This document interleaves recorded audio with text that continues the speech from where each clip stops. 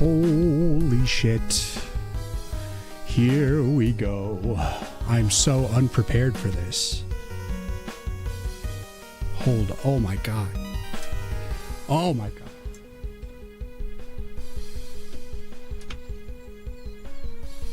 god. I'm not ready. But I'm getting ready. I got this. This. We need this. Okay. We need stuff. Got stuff. We're getting stuff. All right. Hello. Hello. What the hell's going on with ya? Welcome. Welcome to the shit show. Here, let's put something on the screen. Hey, look. Maybe we'll work on this today. Maybe not. I don't even know.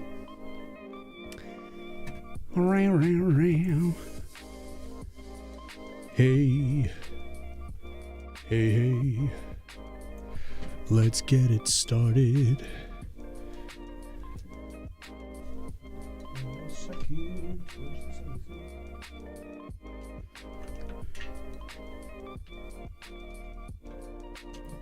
More lights. More lighting. Hello, Santana.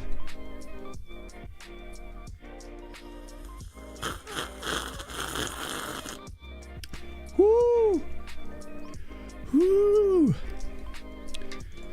Should we play some music? Sloop juice, yes. I'm just slurping some juice. That's right.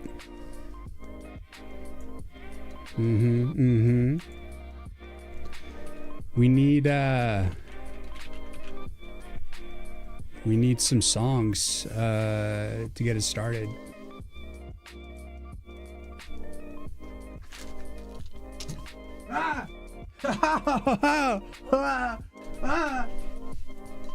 Oh, I gotta get my stuff.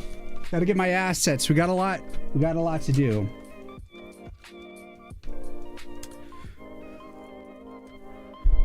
Hello. I'm here. I didn't stream yesterday. I've been naughty. I've not been streaming very consistently lately, and I apologize. I've been feeling very not stream mood lately. But I've been working diligently, I swear.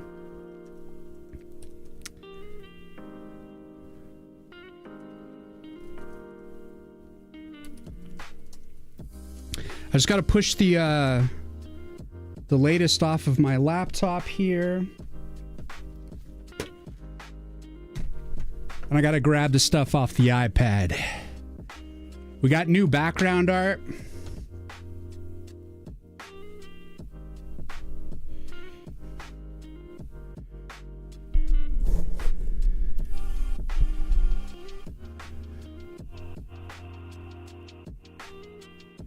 I kind of changed the color scheme around on the background a little bit. And I wanted something... I kind of brought it back a little bit to the old coloring that I did. And it's... I kind of went away from like the redwood look and went back to like kind of a more tan brown. And... I'll show you guys in a second here. Just got to get it off my iPad here. Get it up on my PC.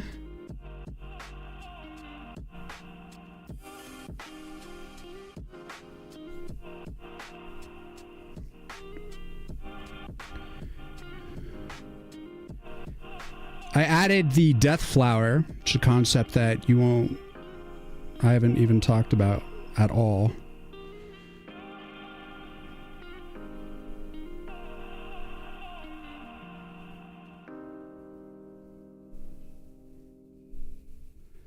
All right, upload.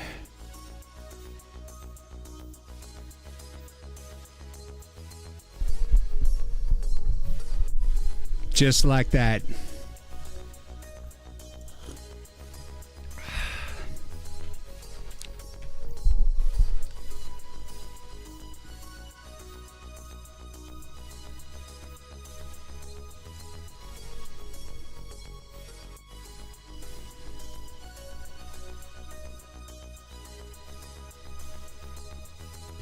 Okay, we got downloads here. Move this to the right folder.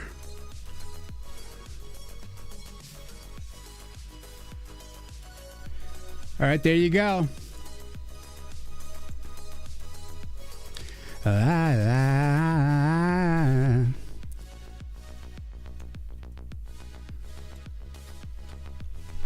Still looks a little red, actually.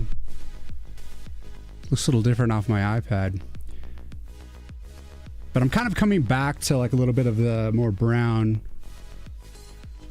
lighter on the red, which I still need to push it a little further. Let's pull some files.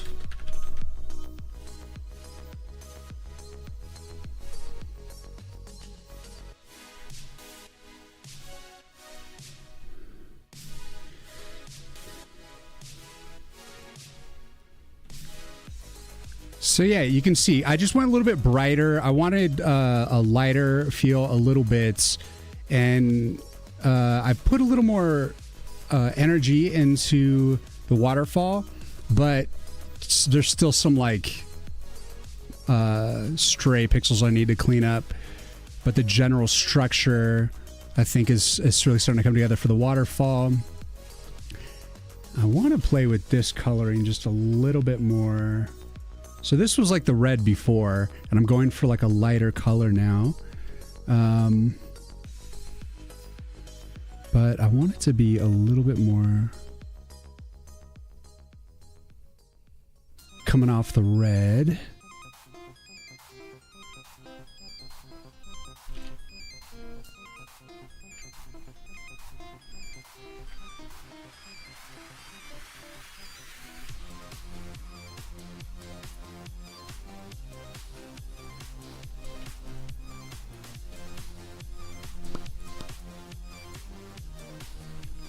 And there's stuff that I need to fix in the code right now. I was like in the middle of working on, but I just decided we gotta go live. Might as well just do it live. Adult Swaim, what's going on? Tyranno, what's going on, man? Nice name change there, bud. I'm Dynamite. Let's do some changes here. Watch me explode.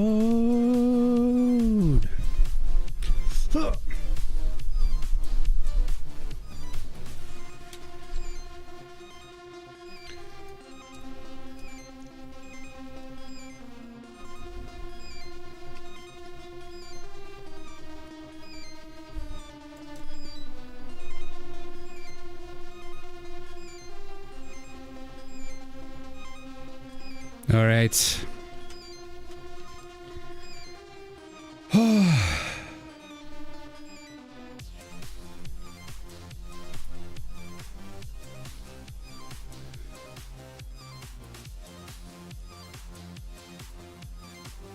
I'm Dynamite.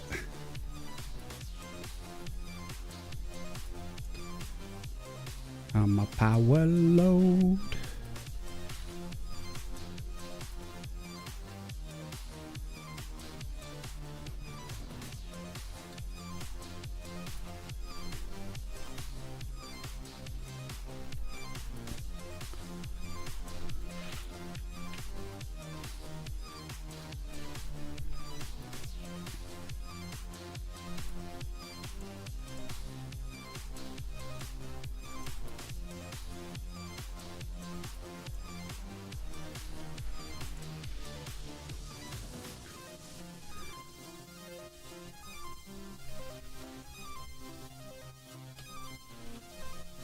TNT.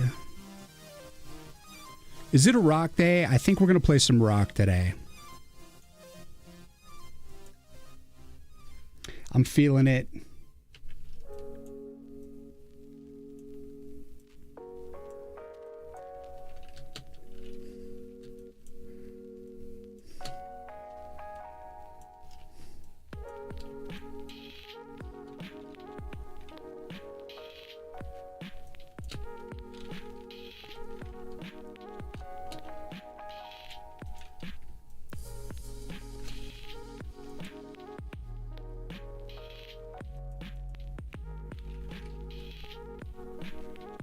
Because I'm C and C.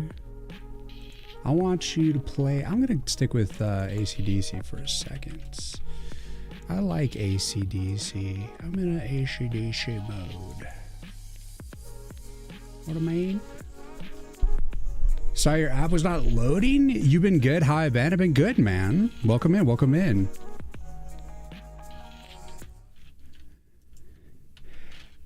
I've been working. I've been twerking.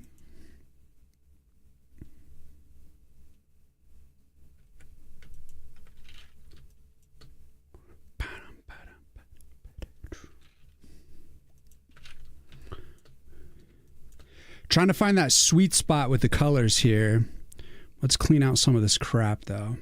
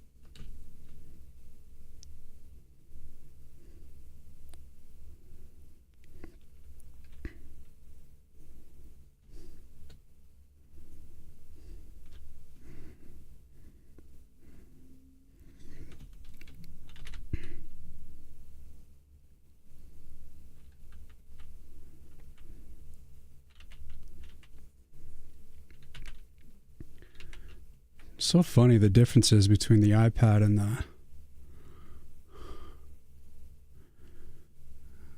A-Sprite here on the desktop.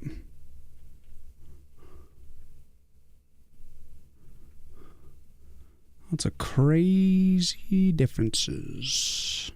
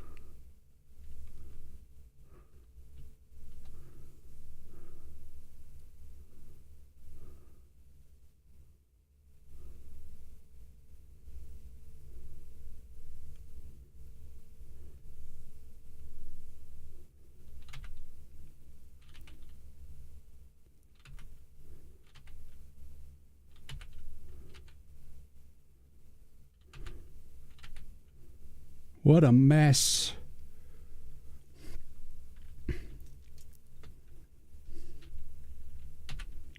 Let me some AC/DC. Let's go. What's up, Saber? CPP human who draws. Yes, that is me. Meh. I'm only streaming to YouTube and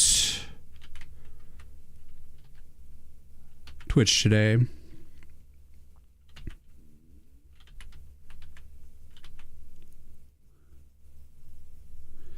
God, what a fucking mess. What did I do?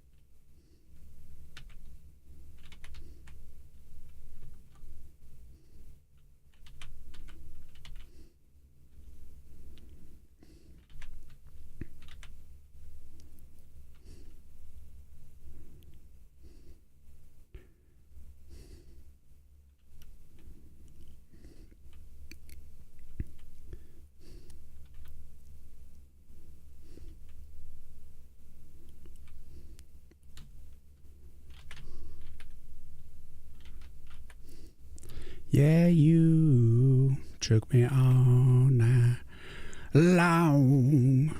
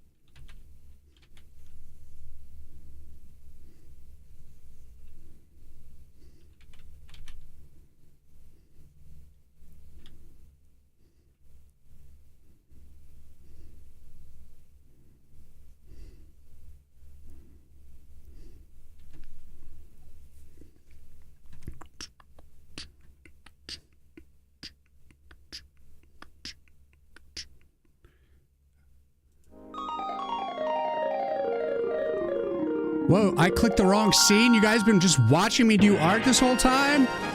What's going on?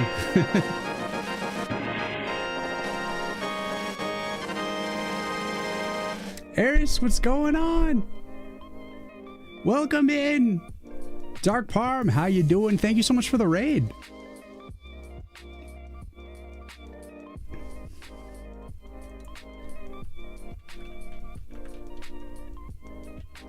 Man, this has been a hot mess of a stream. I've just been hyper focused. How was it?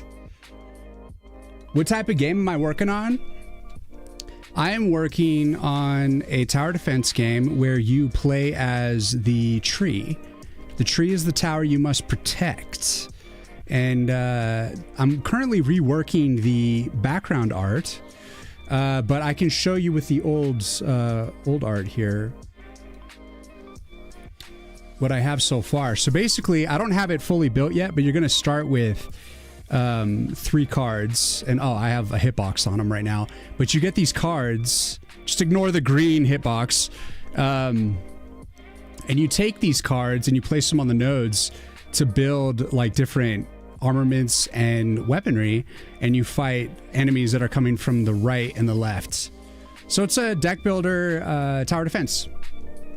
And I'm building it from scratch in C++, SDL2, not using any game engine. So it's all homebrewed from scratch code. And I'm doing all the art, all the pixel art, and all the digital art, everything. And so yeah, It is a massive undertaking. I've been working on it for about a year. It's called Woods of War. It's on Steam if you guys want to check it out. If you want to give it a wish list. I don't even have a demo out yet. But I'd appreciate the wish list if you guys are interested. If you're not, then it's cool. Deck builder's not your thing. That's cool too, man. If you're just here for some dev vibes, just here to support Ezra, then that's sick too. Cook, what's going on? I like your mug. Let's go. Cheers.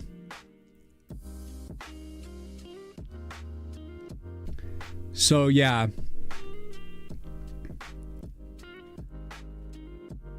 This is so good. Thank you. Con, hi, how you doing, man? Lusk, how you doing? This is ACDC on Twitch, yes. Animation is so good. Thanks, man. Appreciate it. Come on. There's a dragon? Yes, there is. There's a character called the Dragon Rider. And here, I'll show you the portrait for said Dragon Rider. Come on. So I have different portraits because I'm going to do like a dialogue system. Ezra, thank you for the follow. Lusk for the follow. And Conhai, thank you. Appreciate it. So let's show the Dragon Rider is this orc lady right here.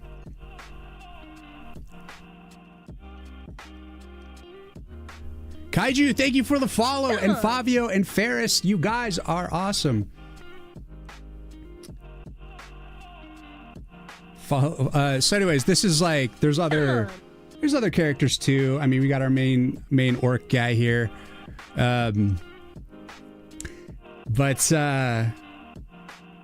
we got the background art, which is what I'm trying to clean up. And one thing we might work on today too is the special, which is a meteor storm, and I need to clean this animation up as well. We got a little meteor strike animation. And that's for like the meteor storm card when you drop. It's like AoE stuff. I didn't even show the AoEs, did I? Anyways, we got to clean up this background. I'm going for kind of like a brighter aesthetic than I had that's currently in the game. A little bit brighter colors. And I'm currently trying to clean up the waterfall because I was working on it on the iPad and bringing it off of Resprite off the iPad into Asprite. There's some weird discrepancies, so I'm trying to clean those up. Like these weird pixel situations that look like shite. We gotta clean it up. Clean it up.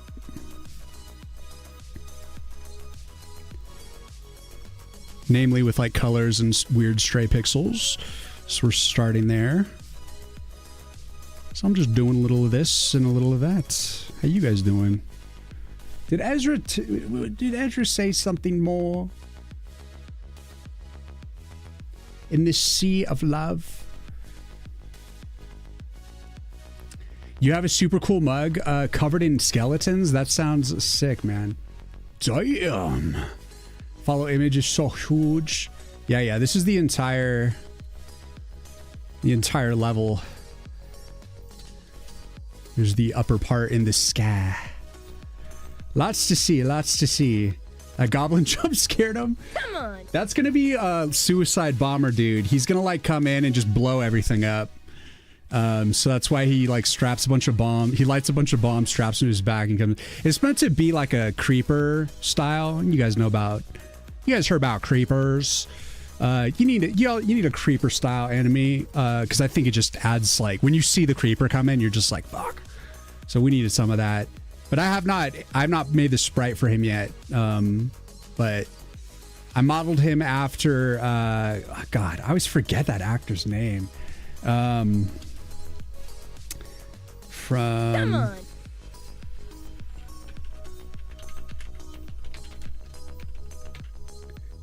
It's Martin Freeman, I think. Martin. No. What's his name?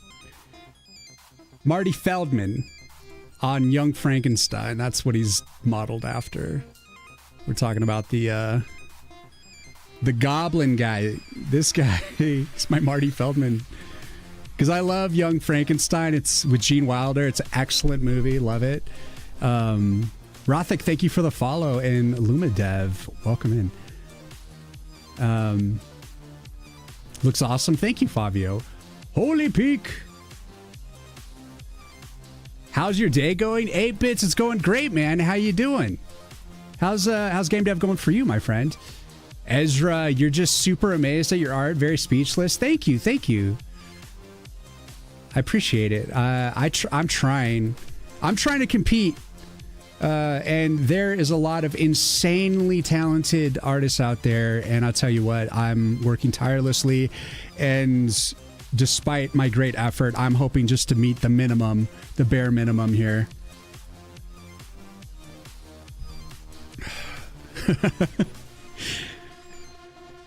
I am proud of what I've done. I swear. I just want to be, I want it to be good. You know, if people are going to like buy your game, I want them to get something worth it, you know? So I'm trying. I'm doing my best. Hells bells. What is this? Oh, that's more reflection. Okay. Gotta get rid of some of this extra dirt.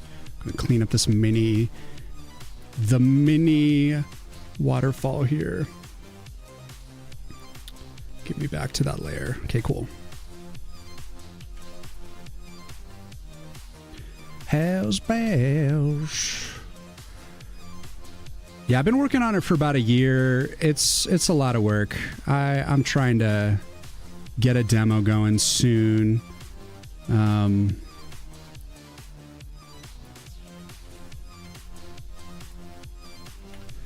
We'll see.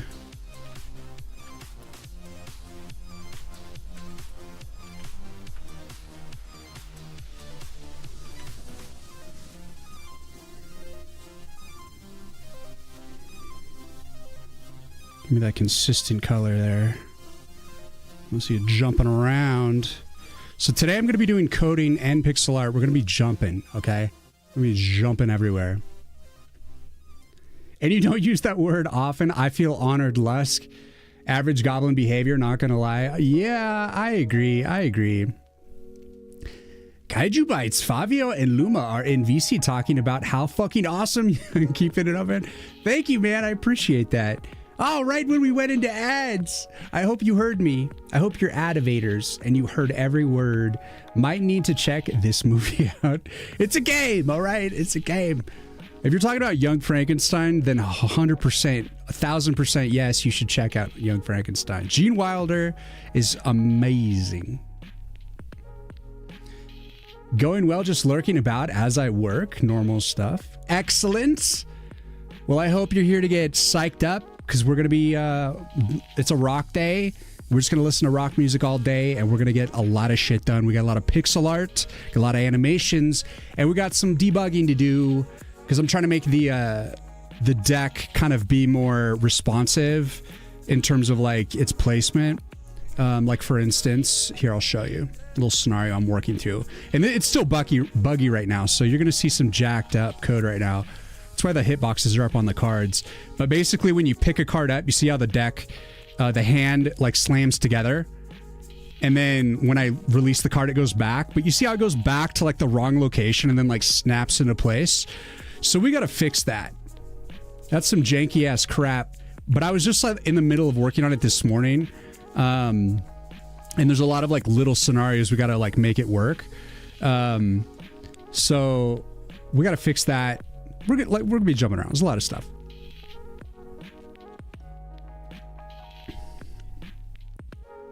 If you ever think the process is taking too long, remember Yondir Dev has been developing a shitty ass game for 14 years. I've been working on this one for about a year and a couple of months, and I'm hoping to get it done this year. So probably like within another 9 months is like kind of the rough estimate of like when it should be done, hopefully.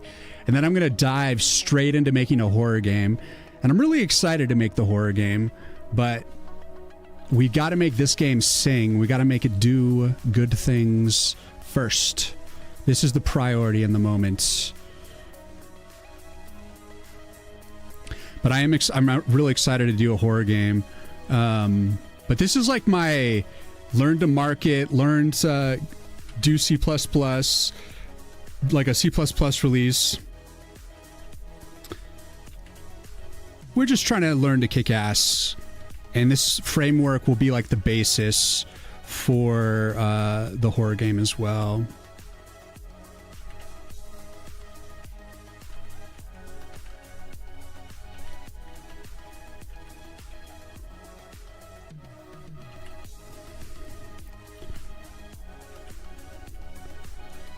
It's happening. It's all happening. I haven't been very good lately. Like, I haven't streamed as much as I should, and I feel bad. But I'm here now. I'm going to try to... I'm always striving to get back on top of my shit. But I'm always working on the game. If I'm not streaming, I'm still working on the game every day. This is... big dedication. So there's always something progressing. Each time you come back to stream, you're going to be seeing new details, new developments. It's always... I'm going as fast as I can every single day. And I'll tell you what, making a game is... it's serious work, man. There's so much that goes into it. The hell? What the hell?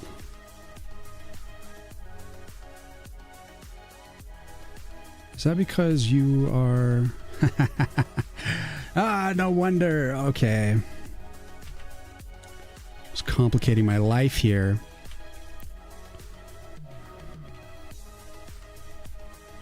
God, this is so messy. Dirty, dirty!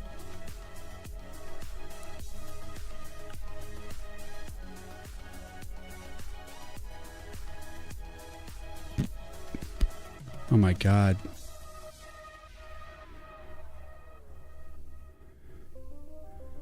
So that's that shadow layer. I'm gonna take the shadow layer off for a second so we can just clean this up. Yeah, get rid of that noise first.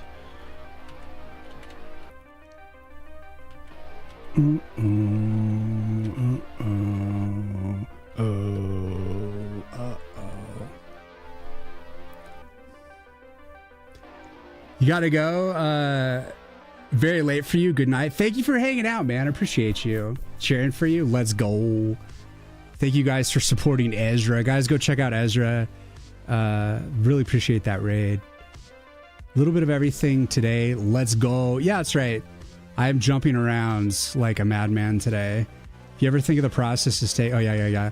I read that. I thought my game would be a small project that would take a few months. It's almost been a year.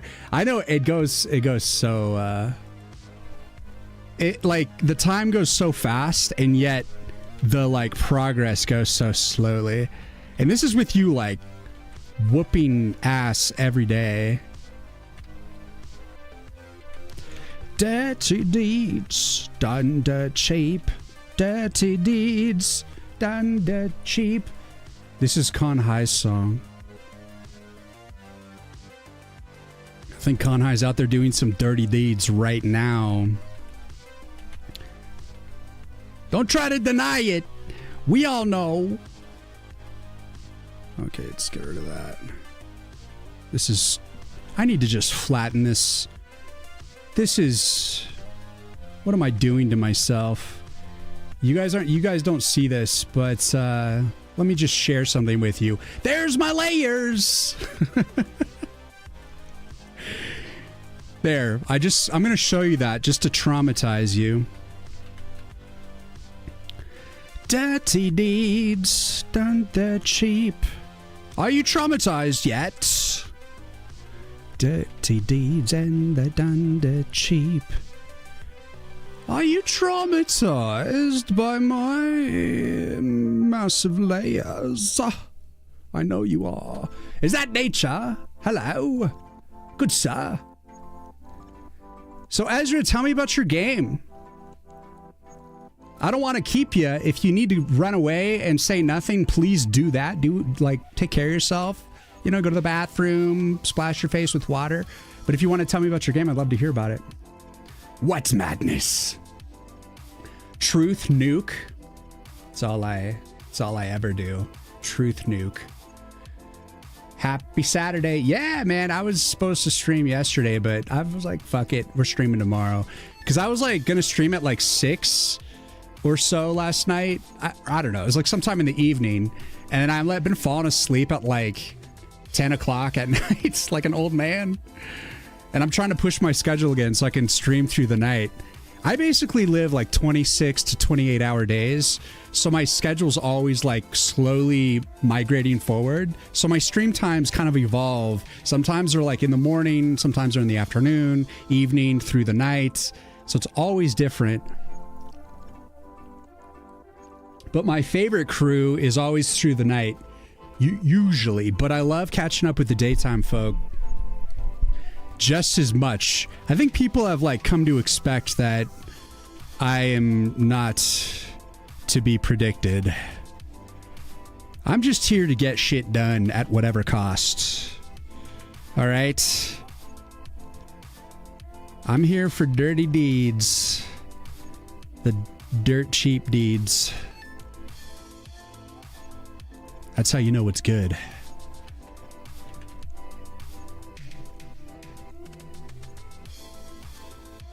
Khan knows what I'm talking about.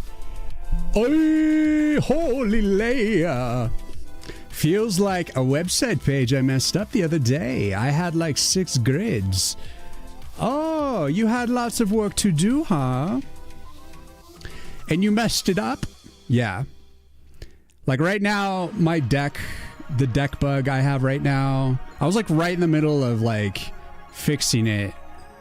And I need to fix this. This little snappy thing is bugging the shit out of me. But I was just working on it today, so it's trying to make it like real slick, you know? We'll fix that soon though. Right now I'm just warming up with some art.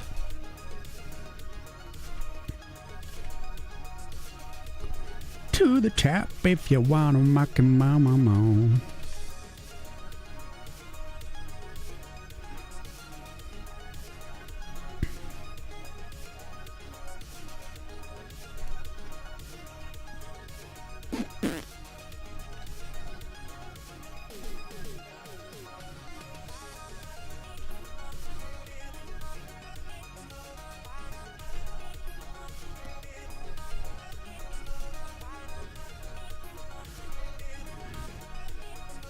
What am I just going to like put myself out of my misery and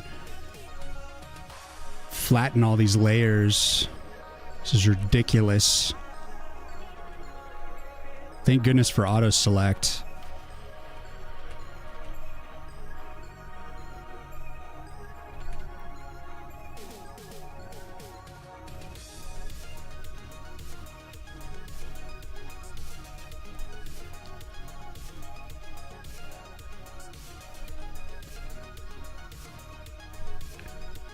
One of these days, I tell you what, put myself out of my misery.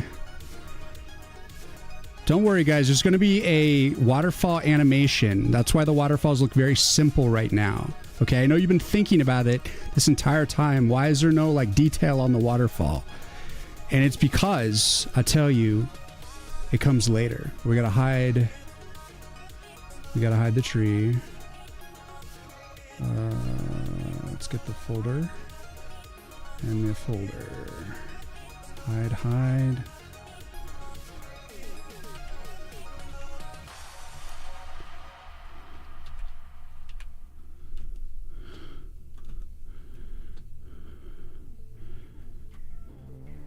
One of the best things about streaming is just showing your unfinished work as you work on it to people. And they're just like, hey, actually, shouldn't you have this detail? So if you're one of those assholes, just know that you're an asshole. And I love you. As I always say, you can offer your opinion. I just don't have to listen to it. I just listen to whatever I want. I just go to the beat of my own drum. And you might ask yourself, why do you put yourself out there if these people piss you off? And I say, they don't really piss me off. They just make me laugh. Number one. And number two, I got to promote the game. What choice do I have? You guys want to promote your shit? You gotta be open to a little criticism. It just comes with the territory. You want to go on the internet? Prepare to be hated on some level. I know y'all know what I'm talking about. Isn't it great?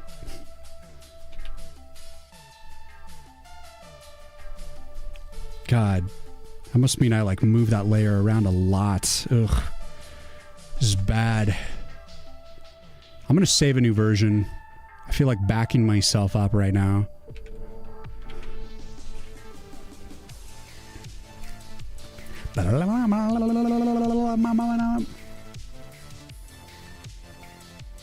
It's a rhythm typing cafe game, currently reworking the rhythm aspects since you know nothing about music.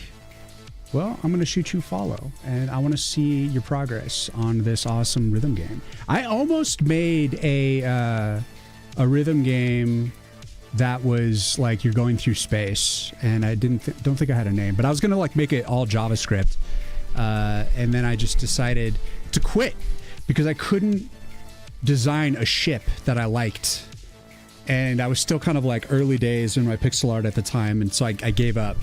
All because I couldn't design a damn ship. Designing ships is tough, man.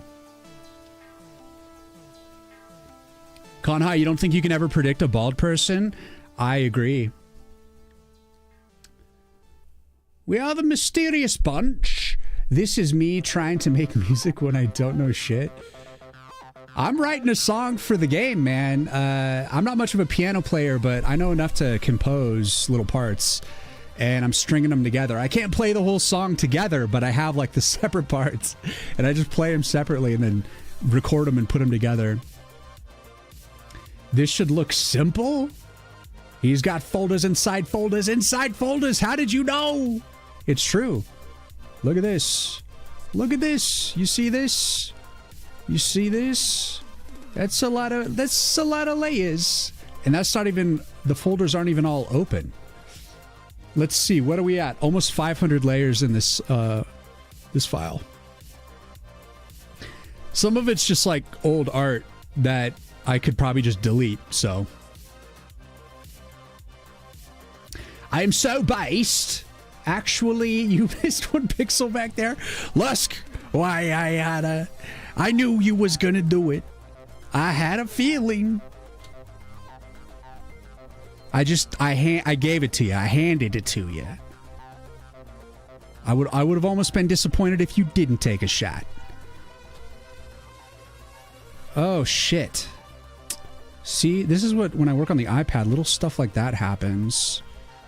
Just always fucking shit up when I put it on the iPad. And it can't mess with the blend too well. You know what? I'm gonna redo that. Maybe I can get that lighter color with the nice... Oh, sorry for all the zooms. So there we go. That's the nice blend. Deep blue. Ooh. It's not bad, but you know what? We're gonna change it anyways. Whoops. That is not the layer we wanted to bring back here. Are you the layer? Oh, that's the layer. Let's do it. Duplicate. Let's see if we use the lightness here. This and this, not too much. Just want to keep some of it. Nope, it does do it. It does it just the same. But you know what? I like this one better. It's a little bit more life.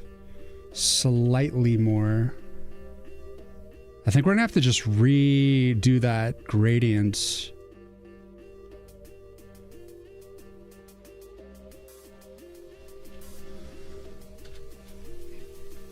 You know what? Yeah, okay. A little bit this.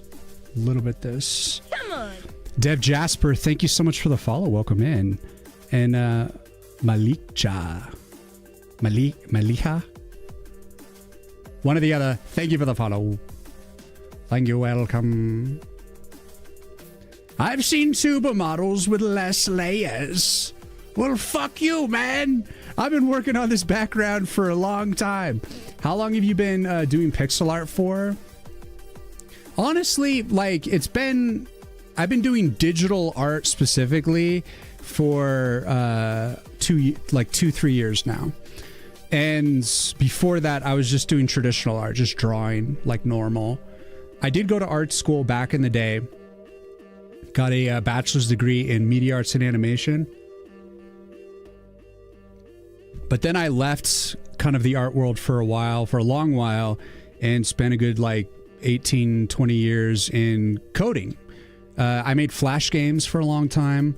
And then after that, got into JavaScript stuff. And then now that web work is kind of going through a cycle of changing with how everything's going, I decided I want to get back into doing something I love, which to me, my most beloved time in my career was when I was working on Flash games. That was the fucking best. I don't know if you guys ever made Flash games, but it's fun as hell because it's just like simple, high level action scripts, like very high level, lots of like useful stuff. You don't have to do any memory management. But anyways, I want to get back to it. And the only way that I can is if I do C++, because the reason I picked C++ was because it's C++ is going to stick around. It's going to be a while before it's dead. It refuses to die, and I was scarred. It scarred me when Flash died. So I want something that won't just disappear so easily.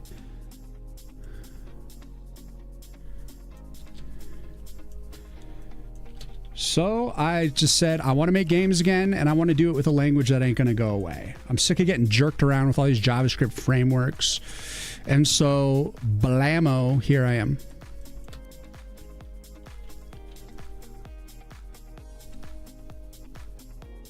Making shit. Hopefully it isn't shit. Hopefully it's good.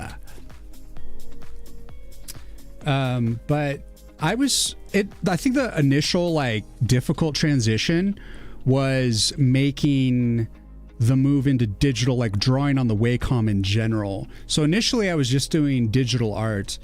And then I started switching into doing pixel art. So I still do digital, but I'm actually thinking, like, I did like this picture up here for Woods of War, and I did the logo too. But I think I want to redo the capsule art with more like pixel art, because I think I need to do like art that more features the tree, and I want to see what tests better. The one where it has the elf and the orc fighting, or is it going to be the one with the tree that's in more pixel art? And then I'm just going to put them both out there because I'm still learning marketing wise what's going to be the right appeal. And it's a pixel art game, so it seems like I should be able to do that. People would be sold on some pixel art. So we'll see. If it does better, then that's what I'll put forward. Push it. I might even make it the main capsule art, but I don't have that art yet, so I don't know what that is. So it's like, can I even pull it off? Whatever it is. There's always a lots to do. It's tough, man. When you're making a game, you got to do everything, and Meow Male. It is a little bit of work.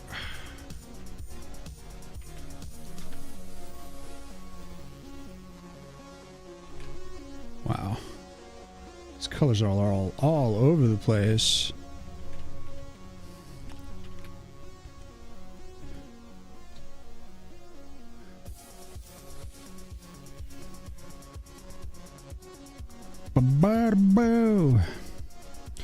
Yeah, I mean, it's fun though. Like, even when I'm not streaming, I'm still doing stuff for the game. And it's just a long process. You better be down for some work, because it's gonna work ya.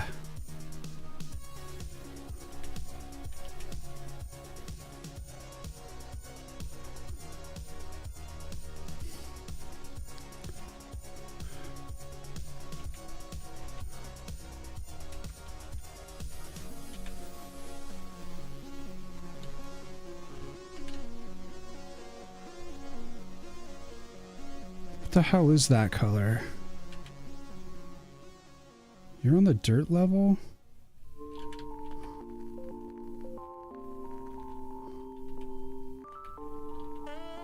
Eh?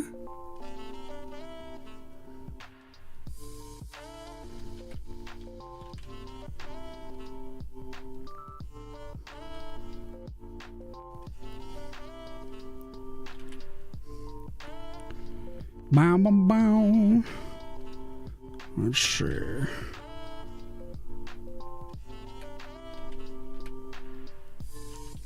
little of this and a little of that.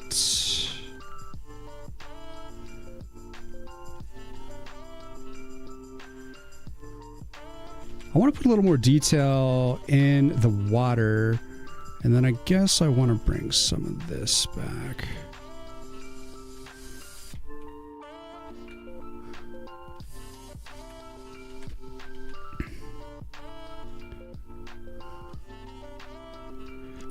We're just gonna be jumping around like a madman today, guys. We're moving, we're grooving. Things are just gonna be nutty for a little while.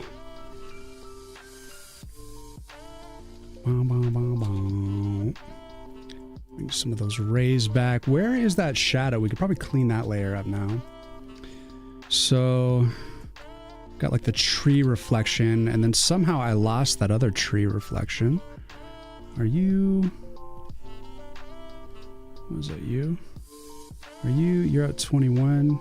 Let's bring you full color. Gotta clean you up.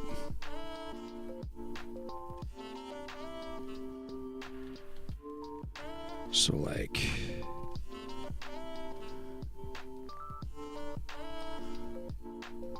a little here, a little bit of there.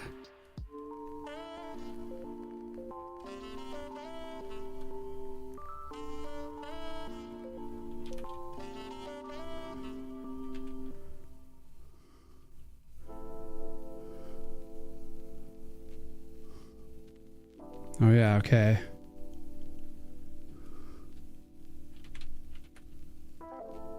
Why is this color so off? Is it, did I still, oh, no wonder. Duh, guys, we have a blend mode on. We gotta get rid of that blend mode.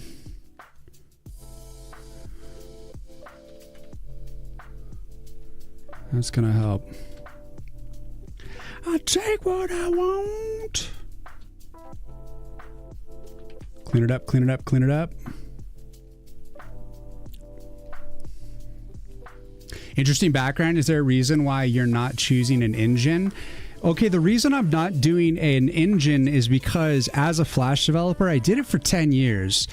I always developed games without an engine. I always had to just think, you know, I had a boss, he'd come in and be like, all right, we got the Cartoon Network came in and they want a game for this show called some girl something Jackson, and it was it's actually one of those games that never got released. They had us made it and then they dumped it, and they're like, okay, it's got to be a platformer. Here's the art. They just run through these rooms and do stuff, and then it'd be like, all right, build it. Here's the art, and then I'd have to like figure it out.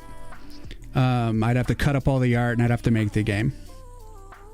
And I just did that over and over for 10 years. And I just got so used to doing my own thing that like I said, the point of me coming back to C++ is because I wanted to recapture that time in my life when I was making games from scratch.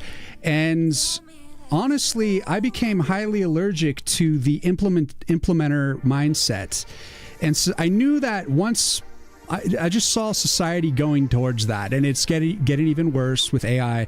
People don't want to build stuff anymore from scratch. They don't want to use their brains. They want some shortcut to just something to think for them so that they atrophy and become useless blobs. Because everyone who's like going to college using AI to like do all their homework for them and to regurgitate facts for them, they don't realize that they're just training the AI to replace them. So if everything that you're doing can be done with easily through AI, that means you're fucking done, bro. You're cooked. And you're all like, oh, it's so much easier with AI. But then it's like, yeah, you're just making it so that you can fuck yourself in the future. When they're just like, yeah, why would we pay you? And we can just like pay like $20 to this service and we just have it ourselves. Like, why don't you just go fuck off? So have fun fucking yourself. I like to build shit from scratch because I like to know how shit works. I enjoy it. And I love like the serotonin that I get from actually building stuff for real. So there you go. That's my reason. That's it.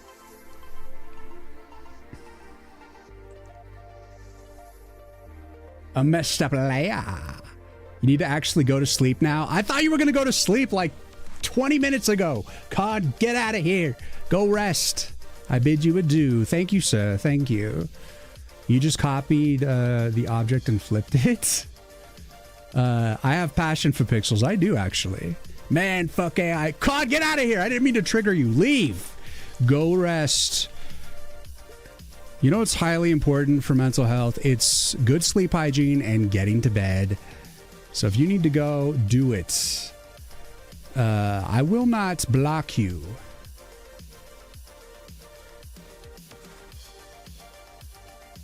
Let's see. All right, where was I?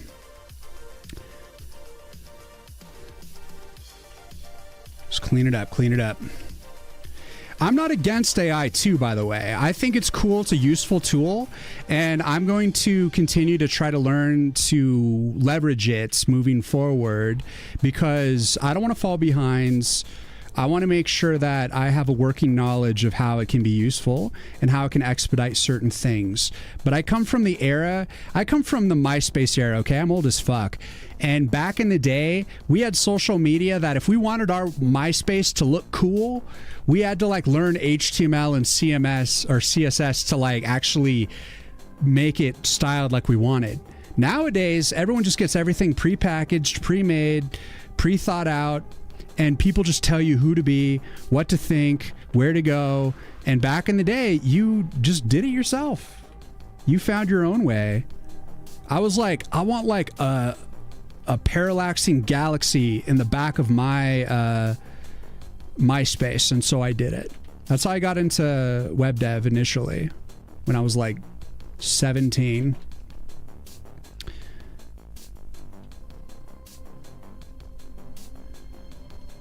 And nowadays, people are like, nah, we just use a thing that it's already made. We're so cool. It's like, no, you're just fucking morons. You just don't know how to do anything.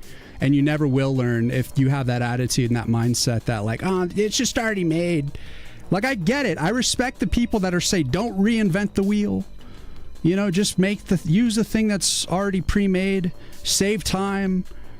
It's like, I get it. I respect it to a level.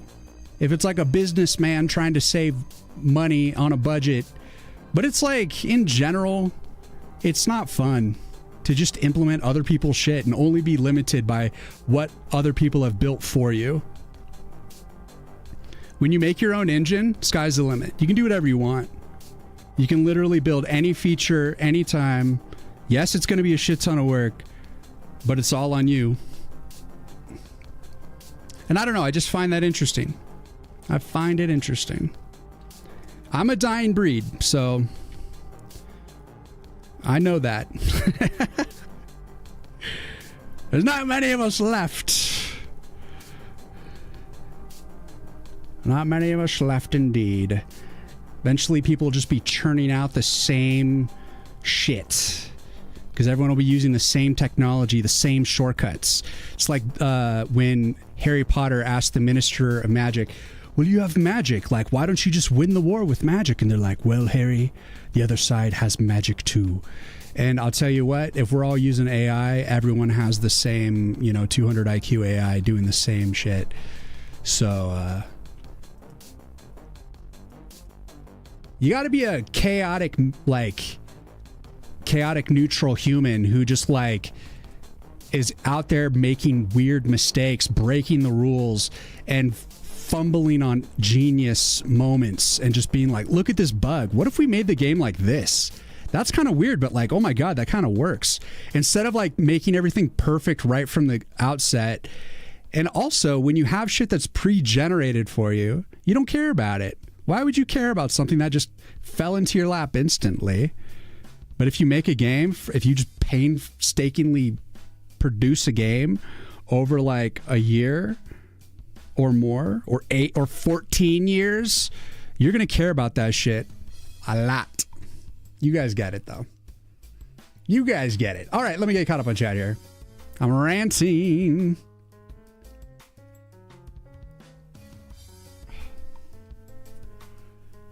But you can't live without a game engine. If I ever wanted to make a game because they're genuinely stupid, if you guys use a game engine, I don't think there's anything wrong with that. And I think you're still awesome because I tell you what, it's not the programming that really, it does take a little time here and there. But I tell you what, the lion's share of work is the art. And if I was using an engine, that wouldn't change. I don't think I would save all that much time using an engine. I'd get the advantage of the engine, sure, but I don't think there's anything wrong with using an engine. I'm really not against it. I'm just against people not using their brains to build stuff. That's what I'm not into. Using an engine is quite awesome, and I respect it 1000%. It's just not what I do. And most people called me crazy. I deserve some sort of special respect because I'm dumb enough to want to produce everything myself. It's just what I enjoy. I don't know. It's I don't know. I just like it. A great reason. Fine. Whatever, Mom. Conhai, I told you to go to bed. Getting to bed. For me, it's in the early afternoon or, it's starting to turn into evening, maybe twilight time over here. So it's kind of funny that you're going to bed.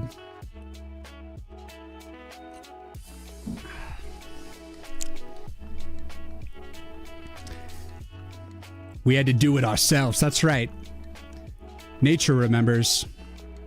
You can build an LLM architecture, but not train it. I remember making GeoCities websites unless you're a millionaire. And you have all the power.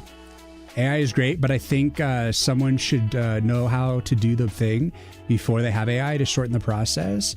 I agree. Yes, exactly. I think it's a useful tool, and I think we all have to get with it or get put left behind. But I also think we shouldn't use it to replace our own intelligence. We should understand why we're asking for the things we're asking for. And we should be able to look over code that's generated by the LLM and be like, yeah, this is wrong. Because I've for sure had generated code that was not right. I was like, yeah, you fucked it up. I thought you were supposed to be the ultimate genius, but here you are giving me shitty code. The only thing I've used AI for in this game is for minor database parsing stuff. One time I added 50 new rows in a database, and in the parsing, I just had the AI write the parsing code, which was just the same conditions of take this column and put it into this variable. and it did it, and it made about 8 mistakes out of the 50, and I had to go and repair it. And it was hard because I had to parse through all that shit. It was a lot of stuff to parse through. So if you have them do like a high volume of stuff, it's almost easier just to do it yourself, just to like reconcile and do your due diligence easier. Because it's only going to do exactly what you ask it to do, you know, so. Kind of silly. You're not alone. Keep hanging. I'm going to. It's hilarious because AI and X is basically using AI to train now. Yeah, it is. You completely agree with you, Rian. Well, we're just going to be a nice little coding community that holds out as long as we can, wanting to actually understand code for real. But honestly, I think the ultimate challenge in the game, in writing, coding games, making games, being able to code something from scratch or using an engine, it's no big deal either way. What's the real trick is making something that's marketable and fun, something that is also stable, but like making that thing that just resonates with people. That's the human element. That's the thing you need to master, because eventually our technical skills aren't going to be as important, and our creative skills are going to suddenly be much more important. It's not whether or not we can pull off the technical aspects of our projects. It is whether or not we can orchestrate something cool, something fun, something good. So for me, I'm trying to focus on how to become a better designer, how to make the right choices, how to stitch together good assets and orchestrate good shit. And from like marketing to community to everything, like just the whole, I don't know, just making something enjoyable. Oh, wait, what's that? Where are you oh, shit. We need to come off the multiply again and fix this.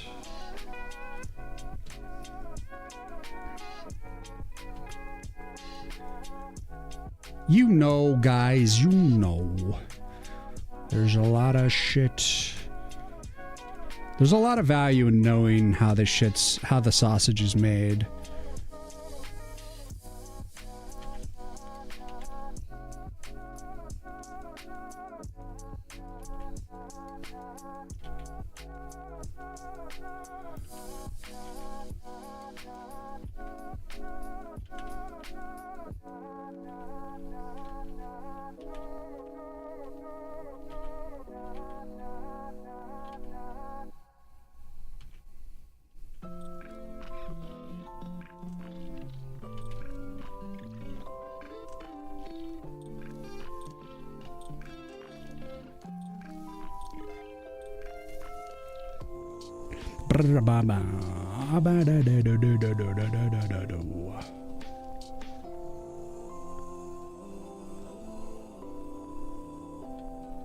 Me O'Malley, so much work, guys. And I cannot believe it that I redid this waterfall yet again, but I'm going to try to cannibalize the old waterfall animation as much as I can because I love it. But I wanted the structure, the architecture of the waterfall to change because the old one was a little bit strange physics-wise, so I had to fix it. It was going to bug me forever. Ida, thank you for the follow. Sorry, I was in the midst of my tirade. I didn't say thank you, but welcome. You used an engine because you're learning and don't have the skill I have yet. Well, you know what? Like, you should take pride in that, and there's no shame in it whatsoever. If anything, all that, like I said, it doesn't matter how you pull it off. It's just a matter that you do pull it off. Like when you're playing a game and it's stable and it's optimized and works well, you don't care how it was made. You don't care if it's in JavaScript. You just want it to be fun and the art to be sick. Or, you know, like the art doesn't even necessarily have to be sick too. It could just be like functional towards the feel, you know? Like you don't even need like earth-shattering art.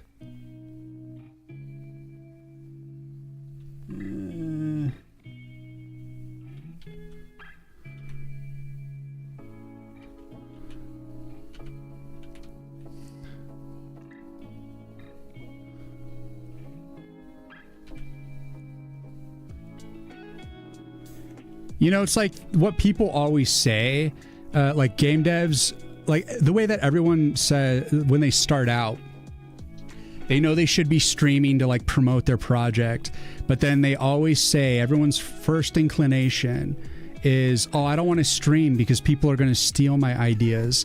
And I've heard of devs actually getting their ideas lifted. It's happened, but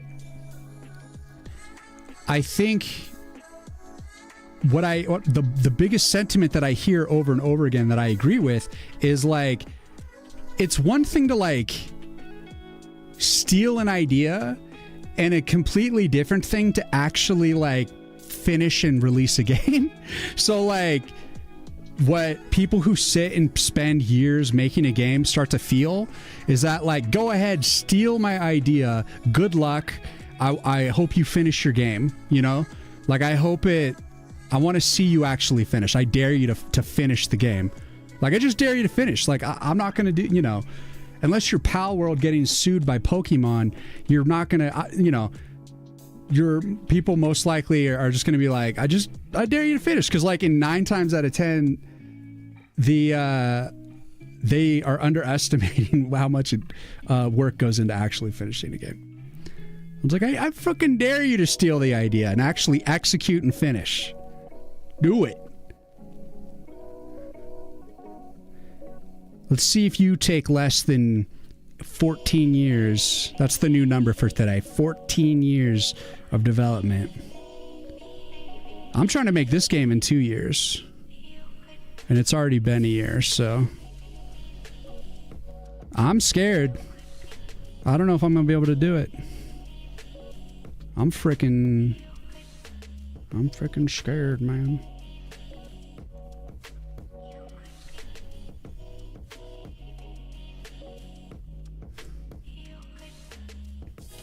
Get out of my way. Get out of my way. I'ma shit my pants. Bam, bam, bam, bam. That's the water.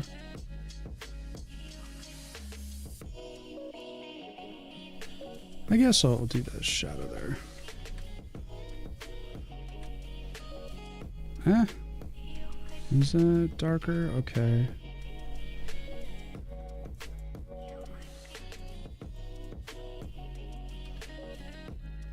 Let's clean up some of this stuff. Bam, bam, bam, bam, bam, bam, bam. Sleazy, what's that? There we go. I had a feeling that was too dark. Oh my god.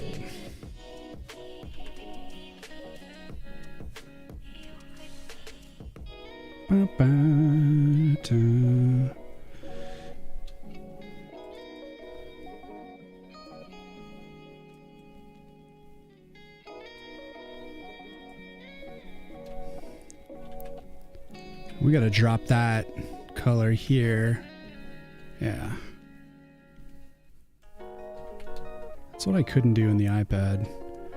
So I'm not very good at color selection. Oof, that's pretty dark there. I think we need to brighten it a little bit.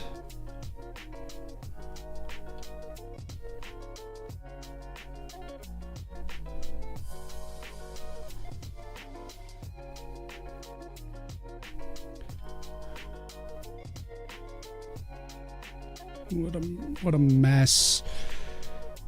You use an engine. Oh, yeah. Heyo, Salix. Hello. I think we need new music. Guys, I think we need more music. Question is, what should I play?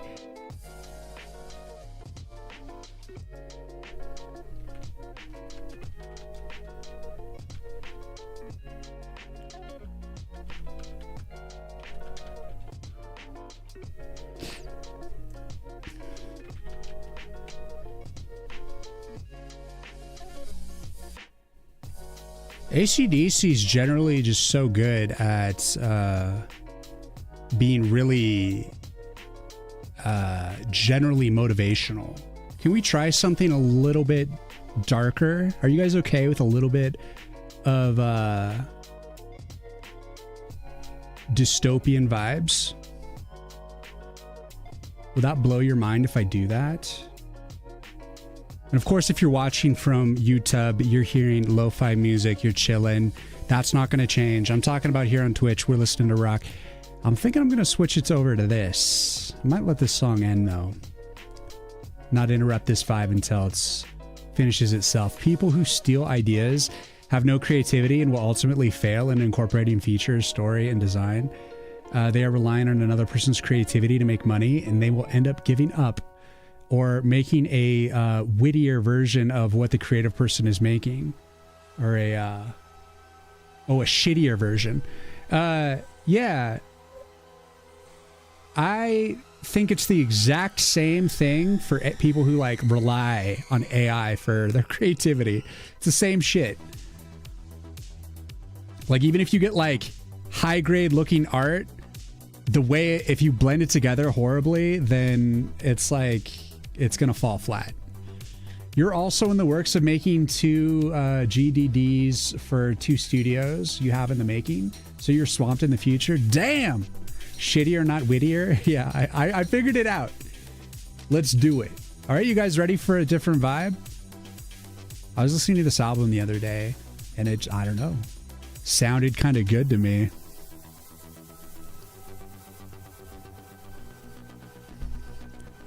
If you like it, you like it. I hope you like it. If you don't like it, I don't hate you, but I also don't understand what's wrong with you.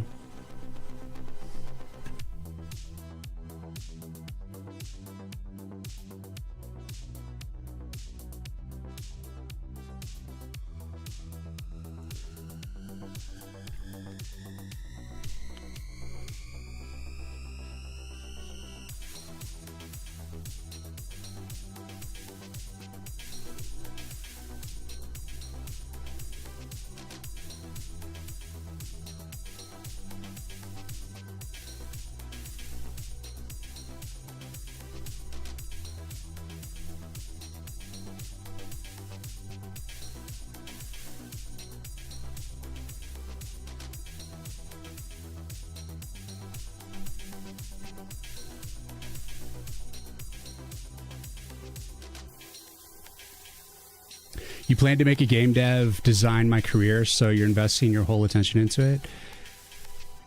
Yeah, like... Excuse me, I'm burpy.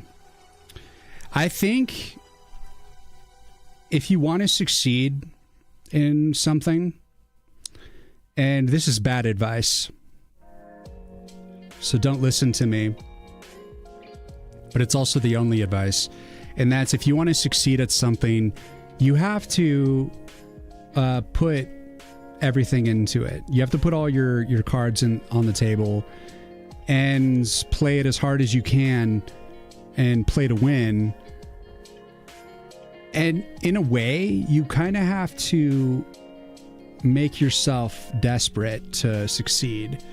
You know, it's like when you have to rely on that thing to survive, then that desperation, I think, increases focus, and it increases your chances of like getting over your ego and just doing what is necessary.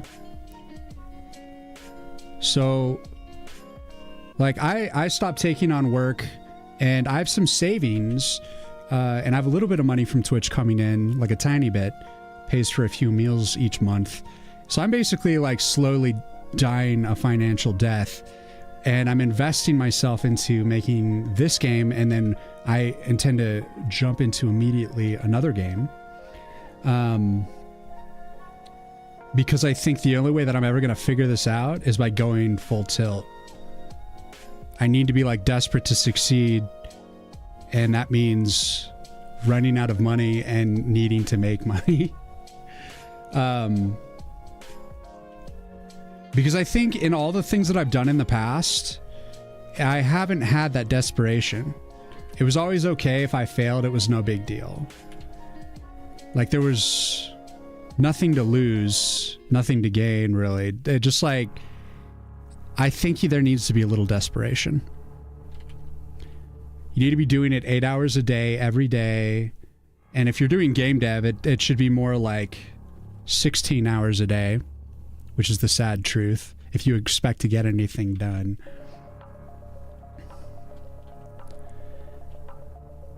It's intense. It's like the very intense workload, but it's very enjoyable.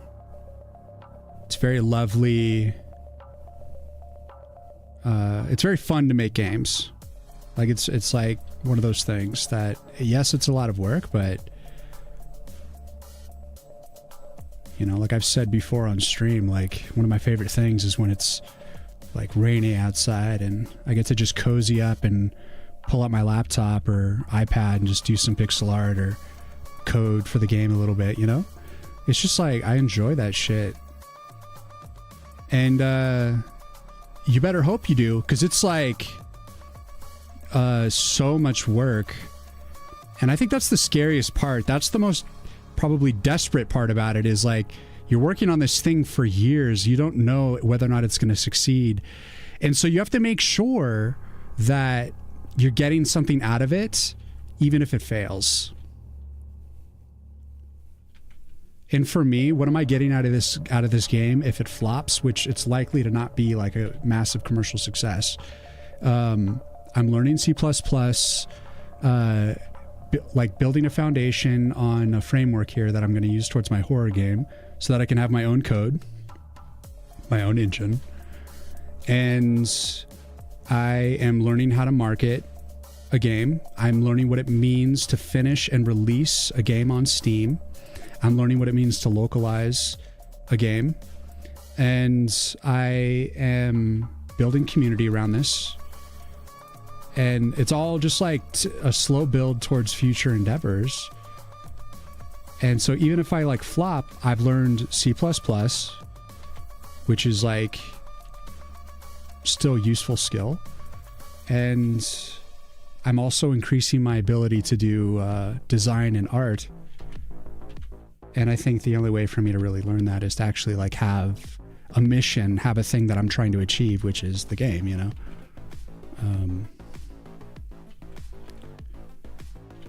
So anyways, I don't know if any of that makes sense to anyone else, but like I've just done enough projects, started enough businesses in my life that I realized that you kind of have to put all your eggs in the basket and just like need it to succeed, want it to succeed so badly that you just put everything into it. And you might fail, but I say if you're going to fail beautifully, fail big, and learn, take notes the whole way down. And make more than one game. Don't just make a game. Your first game is the lesson. The second game is the execution on that lesson. And the game after that that's the big one. That's my theory that I'm pushing for. 3 games. This is the education game. The learning project. Next game is horror game, and make something awesome and marketable. And then after that, try to make something that sells really well. And I'm hoping the next game sells well too, actually. So, because like I said, I want to make a livable wage off this so that I can just keep doing games. I'd rather just spend the rest of my life making games.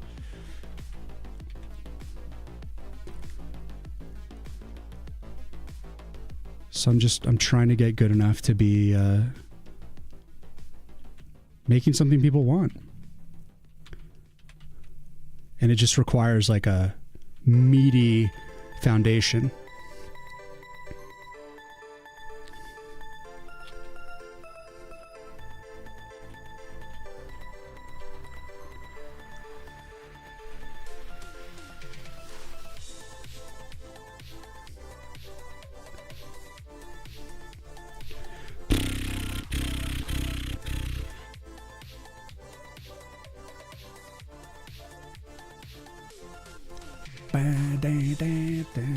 You have a small income as long as I have my bills paid and I'm food, I'm okay. Yeah, I have like a very tiny amount of money coming in from here and there, but it's not gonna last forever. I'm for sure like I have like a pretty frugal cash flow, but it's not something I can do absolutely forever. But I can still do it for a while yet. Enough. I'm like investing in myself right now to learn these lessons to do this thing, to give it a chance, give it a real chance.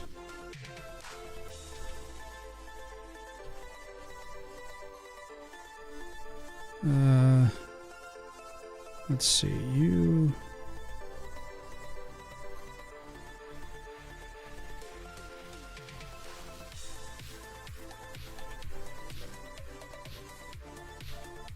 So that's the fun part about coming and seeing me stream, is you get to see whether or not it works out. I'm taking the risk for you. You're going to watch me fail in a fiery crash of glory, and I hope you all stick around to see what I learn, and hopefully it benefits you. And also hoping that I'm able to get that community translations, or my help with the translations, which has already been really helpful. But aside from that, it's like very motivating to have people like cruising in and offering compliments and giving feedback and stuff. It's just all helpful.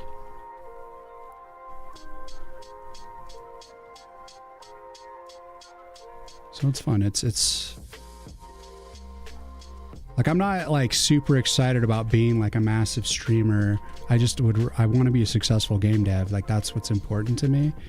Oh God. Let's clean up these rocks. I see you.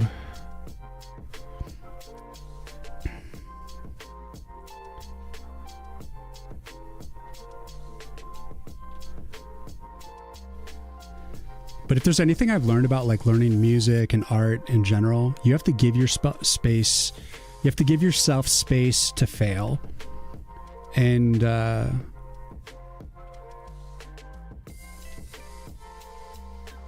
can be really tough. Really tough thing. Tough pill to swallow.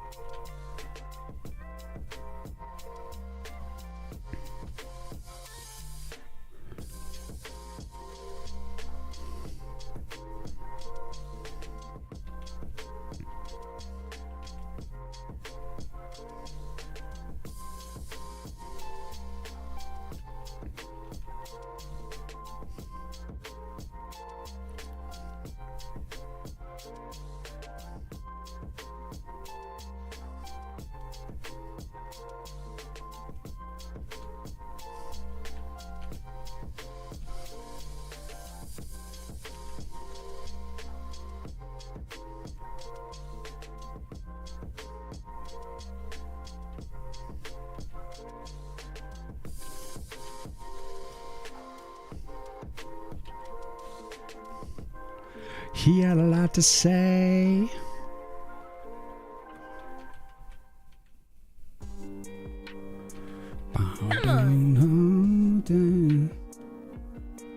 Ahmed, thank you for the follow. What you find hard is balancing a full-time job on top of streaming and learning game developments. Yeah, if you're doing kind of like a split focused like that, it's still doable. And I think the important thing in that approach is to stick with it. Basically, what's the most vital thing is that every day you show up and you do a little something. Every day you do a little something. That's probably the most important thing, which means you're going to be working 2 jobs for a long time. And that's a safe way to do it. Maintain that income and get there while paying your shit off, you know? What's up? Cuties, thank you so much for the raid. How you doing? How you guys been? Thank you so much for the raid. Phantom, hello, husband and waifu. Babu, Kaiju Bites, more raiders. Cuties, how you doing, guys?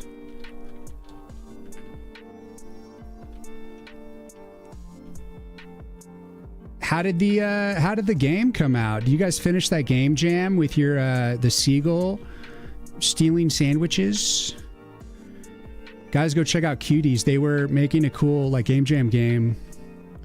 Do not remember the game engine. It might have been Godot, but they were making a game about filthy bird thieves.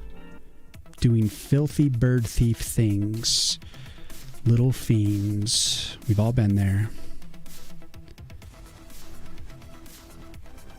We've all been there. We're good. We got back from our honeymoon. Ooh, congratulations. That's awesome. I hope you guys had a lot of fun. Beginning of the month, and then we just got over the flu. Oh, no. Maybe it wasn't a great situation. Hopefully you didn't get sick until after the honeymoon. But if you were sick during the honeymoon, all I have to say is at least you were together. Miserable together in sickness and in health. It's what you signed up for. All of your greasy sick days hanging out together. That's what you signed up for. And you know it. You love it. Okay, there we go. That's that dirt. Is there anything else I need to clean up here? You look like a stray little bullet there. Let's hide that forest on the background there. Let's hide all you.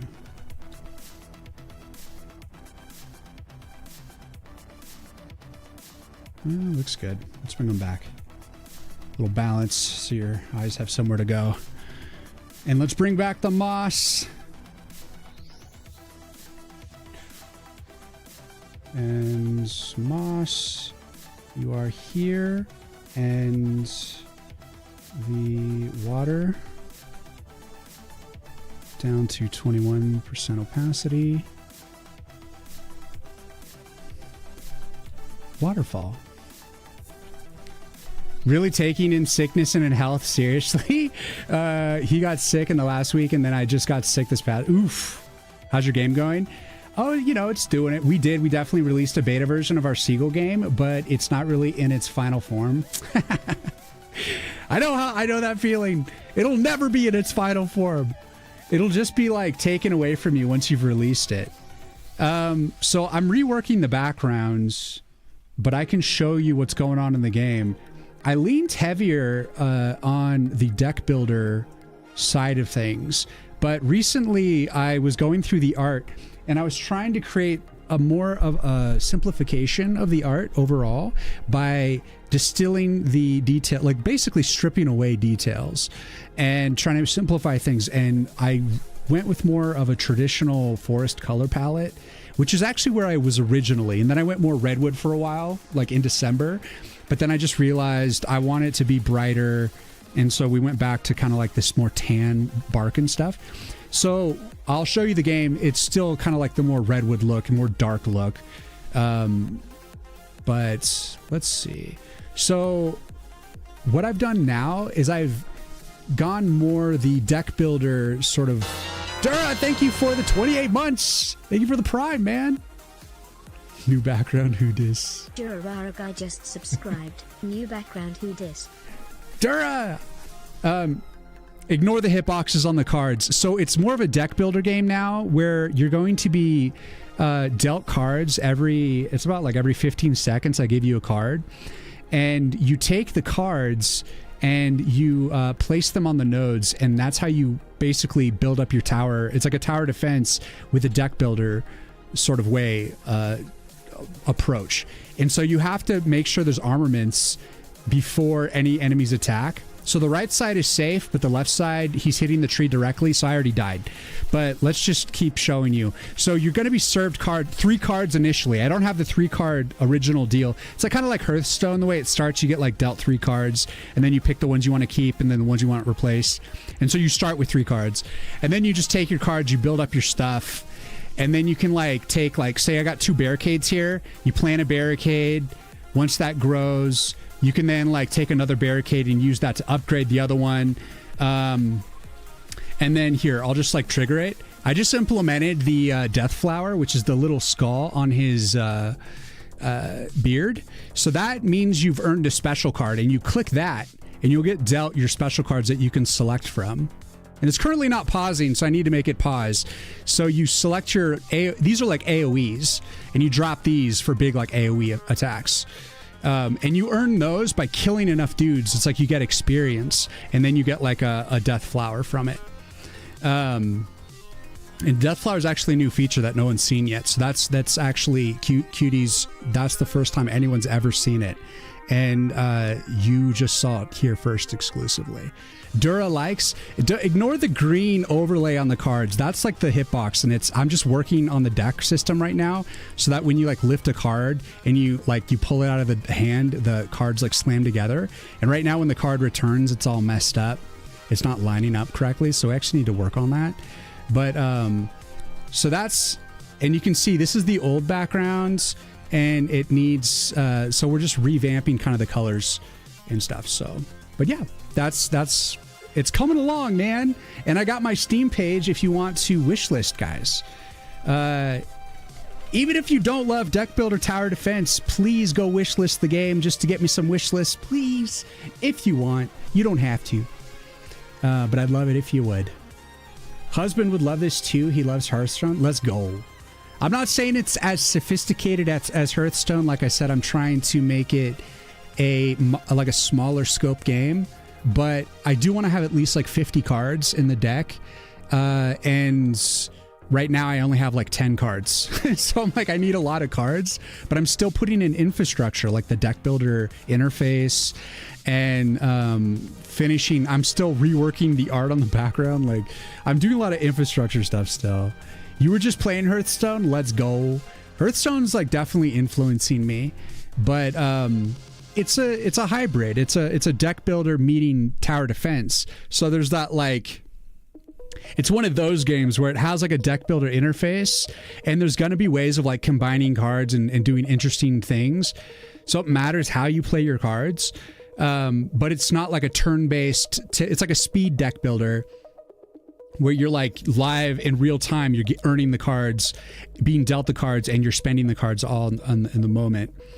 And you have to have enough mana crystals to actually like use the card, play the card. So in a way it is kind of turn-based in that sense, that you like, as you kill dudes, you earn mana crystals to like, you know, keep pushing forward. But yeah, so the deck builder interface is what I've been mostly trying to get programmed this past few weeks, and it's almost there. I just need to get that initial, well, there's a few things I still need to fix with just the basic handling, but then also get it so that you're dealt the 3 cards initially, and that'll be like the game as it is. And you're gonna be dealt cards RNG style. So you basically have to construct defenses based on what you're given. So you have to use it appropriately, otherwise you're gonna die. And currently I've made it like super hard. I've literally made it impossible, as like hard as I could possibly make it, so that even when you have infinite money, which right now I have it, so I have 300 mana crystals at the start of the game, so I can like spend as many cards as I want. I'm still making it so that it's still hard even when you have infinite money, so I can know that the game is like I can just like slowly rein that back so it's just barely beatable based on what is like given to you, just to make it like chaotic, and you got to make the right moves. And there's going to be ways to combine Arcana cards as well. That part I haven't implemented at all yet.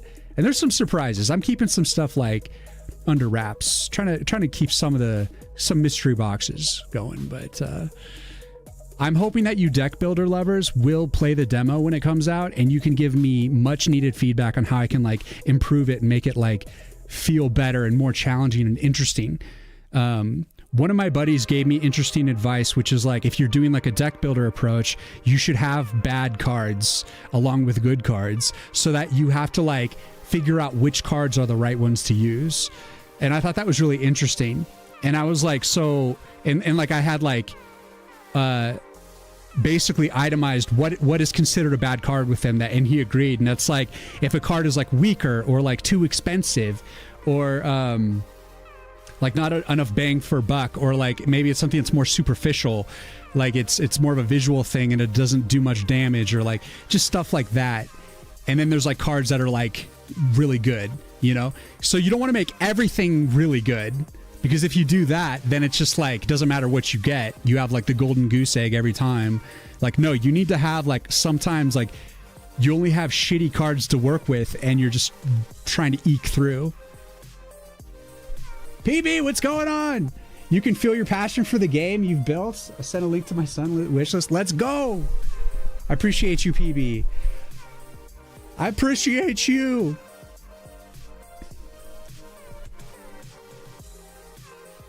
Can you upgrade remove cards from your deck? Can you upgrade remove cards? Well, you can upgrade individual...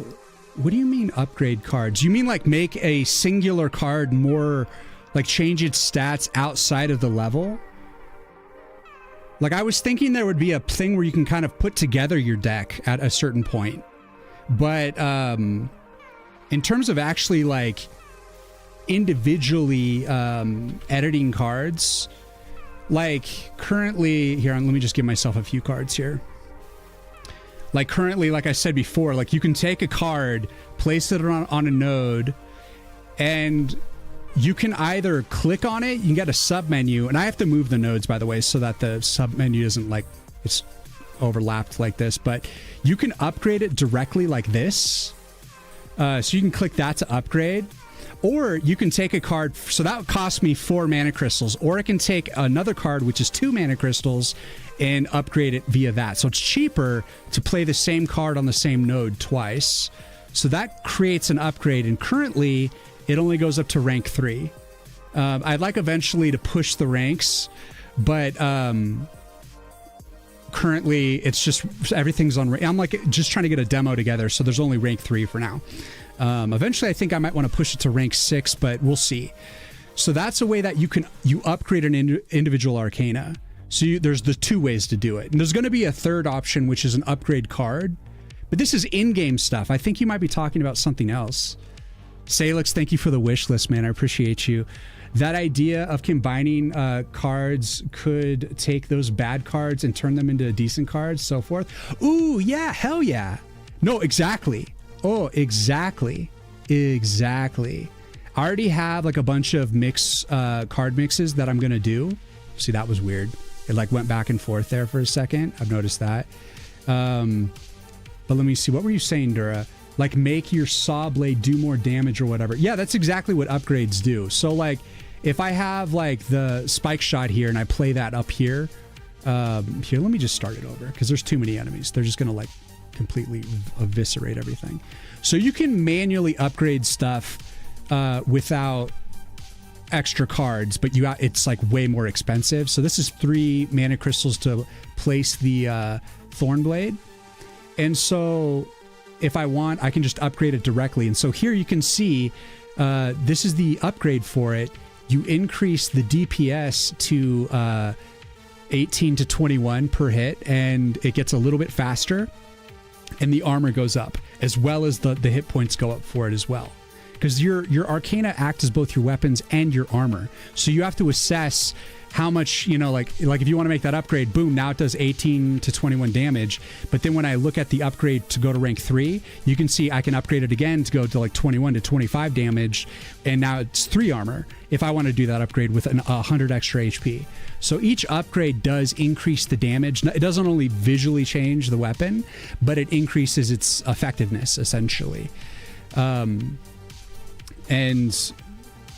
once you have a card that, like, you already have a rank 3 Arcana, I've made it now so that you can take that same card and you can use it as a heal, like a cheap heal.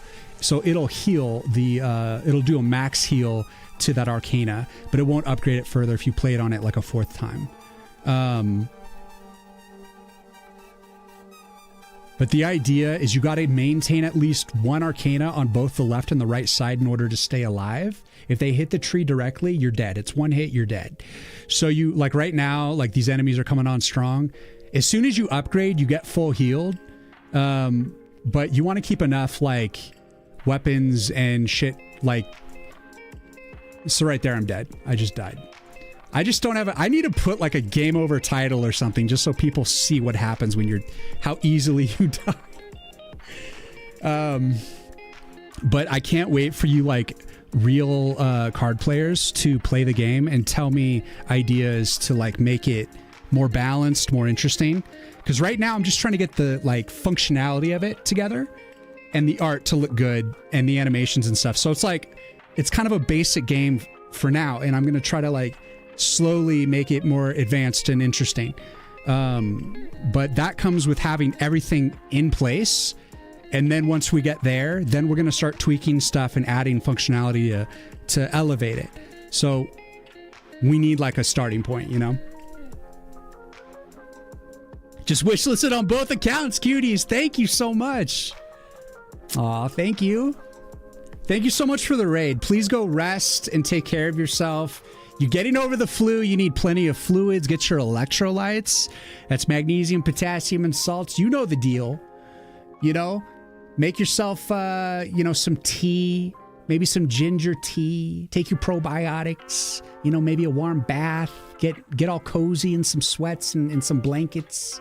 You know, watch a movie. Do something. Take care of yourselves. Let's see. I see. I guess for context, do you have multiple levels you're working through? Do you keep your deck through levels? Do you keep upgrades through levels? Are you certain levels where are more likely to trace certain enemies so you can kind of strategize and build your deck to be better against that enemy type? So Dura, yes. Okay, so basically there's going to be the different seasons. Okay, this is the springtime. We've been working on springtime. That's the default. And then we're going to have summer, which is like the lava level. That's fire level. So we're going to have fire enemies. And then we're going to have frost level. That's frost enemies, snow and cold powers. And then we have our fall level, which is Halloween. It's shadow. So we have our like necromancer shadowy shit. And so each one of these, yes, will have different vulnerabilities. So like the wooden barricades are going to be weaker to fire enemies. But then like fire spells on your end are going to be stronger towards frost enemies. Stuff like that. Yes, there's going to be balance there. And you're going to be unlocking cards as you play the game. You're not going to just start with a full deck. In terms of upgrades, you play each level. From the start of each level, you start with nothing and you have to build up your defenses against those enemies of that particular level. So there's going to be 10 levels per season. There's going to be 4 seasons, 40 levels. So you play each match, upgrading your things as you go, and you try to survive that particular level. And as you beat the game, as you beat seasons and stuff, you're unlocking new cards, and you're also getting I want to do like a skill point thing where you can get extra skills that help you play the game, like slow time and like just other stuff to kind of increase your abilities. But you're unlocking your deck as you go. So initially you're not going to have like all the cards. You're going to have to unlock them. But then you can use those cards. You can use whatever deck you want, like put together your deck and go through each level and do your thing. Like you have to survive based on the deck that you choose going into that level. And there will be, I want to do also RNG weather. So weather's also going to affect things. So if it's like a dry day, fire's going to be more fire, you know? If it's a cold day, cold is going to be more cold.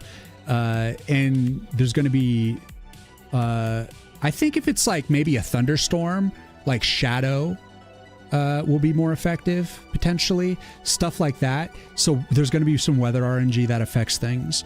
And I might even make it so that the weather isn't persistent. Like it might go through like a level, you might have like rain at the start and then it like stops in the middle and then maybe it gets like really dry, or maybe wouldn't make sense. But so you're going to have to be acclimating to the changing things.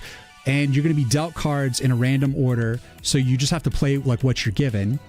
And let me see what else. There's just going to be the different enemy types coming through, and they're going to have different strengths and weaknesses. So you're going to have to acclimate to that as well.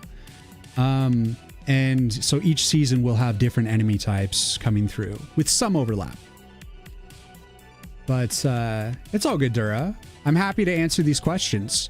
Do you build your deck in the level or in the you're gonna have to build, you have to like decide what goes into your deck outside of the level. So you pick like your cards going into the level, but once you're in the level, you're just dealt what you've already put together in a random order, and that's it. You're screwed. And I don't think it's gonna be like you're gonna get like multiple of the same card. You want multiple of the same card to use it to like upgrade. So it's possible to just get like basically infinite repeat of the same card. So it's like, say like right now I only have like 10 cards because that's just all I've built so far. We have 3 AoEs and then like 6 Arcana, I think. And then I have plans for like 2. I think there's plan to have at least 10 for the demo.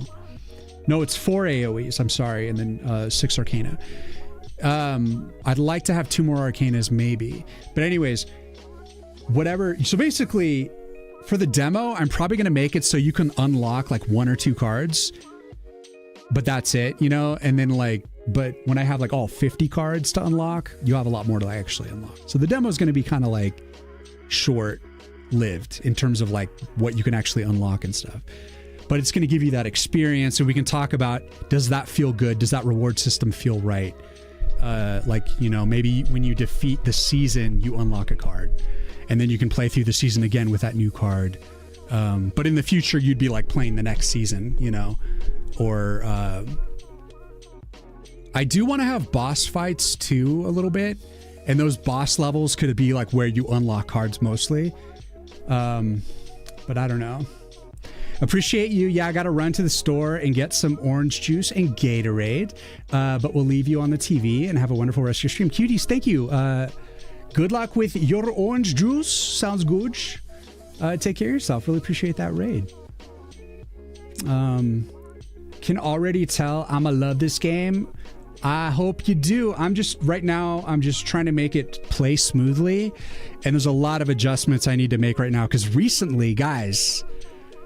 I'm doing subpixel rendering, and I don't know if you can tell, but the cards, you can't, not with the hitbox, but basically this is like the full pixel. This is the 480 by 270 pixel density.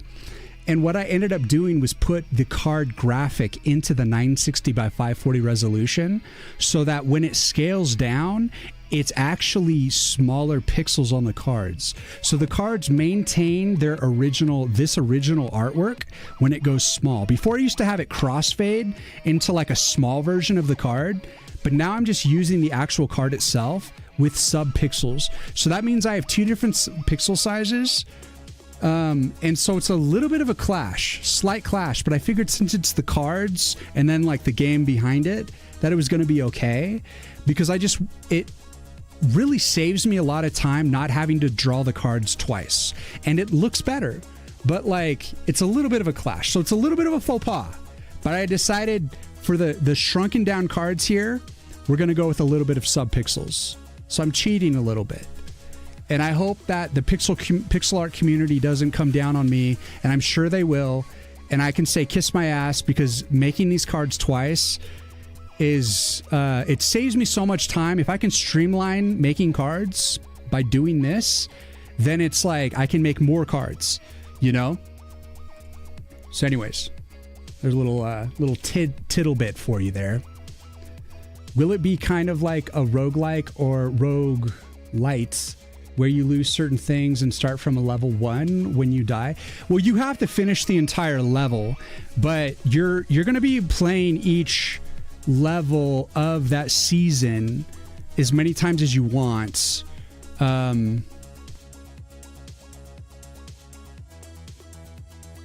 But God,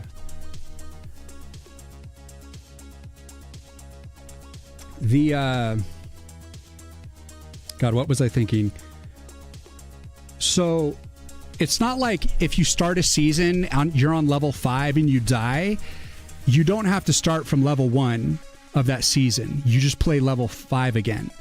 So basically you do have to beat the entire level. There's not like a checkpoint inside of a level. You have to survive the entire level based on whatever waves and enemies comes at your way. So like level 1 on season 1 is going to be like just a bunch of orcs and maybe like one troll.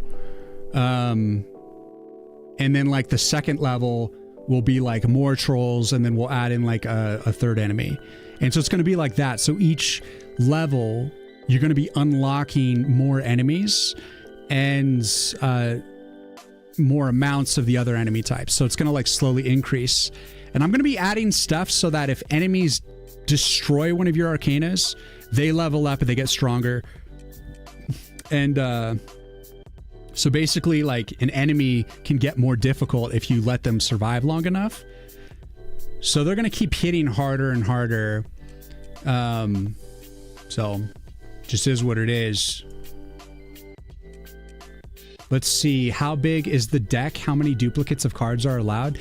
Infinite duplicates of cards, because you can use a card to if a card like if something's rank 3, you can use the card to heal it anytime you want to full life, if you want to spend that card on that node again. And overall, I don't know how big I want to make the deck. Like maybe 20 cards, perhaps. But then if I make it too big, then you won't get enough repeats to get your upgrades. So we might have to make it like 12 to 16 for like your in-game deck. So that way you get enough. It might be 12 because there's 12 nodes overall. And so it depends on how you wanted to play it. So you could have like, say you have 6 different arcanas that you really love, so you get those, and then you have like 6 utility cards. We've got like node swap, the universal upgrade, like damage shields, stuff like that. And so then you can be like, I'm going to do half, like these are the arcanas I want to use, then these are like my utility cards I want to use, and then you have like your AoEs that you can unlock. And here, let's see.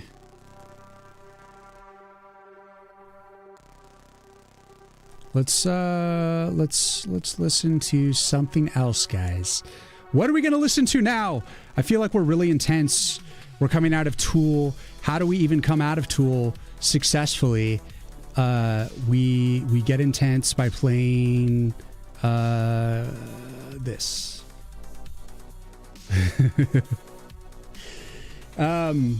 So I haven't fully figured out how many cards you can put in your deck, but like considering that you need the cards to repeat because you want them to upgrade cheaply, that maybe it's just kind of up to you. Like I think it might be like 12 or 16, and then on top of that you'll have like actually I think the AoEs might be just random.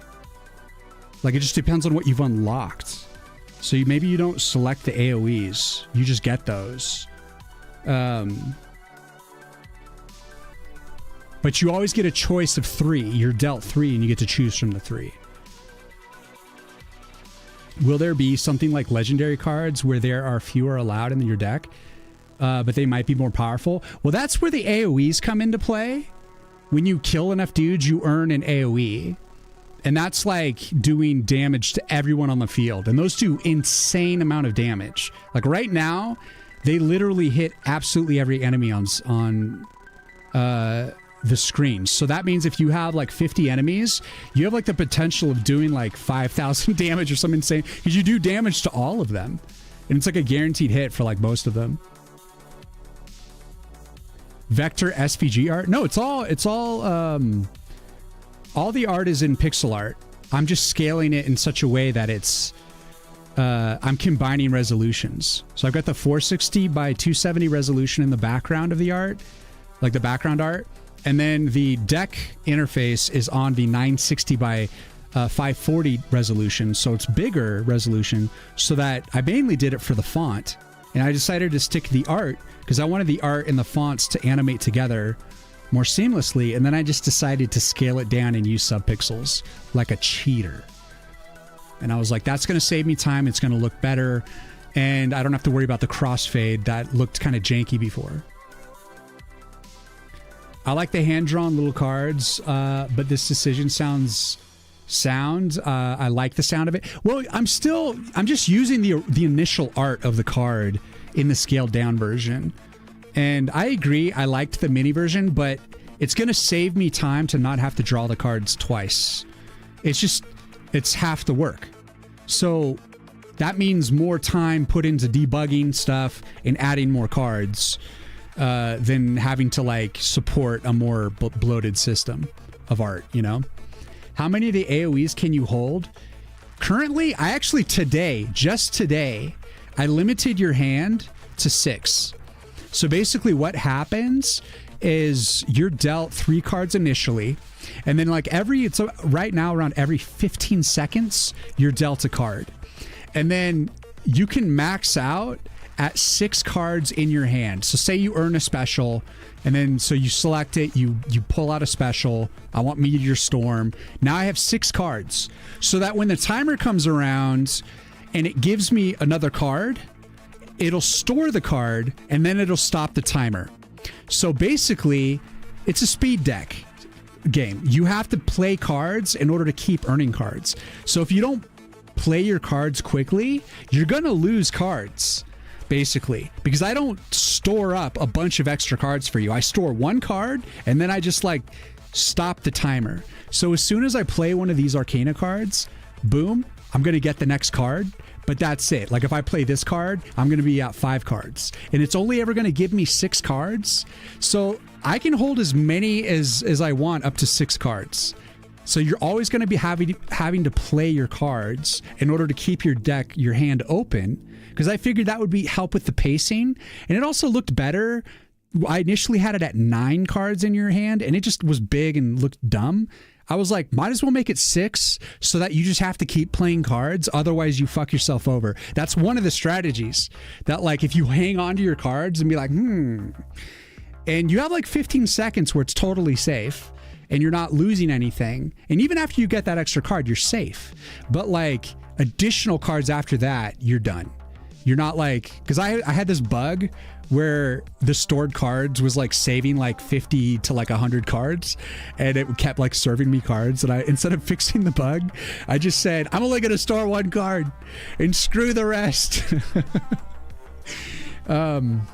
So like now that I have 6 cards, it'll instantly give me another card. But if I like instantly play that, I'm not going to like, it's still going to just do the normal timer.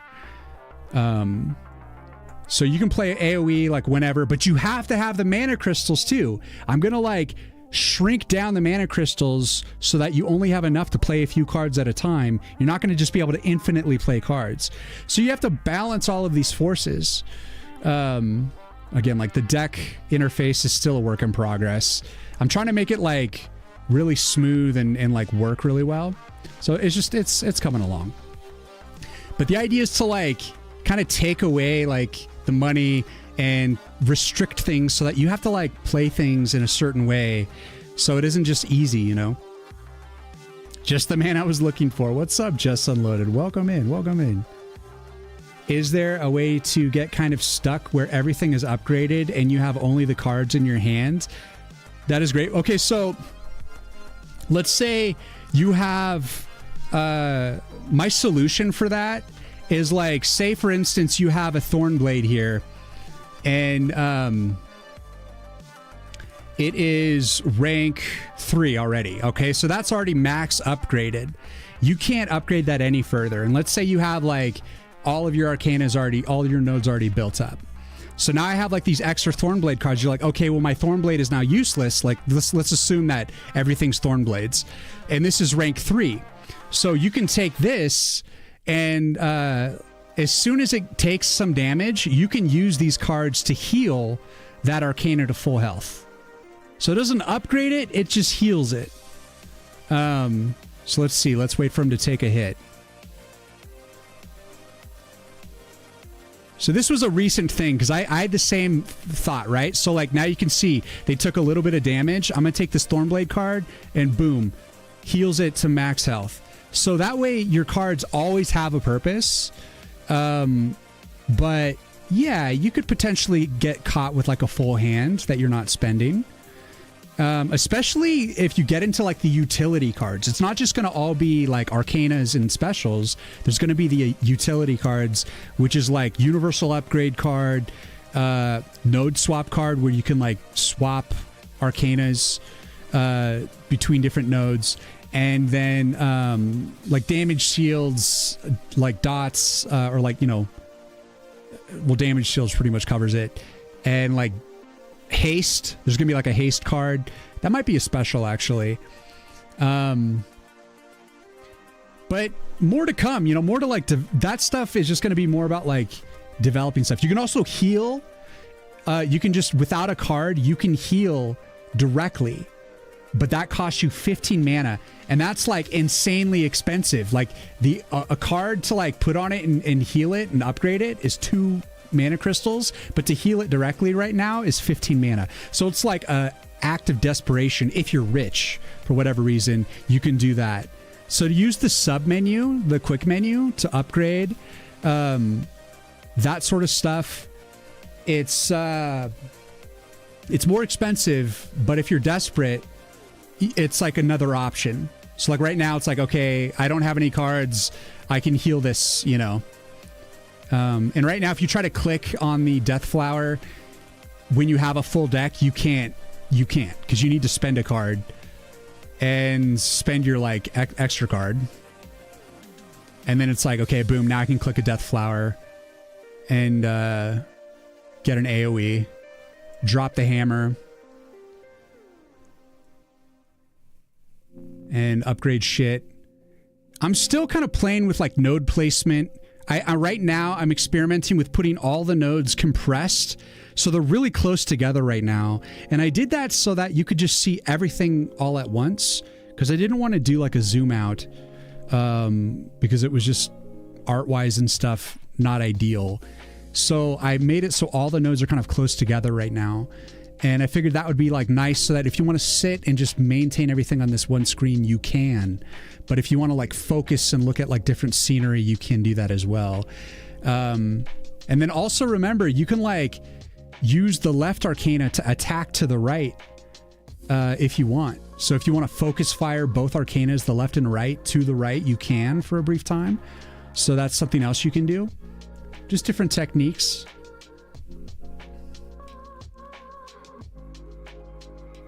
That's a kind of a part of the deck building, though. At that point, you might have just added too many of that type of card, and you can learn and adjust your deck. Yeah, so maybe that should be a thing, Dura. So, like, say if you add a Thornblade, maybe you specify like how many you can add. And maybe there's like only, like, say for instance, you add the repeats. So let's say you can only pick like 12 cards overall, but you're allowed to have like, let's say 24 cards in your deck. Or maybe it's even more than that. Or reduced. I don't know. Maybe there's like 8 cards you pick, and then you say, like, I want Thornblade, and I want to have like 8 copies of Thornblade. So that way I get Thornblade 8 times during the course of the level. Or you say, I only want to get 2, and I'm just going to like upgrade it manually through the quick menu because you prefer to just do it that way for whatever reason. Or you like say, and that way you can like choose like how many of the duplicate of each card is in there. And that way you can get into that scenario, Dura, where you're like, oh, well, I picked too many duplicates of this card. Like say you said, I want 12 duplicates of this, but that only left like 3 or 2 to, like for the other card types. And so then you ended up having all these excess like Thornblades, and you're like, okay, well now we need to balance how much of each card I get. That could be an interesting thing. Like it could really make you think about like how that could, like it forces you to strategize like how many of the same card you want to get, instead of just infinitely just serving you the cards randomly. That could be really interesting. Maybe. I don't know if that's too like nuanced though, or if that's really interesting. Thought if I answer, but do you get cards get shuffled back into the deck after use?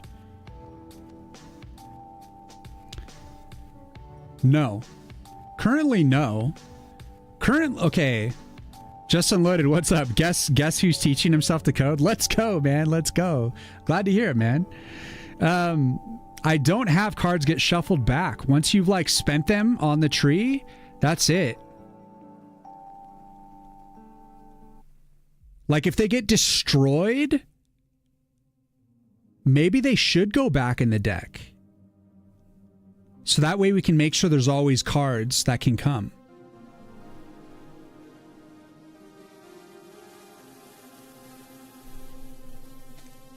But the thing is I don't know, because like maybe if like say we limit it to like 24 cards overall, but you have to decide which cards are going to be repeat. And maybe 24 cards would be enough in the level, but it would make sense if they recycled.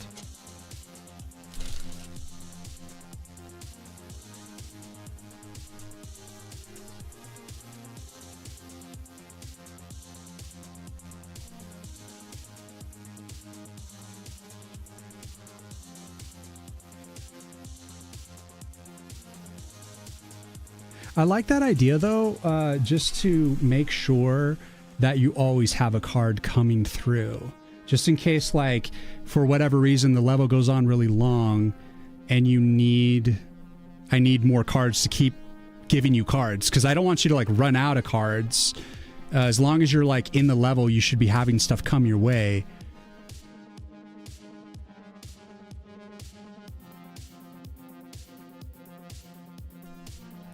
Will there be cards that let you cycle through your deck? That could be a utility card. So you're saying like cards that are like, look at the top 3 cards of your deck right now? Kind of a card? And you choose the next one that comes out? Or is it like... I mean, in terms of like interface, I have it built so that you can like... look at your 3 cards at a time because of the special interface. So that'd be like my choice. So I don't have to build something new. I'd be like, view the next top 3 are cards in your Arcana deck. And then you choose from those. So that way you can get a choice.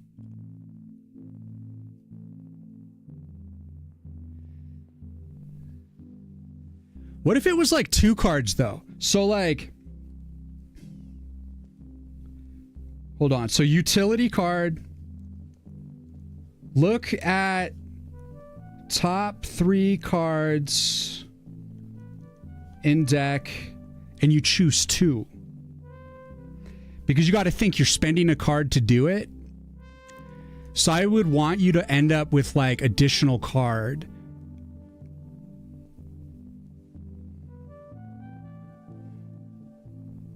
But then there would also be a choose one. So there was like the choose one versus the choose two. And the choose one is less expensive.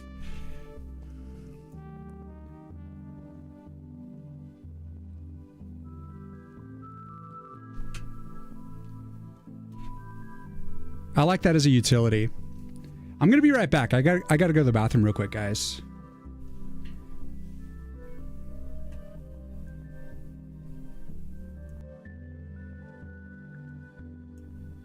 You know the Shortcuts app, use it to code. You're making a few text RPGs and figuring out circuits. Nice, dude. That's awesome. Even if it's just a canned trip that replaces itself, that can be powerful. Like Brainstorm and Magic. Interesting. No, I like these ideas. Like I wanted utility cards that don't have like express, like they're not an express like weapon or AoE. They're like, they do utility things like that. And those are my utility class of card. And so, yeah, like you're going to want to mix those in with your deck to help like I call them kind of like management cards, you know, but I put them into utilities so like mass heal or like just different stuff. But I'll be right back. I got to go to the bathroom. I'll just be a couple minutes. BRB. Keep coming with those ideas, man. I like these thoughts because this is like what I want to get into. But yeah, be right back.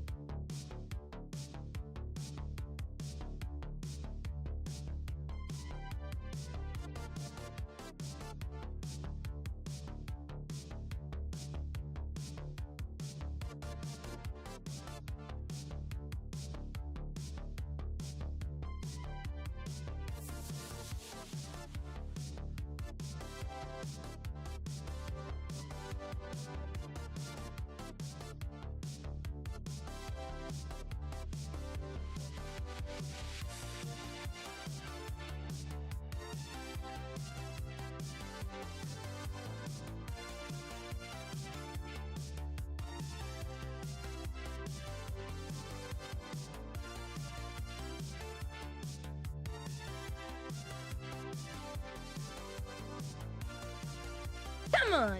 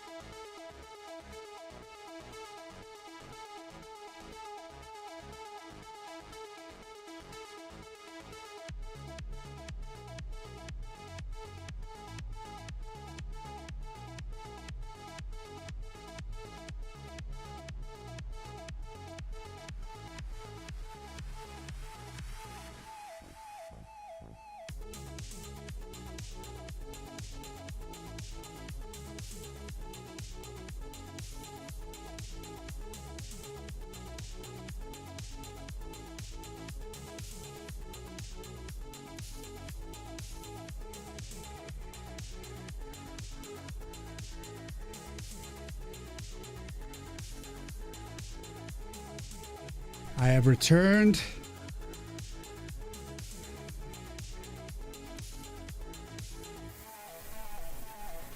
Made an RNG circuits and an input circuit for the RNG circuits, and annotating them currently. It's a lot of progress. That's awesome, Justin Loaded. Bot Musty, thank you for the follow. Appreciate you.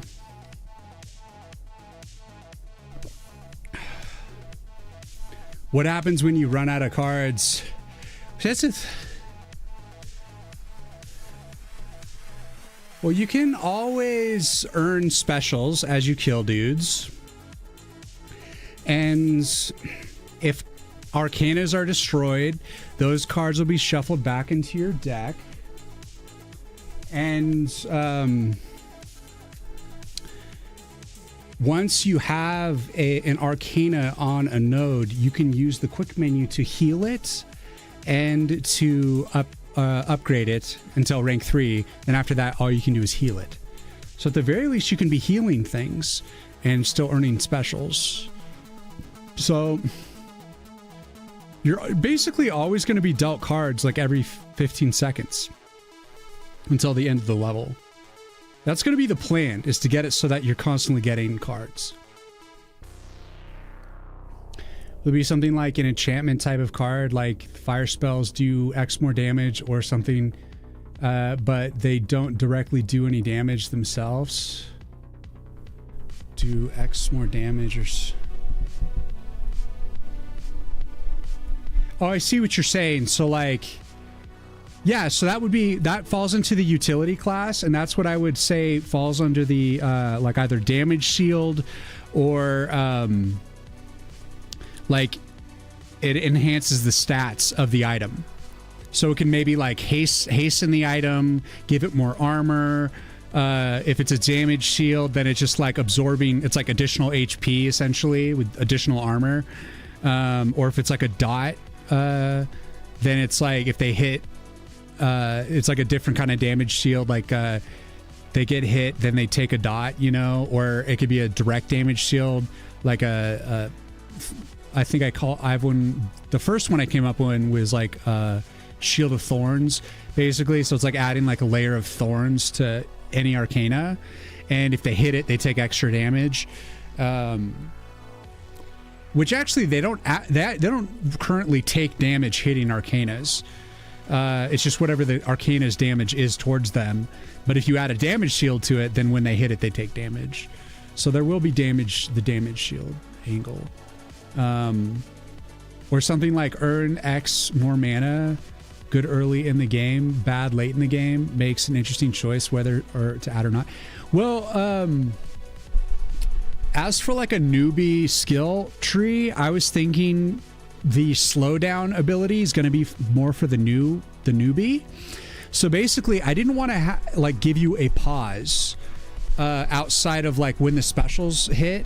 Then you're only going to get a pause during when you receive a special. But outside of that, like when you're selecting from your 3 cards, then it's like pauses the game while you do that, while you make your choice. But when you're in game, you don't really have time to sit and like read all your cards. But I was going to say for people first time playthrough, there's going to be a skill tree outside of the level, and you'll be able to select the slowdown effect. So effectively, you'd be able to slow down time, not pause it, just slow it down. And the more you put into the ability, the more you can slow time down. So this will be for the people that are just not quite ready to play the game at full speed yet. And that would be like a newbie thing. And so if you invest into that, so you can kind of get that extra time, you're not going to be able to put the points into other things that like strengthen things and make you give you other abilities, other special abilities, which I'm not going to reveal just yet. Maybe when I'm building it, I'll talk about it. I'm trying to keep some stuff under wraps. I like a little mystery. But there's going to be some other special abilities. Hopefully that'll keep things interesting. So I was noticing that the special was not calling the pause. The triggering of the flower was not calling the pause.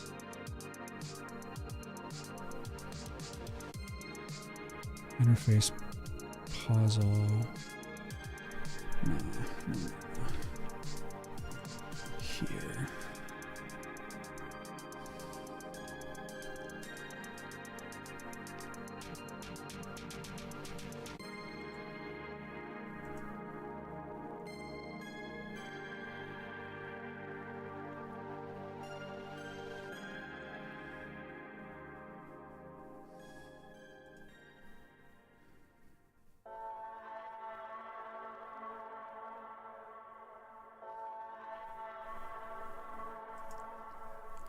So I want to make sure that I'll just leave that scenario. Oh, and here, this got changed to 6. And this, let's see what we got. This full scenario.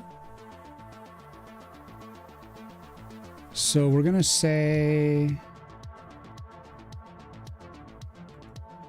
deal 1 false. That's universal. So then we're going to add collect special. Collect card equals false. Yes. So it's just this. The collect special is true, or so if collect special is true, or player dot add death flower is true. No. Shit.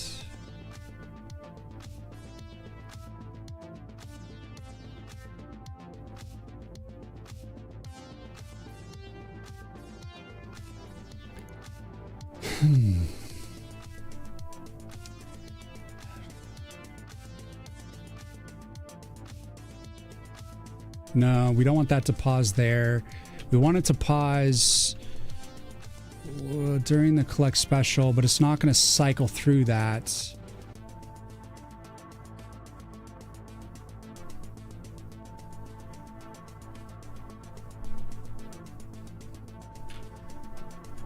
So we're going to say maybe the collect special is not going to work. So then we'll change that to interface dealing cards dealt. Cards dealt equals true with deal 1 false. Then it should run the pause. And then I want to get rid of for now, the hitbox. Looks so ugly right now. Come back to that if I need it. Need to clean out some of this code. Done some real trimming lately. All right, let's build it. Let's test it. And let's get back to some art here. But the earn more mana card, that would be an interesting buff as a utility.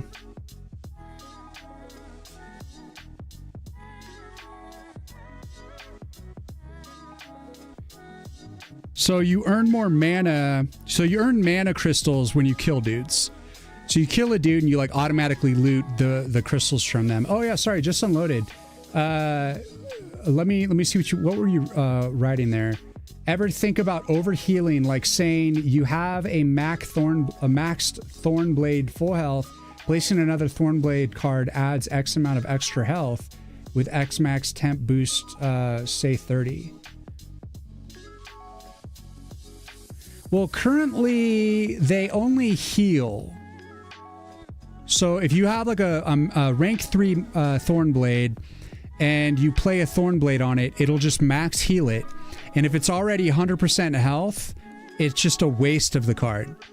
So you have to save it for the moment when you actually need it. All right, so let's see. Does this pause it?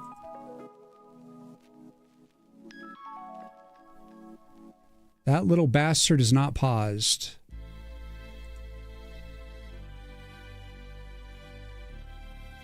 Should I not pause it during? No, it should be paused. Why doesn't it pause? Fuck.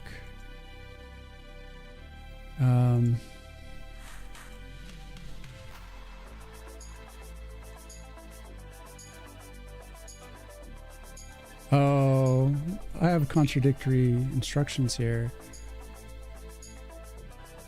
So we say cards dealt equals true.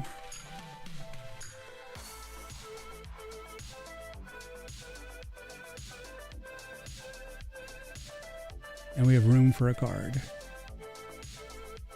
All right, let's try that. Overhealing, adding extra life. As like a temporary buff, I like that idea, but the thing is it's like you could have it, that would be like a nerf, to be honest, just unloaded. Like say for instance, you're saying, say it boosts the HP by like 30 briefly. So that would be like one extra hit or something. So I can either give it that, where you have like say extra 30 hit points for like 30. Oh wait, are you saying for 30 seconds you get extra health? Like let's say you get like an extra like 80 health for like 30 seconds. So that's one way to do it. The way I have it now is like, let's say the like rank 3 Thornblade I think has 390 hit points. So if I have it heal max health on the when you play it at rank 3, that means it's worth 390 HP. I mean, you'll never play it perfectly to get 390, but you'll always get like say 250 hit points, and it's just a permanent heal. So that seems to me like probably a more effective card.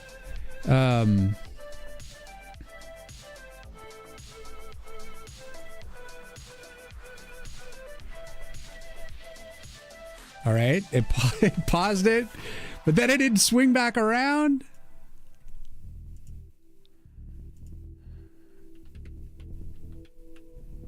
Is that because the pause all at the top here doesn't like it? Pause all true. Collect card equals true.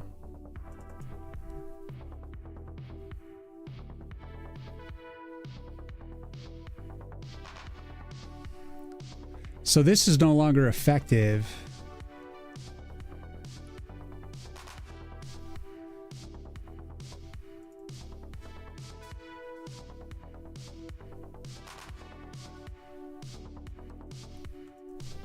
So we're going to say interface cards dealt equals true. And then it'll say if select is complete, cards dealt. So that would already be true. And sure. Some of that might be a little redundant. Let's try that.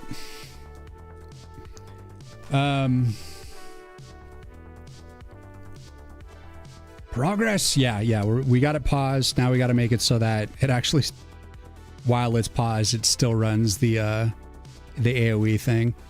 Because I had just added yesterday the Death Flower. So, Compose, thank you for the follow. Welcome in. So, like the Death Flower, it now grows out of his beard, which is just a flower that blooms, and in its like center part of the flower is a skull, and then the petals fall away, and then there's just a skull, and you can get up to 9 of these before you need to start, keeping them. Like you need to start harvesting them, otherwise they'll build up on you. But I don't think people would ever get like 9 and not having claimed one. But the reason why I have the Death Flower is so that you can harvest the special whenever you want. So there's no longer, and I also moved the dealing of the card into your deck when it's like a normal Arcana from the bottom of the thing. So it just kind of comes up from the bottom of the screen. So there isn't cards ever like interrupting your gameplay. So like if you want like special cards, you have to click the special and then it deals it. And here it's not dealing. Okay. So what's the deal? What are you missing? We got our pause all function here. And then what are you, what's wrong? What's wrong there, buddy? Come in, cards dealt equals true.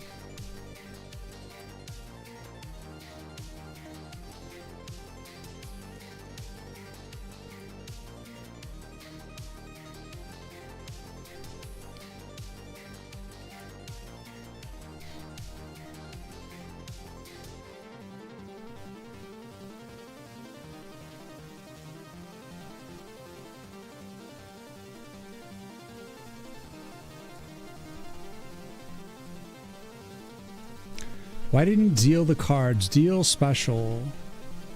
Why aren't you running?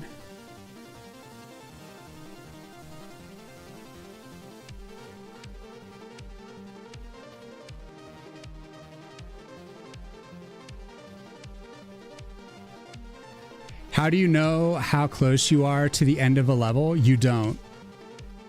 You just have to survive the amount of waves that you get. And I'm not even sure how long I want to make the levels yet. So that's still a question mark. Like how many waves and how long do the waves last themselves? That part is part of the balancing and could potentially be varied too.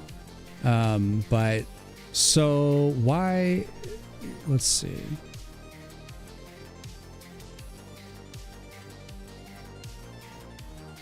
All right, so it comes here. Cards dealt true.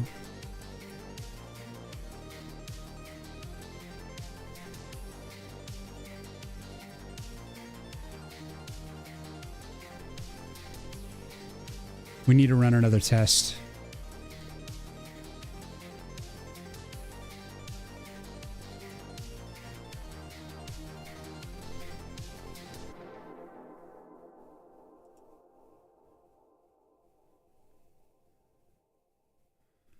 Yeah, I won't set that. So why aren't you running like I want you to? So that's, we got to go in the interface. And so when it hits, we do want it to check this. If the death flower is clicked.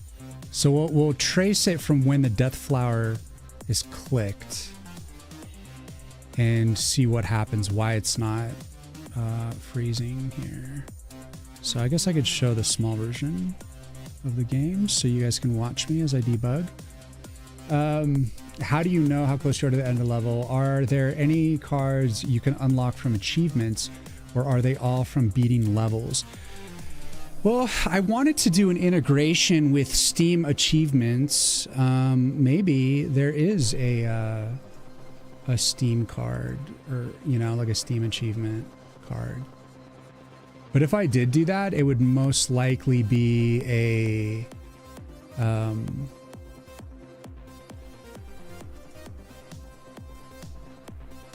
on. I don't like that placement. It would most likely be a utility card, perhaps, you know? Like, I don't want to ever restrict, like, Arcana. But we'll see. Maybe there's, like, a special Arcana. Maybe. I don't know. Okay, where are we? So, let's give myself a Death Flower, and we click it. Start this debug train. So we've clicked it. We should have false here.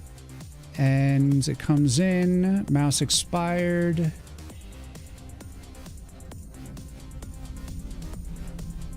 So that shuts it down. And now we say collect special equals true.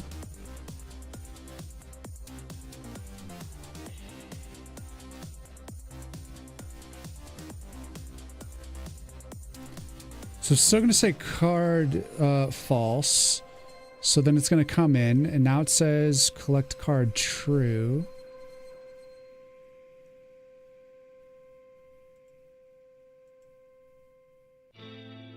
Pause that. Collect special false. Cards dealt true. Deal one false. Select false. Deal special card.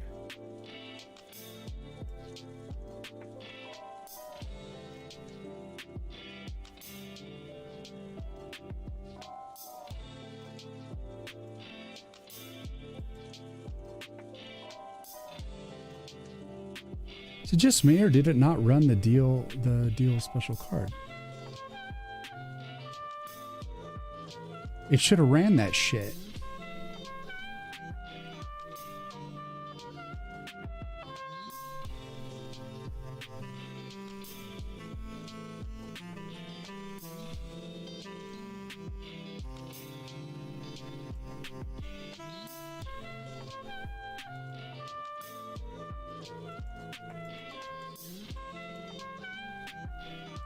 All right, let's start the test over. We need to do...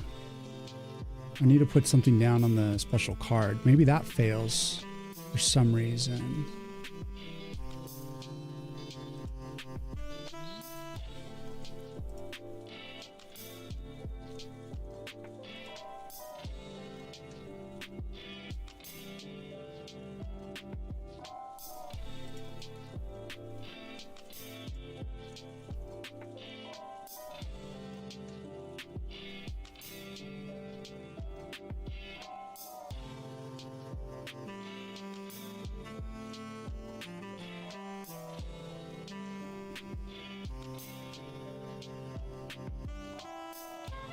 Why are you failing?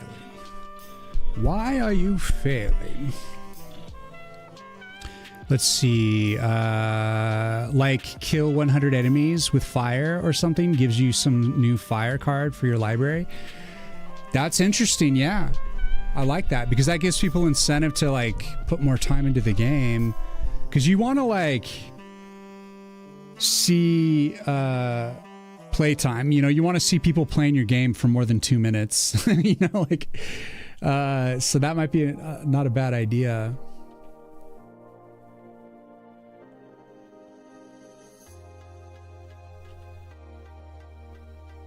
Wait till an enemy cruises out. All right.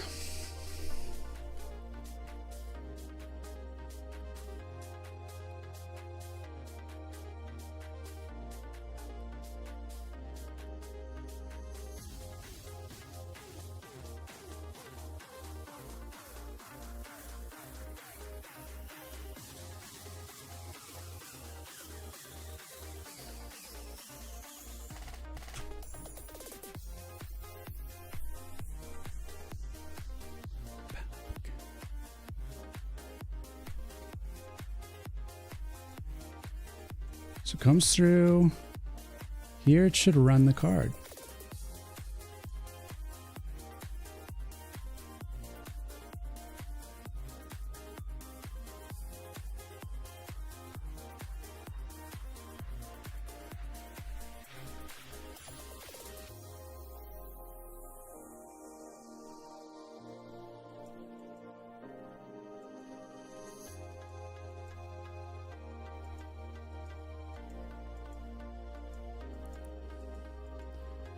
So I think it runs all this stuff, so then it's just back into the update.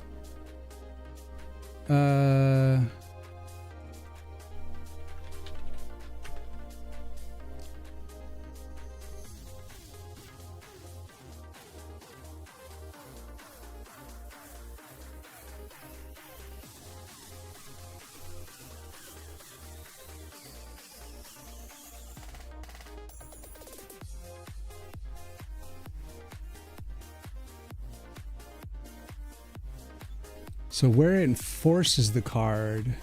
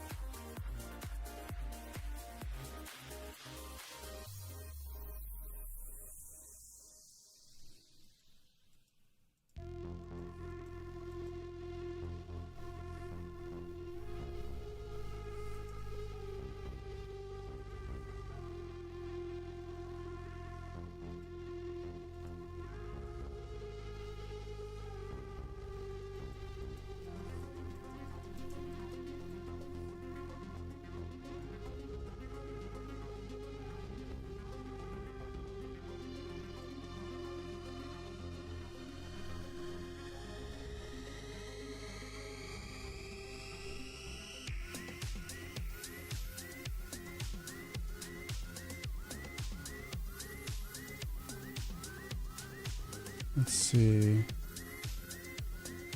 Oh shit, wait.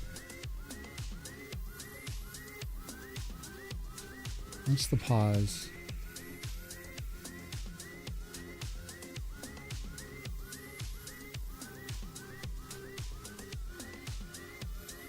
It's right there, it's getting the update.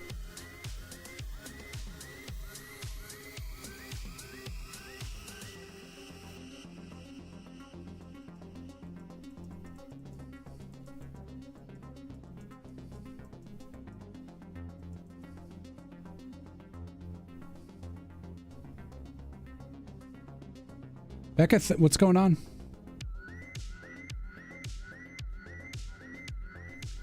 What am I using? I'm using VS Code. Just writing C++ from scratch. Where are you going wrong?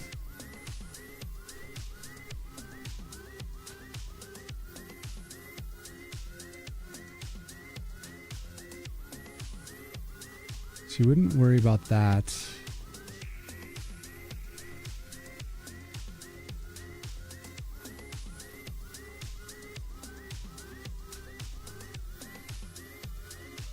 that should fade in.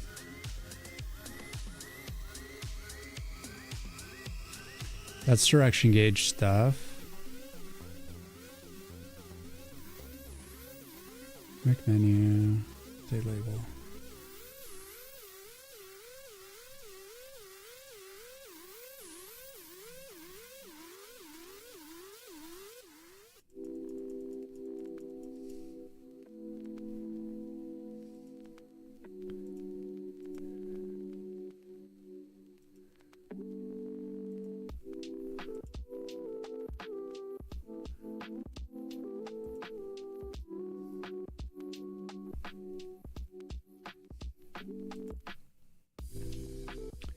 Why aren't you serving up, buddy?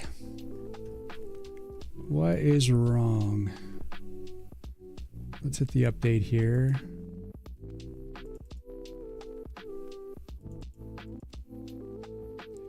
Physics, etc. All from scratch. Yeah, everything. I am using SDL2 for the as a graphics library, and that helps me make the window and the render images to screen.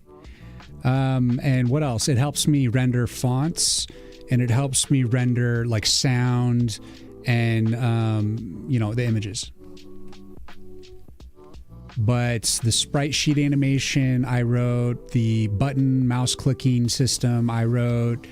The general just event dispatch system, I wrote. I wrote a lot of stuff, my own infrastructure for the game, but I didn't write the graphics library. But in terms of physics, yeah, it's not like an intense like physics game. I did also use a particle system that I found that was just open source for some basic, particle system stuff. That was the only other thing I used outside of my own code.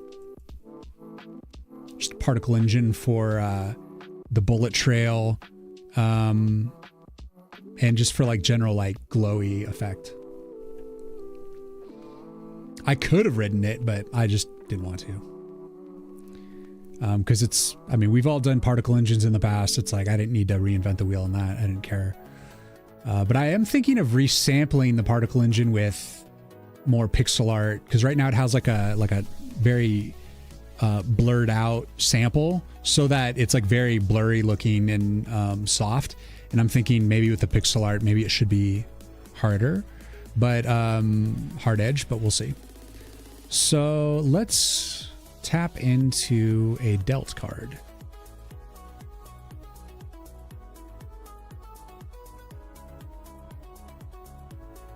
How do we know if this is a Delt card? So it'll be unchosen. What are you missing, sir? Single card, false. That's pretty much all I need to know. But unchosen, true, selected, false. What else are we not having here? The outro is false. Dealing true. Dealing one false.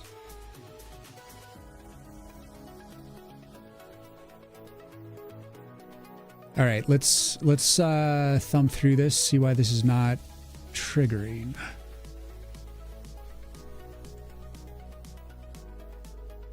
Whoa, buddy. Holy shit, you just skipped everything, didn't you? Becca, thank you for the follow. You're planning to do something similar. You just curious, always been interested in making a game in CPP. Just don't like using normal engines, too much fluff. See, I like that. I like that. I like you, Becca. The idea, like when you write your own engine, it's a shit ton of work, okay? It's a lot of work. But guess what? You don't have to walk around with a fat ass bloated system. You get to just streamline, build exactly what you need, nothing more, nothing less. And it can be just efficient, tight little, tight pant, awesome code.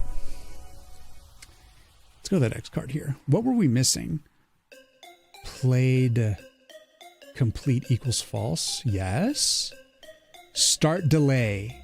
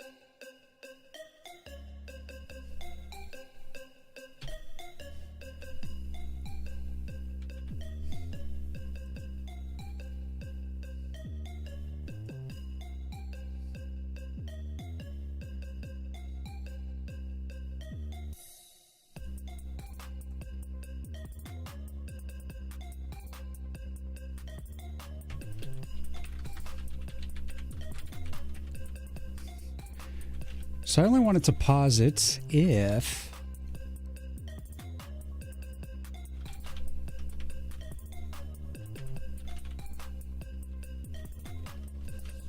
the primary easing incomplete. If that equals true, then yeah, sure. You can run your little pause game.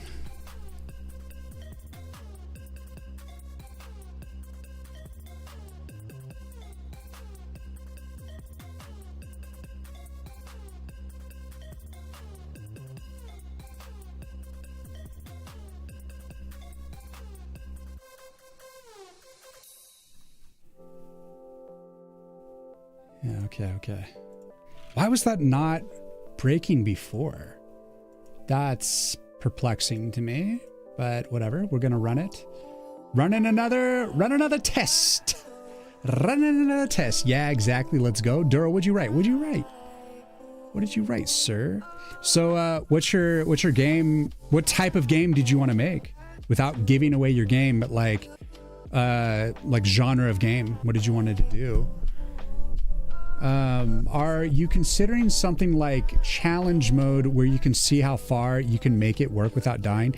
Yeah, Dura, for sure want to do a challenge mode. It's just going to be like an absurd amount of enemies or something with like infinite waves. And like maybe the enemies just progressively become stronger and stronger. You love tower defense type games inspired by Cakes? Oh, okay. Well, I'm doing a tower defense game too here, though Cakes is more traditional tower defense. Mine's a hybrid deck builder, and it's not like the typical tower defense. You're just building up one tower. But I did it because I wanted to keep it like simple scope, because the flaw scope wise, and oh, we're about to get ads, but like the flaw in the other like traditional tower defense is you need a bunch of maps, like infinite maps to keep it interesting. Where mine, I'm just saying we're just going to use one map through different seasons, and it's mainly just how you play the cards and survive. So I'm trying to make it interesting while keeping the scope simple. And I've like redone the background enough times I could have just made like 50 maps, but it is what it is. Okay, I got errors here. What did I do? Did I just try to, I think I just tried to build on the wrong file here. Yeah. I did not click main and build. All right, let's see if that builds. Yeah, you're going to try to make it simple. Well, that's, you know, I wanted to make the tower, like I just wanted to make a game initially about a tree that fought back, you know, like a forest that would fight back to people like enemies coming to cut it down. And then that just naturally gravitated into tower defense. I'm like, well, I should definitely do a tower defense. It makes sense. But then I was like, I want to make it simple, just two directional. They're like coming from either side without it being like, I need like infinite levels. And so I came up with this. And it's funny because it's like, as simple as I made it, it's like already taken me a year to get this far. And I'm glad I didn't take the other route, because it would have been even longer. Okay, let's see if this death flower pauses and delivers the cards. Boom! All right, it worked. So what it was doing was pausing that timer. So like you can see the particle system here. Like I didn't write this particle system, but I did have to like do the settings to make it look this way. But you can see how like the smoky part of the card is not like true pixel art. So that is like a question mark of like, should I go in and like try a sample of like something more harsh, or is it okay to have like a little bit of blurriness in a pixel art game? That's the question that we have to answer and decide on. I have to decide whether design wise, do I want to be more pure pixel art, or do I want to kind of break the rules here and there? And is that acceptable? And I think it's acceptable, honestly. But I also am curious and want to see it with like a more pixelated version. I think it might be interesting.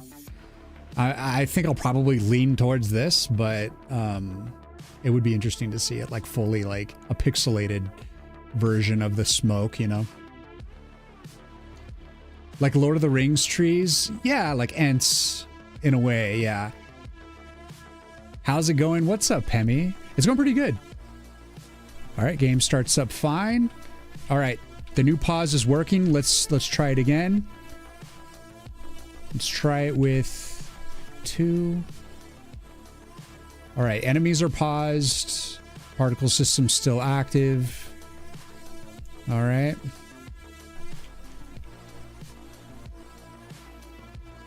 So this is like the old art that like, as in last week's art, I still got to do new art, get the new art in. But the game's looking tighter, so that's good. We fixed that. Let's push that. Push every little change here. I'm running everything on a repository here. Add pause to Death Flower Redemption. Redemp.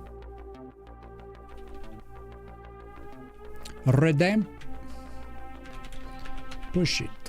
Ooh. Push it. Push it real good. Cool.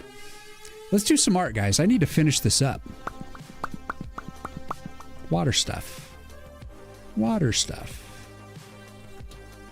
Do we need to see all the layers? Do you guys love seeing all these layers? Does it make you happy to know that I'm suffering with all of these layers? Over 500 layers. Are you satisfied? What is with this palette? I didn't even make this palette. It's a big ugly palette. I don't even want to look at you.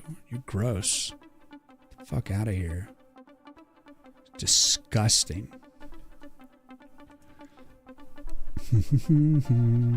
So this is like the art direction, the color direction I want to see. A little bit brighter colors and more simplified detail. It's just more my vibe, more pixel art-ish. But I kind of want to like do a quick experiment with the particle. Let's do it. Fuck it. Why don't we just give it a shot? It's not going to be hard. In fact, it's going to be real easy. It's going to look like shit, but I'm just curious. I'm real curious here. Where is it? Images. Oh wait, no, actually, it's not even in the images folder. It's in the library folder for Particle Engine.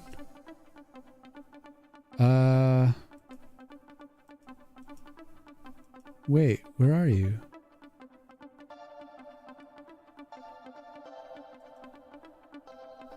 Did I put you in here, Fire? Oh, I guess I did. So this is the sample for the particle engine. Mr. Almeida, thank you for the 6 months. Let's go. A Sprite got particles.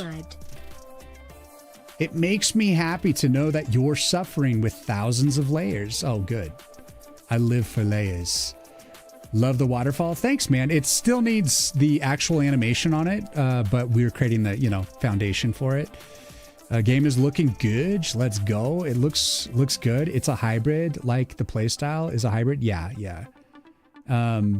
That's the idea. It's like, can I make the hybrid work? And it was only actually in the past 2 months when I decided to really push it further into deck building, because I thought, this was like what dawned on me. I was like, what's going to make this game more exciting is because initially it was like a traditional tower defense where it's like whatever you've unlocked up to that point, you can plant a tower anywhere you want, anything you've unlocked up to that point. And I was like, you know what? What if it was like you could only play the cards you've been dealt? And the cards are dealt to you randomly. You choose what's in your deck, but you receive your deck at random. So you have to like acclimate to what you're given. And I was like, that's a little bit more... That's harder. That's more interesting. So then I wanted to like put a little bit more of like that kind of Gamba feeling slightly. And I'm like, so we're going to push it. I'm going to put all the Arcanas onto cards, and it's not just going to be the AoE specials. And so then that's what's happening.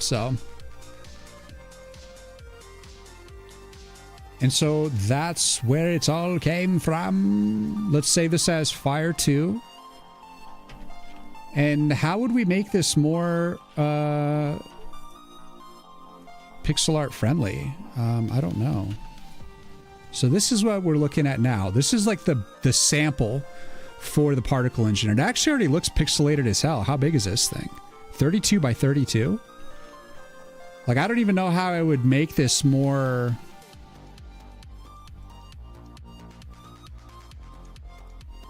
It's just like... blends really well.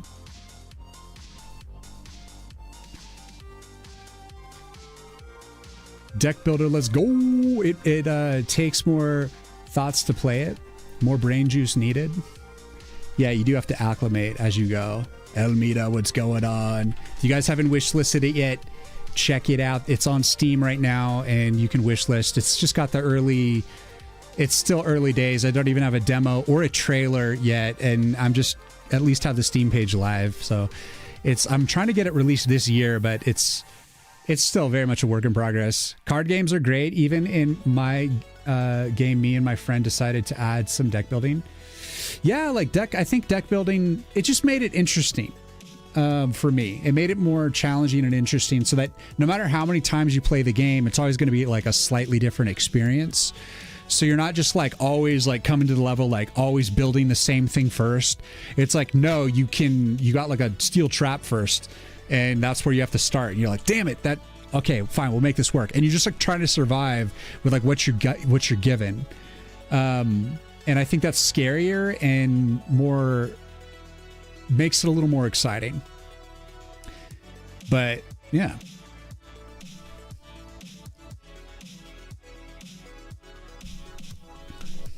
You guys are going to see a lot of changes. I'm going to change the marketing around. I'm going to change the graphics in the game around a bit and the capsule art. And I'm just experimenting to try to find the like marketing sweet spot for the game. But I think we're starting to hold true. I don't want to change this. I don't even care. This is a waste of time. This is a scope creep. I like the particle system. It looks fine. And that's like fair to me.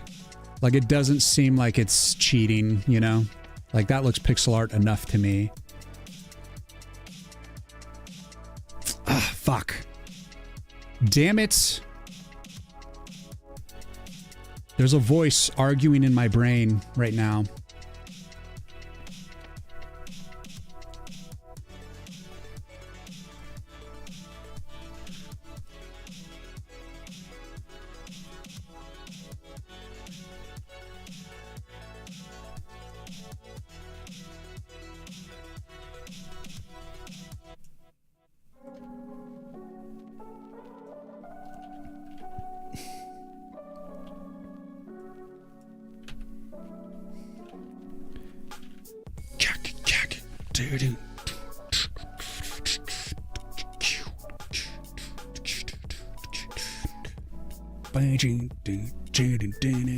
We just have to look at it.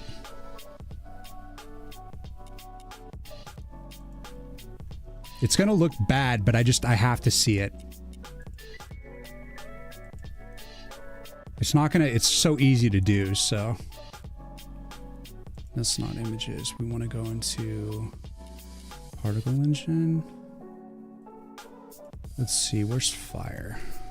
Where am I loading this fire image? Is that a particle image? Particle system.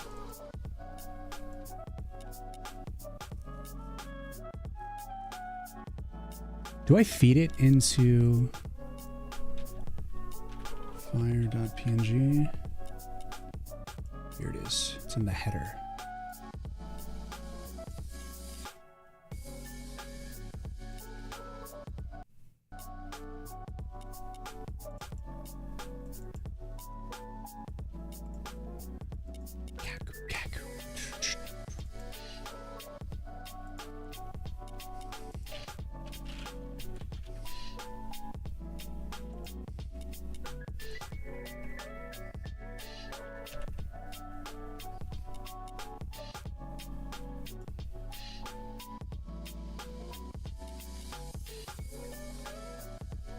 Oh, I guess I gotta build it. Guess I gotta build it. Build a build. I thought it would just update because it was on a header, but fuck you. Guess not. Pammy, thank you for the lurk. I really appreciate the lurks, guys. Gotta head out for a bit. See you in a bit. Really good to see you, man. True. We're like having same feelings that something is missing in the game loop. We thought and then made it click. Cards. What I love about the card, originally what made me want to do a card was the fact that I could add, like, sneak in additional art. I wanted to see cool little art, you know, because I grew up with like Marvel, like comic book cards and stuff, and I always loved it. I love seeing like the stats on things, and you know, I've always really enjoyed like Magic and Hearthstone, and you know, like I even like superficial integrations, like Wizard of Legend, for instance, is a little like roguelike dungeon runner, and they don't actually have like explicit deck building stuff, but like they have stuff in like cards, you know. And so like when you're equipping stuff, you're like equipping cards and stuff like that. So it's just kind of like an element of feeling, but it's not like an actual full integration of it. And I think that's sick. I like that. But let me see. Let me see, okay? Let me see. What do we want to play? Maybe a little Chinese music? I love this song. It's so random. Okay, let's test this special. Let's see what this particle looks like. Does it even work? Does it look like shit? Look at it! What do you think, guys?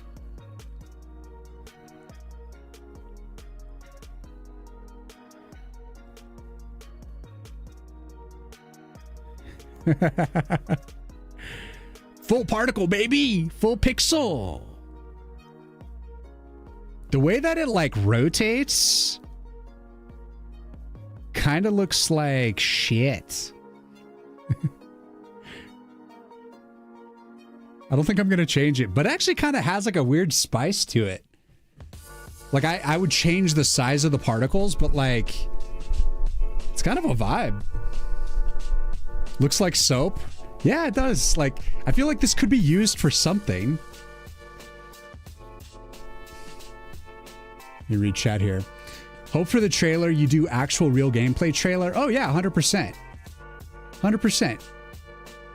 I'm only going to show like real in-game stuff, but there will be like kind of cinematic moments, you know, slightly. There's just going to be like a dialogue system.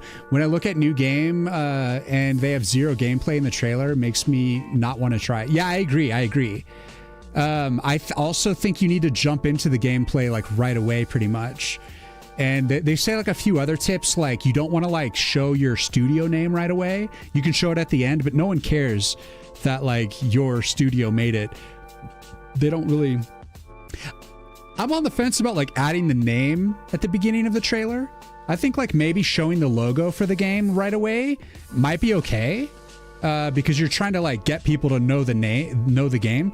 But chances are if they're looking at the trailer, it's going to be next to a video, or they're already on your Steam page where it just says like Woods of War, like it already says it. So maybe that's not important as much, but you do just want to jump straight into like what's compelling about the game. And that's been tricky for me because like I don't have the full deck functionality yet. The interface is still coming along.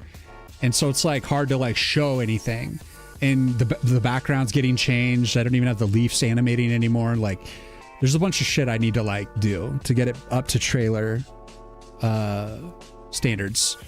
So that's gonna be like this next month. I mean, it's been this past month what I've been focused on, and I'm making really good progress, but I'm just not quite there yet, unfortunately. The more art, the better. Very nice. It looks like Soap Suds. Live action trailer when? Probably, I'm hoping the end of this month. Today's March 1st, people. It's the first of the month. We did it. We did it. I don't want to hear that song. I want to hear this song. Part of me likes it. I don't know, man. It's kind of funky. It's got this like funky spice to it. It's real aggressive.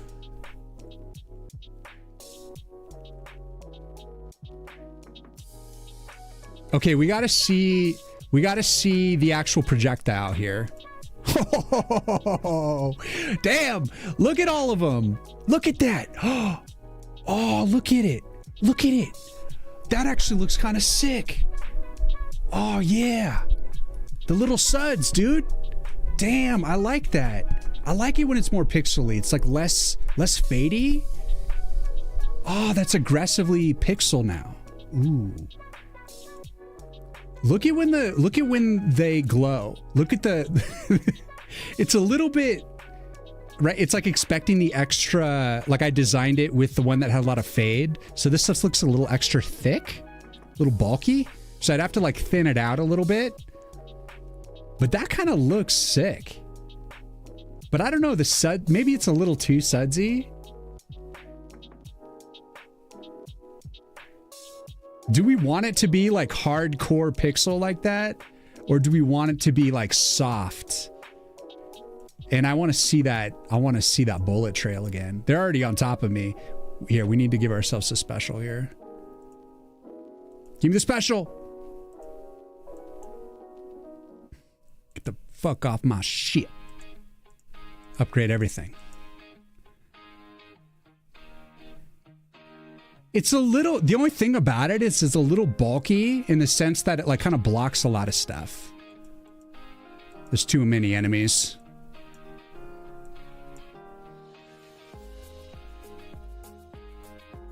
Like it kind of, everything's getting blocked. At least with the fade, it kind of blended with things, so you can, it wasn't like the focal point. So I like it, but I think it might be a little, I think there's an advantage to the softer one. This is a tough call. I like them both. I think I might use both. Maybe. Looks funny. It does look kind of weird, doesn't it? Part of it makes me really like it because it's almost like Minecraft, like super hard, like pixel. But it's a little too much like, it's too bold because there's no fades. So it's not really blending with the other art. And it's meant to be like a visual effect, you know? It's meant to be like something that kind of works with everything else. All right, let's spin it back to the old style and then we'll do a comparative analysis. Hey, we got raiders. We got raids. We're building. Valigo, what's going on, man? That is actually pretty cool. I agree. It's like interesting.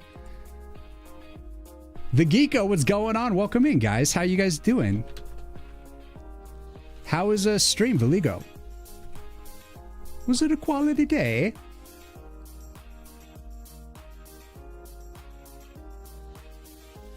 GLHF on the stream. What the hell is a GLHF? I'm gonna have to look this up. Why? Because I don't know what the fuck you're talking about.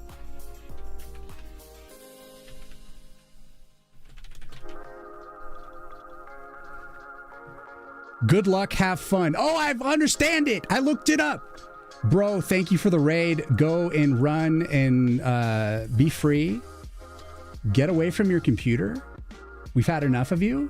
And I really appreciate the raid. And oh my God, I just like opened your thing to follow you and now I can't close it. Oh, there we go. Boom. Now I can see chat again. Oh no, I squished it. No, God. Why is it about to be like this? Why did it have to be like this? Guys, I'm making a tower defense. And we're currently looking at the particle system. So this is with the fade. So I'm making a tower defense card deck builder, card game. I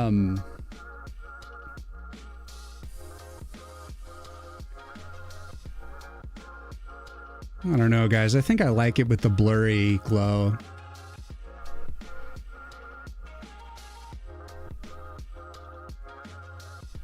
I don't know, guys, but this is on Steam, guys. If you want to check it out,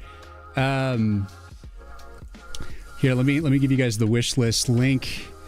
If you want to go on Steam and give it a wish list. I don't have a trailer yet. I don't have a demo yet. It's all in the works. But Valigo, thank you for the follow. I also gave you a follow, Sarah. I will check out what you get up to. We were doing some Giant Linux. Oh shit! Is good luck and have fun. I had to look it up, Valigo. I'm such a boomer. Oh God! But I understood eventually. You'll lurk for a bit and then have to go to bed. Oh, thank you, man. I really appreciate the lurks. I love lurk. 7 artists, thank you for the follow, man. I really appreciate it. I stream Mondays, Wednesdays, and Fridays doing the game dev for this particular game. We're trying to get Woods of War out. And by we're, I mean me and chat. It's just me on the project, but y'all just sit here and cheer me along, and I really appreciate it. The Geeko, indeed, it looks really nice. Thank you. So this is with the other particle system where so I was debating whether I use hard particles or I use like a soft particle for the sample. So this is like a soft glow. So you guys see how it's kind of like blurry glow? And do you like blurry better, Dura? I like blurry better too, I think. But there could be a context where the other one's good. Like I kind of liked it on the spike shot. So like this bullet trail has like the blurry effect on it, but I almost want to see it with the hard sample. But guys, so like this is a tower defense where you take the cards that you're dealt and you place them on the nodes and they build that arcana there. So the arcanas are different, like weapons, little monsters, little defense barriers, things to help you fight back on these enemies. And like this is an AoE card, so when you kill enough dudes, you earn like a special. That's not the actual animation for it. Just the code is working for it now. And so you're just randomly dealt cards, and if you get like a repeat of the same card, you can use that to upgrade where you built that particular thing if you want to upgrade it, or you can just build it in a new spot. And you're trying to prevent them from actually hitting the tree directly. So technically I lost, but I'm not really paying attention right now. So when you kill enough dudes, you earn a death flower, which is the little skull on the beard. And when you click that, that's when you are able to get the you click it to redeem your AoE anytime you want, and you pick from the stuff. And these aren't, the animations for these aren't currently built, but let's say we want to take Meteor Storm. Looked like there was a weird flash right there. I need to fix that, whatever that was. And it's just like big AoEs, and so you're just trying to stay alive, and that's essentially the game. So you're just trying to survive based on like what you're given. And right now we were just trying to like play with the idea of whether or not I want to use like a blur. I think I'm just gonna stick with the blur. The only context that I really liked it, like the bullet trail, I liked it on the bullet trail where I was using the harder pixel. But that'll be something I can play with in the future. So like I'm reworking the look of the background right now. It's going to be a little bit of a brighter color scheme and a little bit simplified on the detail, just to be a little bit just nicer overall. So that's what I'm working on right now. Is it a boomer thing now? Oh no, I don't know if it is, man. I just never saw it before. I've been on Twitch for a good like 5 years now. So, and I never saw it. But, or maybe I did and I just forgot. But when you stream on Twitch for a long time, you are like privy to all the bullshit, skibbity riz nonsense that comes through on the lingo. And I always try to like at least understand what it is, you know? It took me a while to figure out what gooning means. Everyone was like, we're gooning on this. And I was like, oh, cool, gooning, huh? You're just gooning around. I'm like, oh, wait. Someone playing Prince? Someone trying to touch themselves? What the fuck? I'm working hard, making shitty poems. Let's go. Dura, always the writer. Why would you ever hold a skull instead of always redeeming the card? Okay, so that's so you don't get interrupted during your gameplay. Because before, check it out, Seven Artists, it's a great question. So before, you would be playing the game and you'd be in the middle of like doing your shit. And before you would redeem the Death Flower, you would just get, the game would just pause and you would be dealt these 3 cards. So I just made the Death Flower so that it's up to you when you feel like you have a moment, like you're like not placing an Arcana, or like maybe you're just trying to like focus fire on something or play other cards first, and then you're like, oh, I have a moment, let's do this. So that you choose when the game stops. You're not just getting forced to be interrupted. I figured it needs to be your choice, so that way you don't feel like you're getting jerked around. Does that make sense? Orcs, behold my grandpa's deck, and while it's old, it's sweet as heck. Let's go, dude. Grandpa deck? What the fuck? It's just a niche competitive gaming slang, so you probably haven't come across it if you aren't in those circles. I guess not. Fuck. I used to play Rocket League a lot, and I guess there was some like lingo in that game, but like I turned the chat off after a while because it was super toxic. So I just avoided that shit. Makes sense. Good. Good. I hope it makes sense. Because, like, as I was kind of playing around in the game, generally, it just felt annoying to get interrupted all the effing time. It's like I'm happy to get the specials, but, like, I don't know when they're going to drop. So it was just like, fuck it. Let's just put a little, like, death flower in there and they can just redeem it when they want. Or you can save them up and just redeem them whenever. Like, maybe you want to, like, leave space in your deck for Arcana cards, and you just want to only redeem specials when you're ready to, like, actually use them. So it's like another little strategy moment. Yeah, Ben, there, you were in the you was the toxic one, though. Sorry. I was a terrible Rocket Leaguer. I was so bad. I think I only ever got, like, gold rank, touched platinum for like a day. I was never even close to a grand champion or whatever, grandmaster or whatever it is. I was so bad at it, but I really enjoyed the game generally. So I really hung in there for a long time, but I haven't played Rocket League in like 2-3 years. So it's been a long time. I've stopped playing the game. No more game for me. All right, so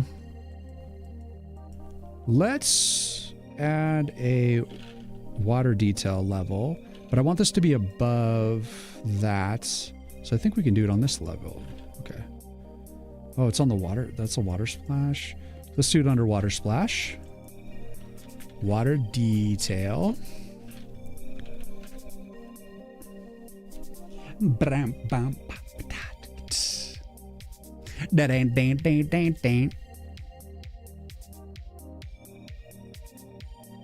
Any tips for a beginner coder? Formal droid. Oh my god. Why are you so laggy? What the actual fuck?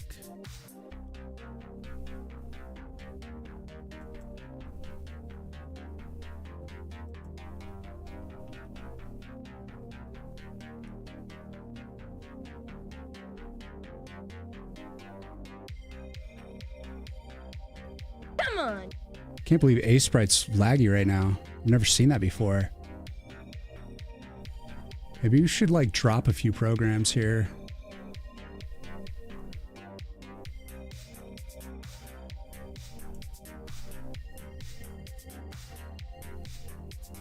Formal, thank you for the follow. So tips for beginning coder.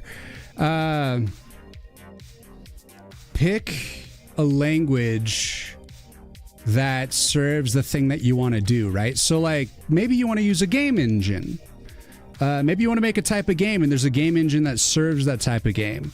Like say you want to make like a 2D pixel art game and you want to use an engine, so you go with like Godot. And you're like, first you got to figure out what language you want to write in. And if you want to use Godot, then you might consider using their native language, which they wrote. It's like GD script, but you can also use C++ and C# with it, I believe. But if you're using like say Unity because you like what they offer, then you might have to use C#. But then, hey, if you want to use Unreal Engine, then you're going to be using like C++. Or maybe you want to learn Python, or maybe you want to write a game in JavaScript. It's like you got to pick your language that serves. Basically, pick the technology that gets out of the way of your creativity, the thing that seems comprehensible to you, and then just pick any language and then start there. Because genuinely, once you've learned the syntax of one language and you've really wrapped your head around the framework, you're able to translate and transpose that knowledge into other languages a lot easier. So once you understand one language, you start to like understand, like, is it a garbage collected language? There's variables, there's arrays, there's a way of parsing data, and there's just kind of like this typical like system that is very similar across all languages. So basically just pick a language that is like a low barrier to entry to you, that when you look at it, it's not super difficult, something you really are encouraged to continue learning.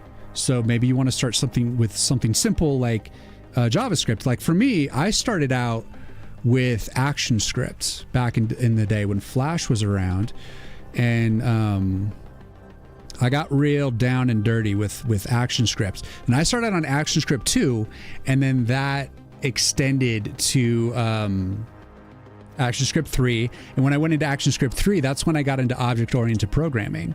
And then Flash died, and I went into like full stack development, JavaScript for a while, PHP, stuff like that. And that's how I paid bills for a long time.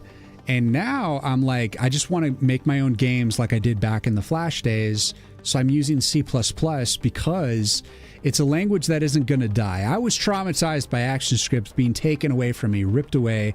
And so I said, I want a language that is just going to stick around. It's not a fad. It's something that's buff as shit.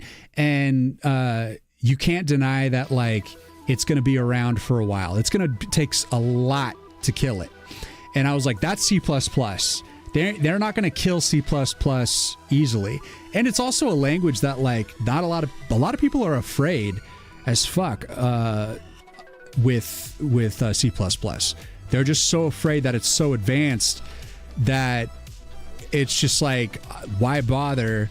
And I kind of like that. I like that it's a bit of intimidating language to people. So it makes me want to learn it even more. And I was intimidated for a long time too, actually, before I got into it. So I mainly just picked it because it's fast, it's powerful, and it's going to be around for a while. That's why.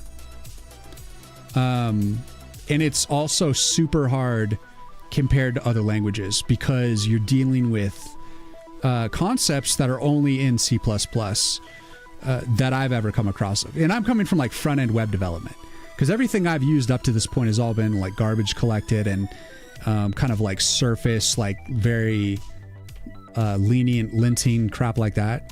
So pick the language that is making sense, that you can just kind of like step into it and already kind of get an idea of what's going on.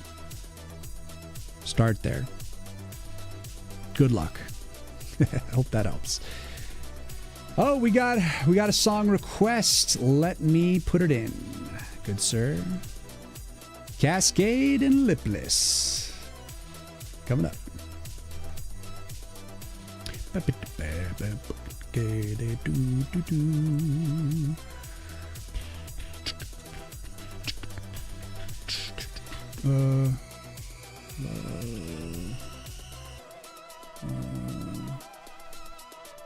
Found it. It's up next.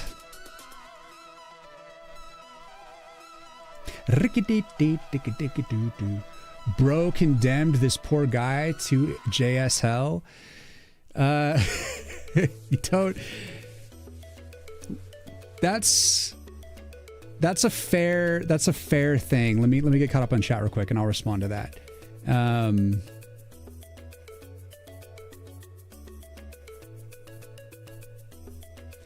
You going to lurk for a bit? You might be back later. See ya. Dura, thanks for hanging, man. Thank you so much for the Prime. And also for the ideas and feedback for like game or for card ideas and stuff. Really helpful. I can't wait to get a demo out to you so you can play it for real and let me know what you think. How you doing, by the way? I was just lurking. I'm doing pretty good, man. How you doing? Hope you're having a good day. Hope you're having a good time. But 7 artists talking about how JS is hell. This is what's hell about JS, all right? I'll give you 2 reasons why JS is hell. The first reason is it's not linted very well, meaning you can write bad code very easily. It's not a compiled language. It just runs in browsers straight up. So you just kind of like run stuff and see how it works. And you're trying to make code run in different browsers. So you're just like having this kind of like shakily written thing, especially if you don't know what you're doing. And you're trying to make it work in all these different environments. And it's a pain in the ass. And what is additionally hell about JS is all of the different frameworks. Like if you want to use Angular, React, Vue, whatever you want to use. Say you're going to make your game or something based around one of these frameworks are updated constantly. And if you're using NPM packages, those little packages are updated constantly. So your site is constantly going to break, and you're constantly going to have to fix and maintain your shit. And that's what's frustrating, is because two reasons. One, you never feel like you master anything because the frameworks are always changing and updating. So you have to acclimate to new frameworks, new workflows. And then everything's always kind of breaking. Everything's kind of like falling apart as time goes by. It's frustrating. You don't build this stable thing that just lasts. And that's another reason why I went into C++. So now that you know that, that's people generally hate full stack. And that's why I got out of it. I was fucking over it. So am I condemning you to JS hell? No, it's up to you. That's the facts. But it's really easy to jump in and do JS. So it could be like a very low barrier to entry that gets you started. And then you're like, I want something more stable, more powerful. So then you move to like, say, Python or something like that. You just play around and basically play with different languages, try them out, see how they feel. See what other games that you like, what they were built in, and maybe just copy that. And just figure it out. There's a lot of options.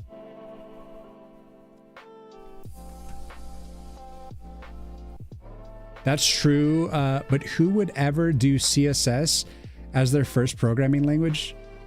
Oh, that was my first language back in the MySpace era, when I wanted to add parallaxing galaxy stars to my MySpace page. I used JS and CSS. And that was before Sass. And it got my feet wet. Don't knock it. Because even when you get deeper into programming, if you're trying to like put software out there, you need to build promotional sites. You need ways to like interface with people. Websites are becoming less significant, but they're still relevant. They're still important. Like I think like for my game and my studio, I need to have my website. And it's just generally important for like a press release, or, you know, maybe a way to buy the game directly or something, or buy merch or something like that. It's all like still worthwhile having your own little place. So I think CSS is still relevant.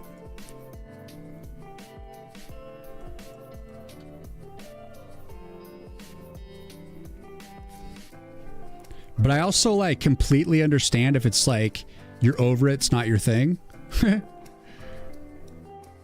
But you got to like understand, I've spent the last like 20 years as like first a Flash developer, then just front end in general.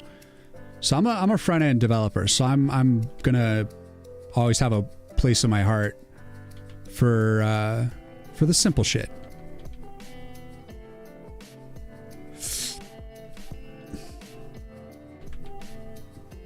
Ain't nothing wrong with it.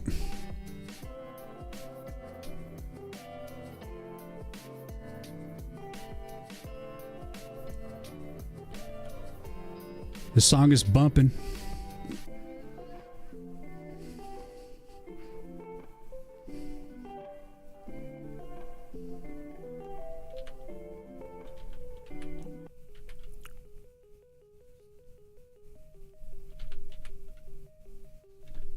But I can tell that, Seven, you've been scarred greatly by JS and CSS. You know, you got deep into that Sass.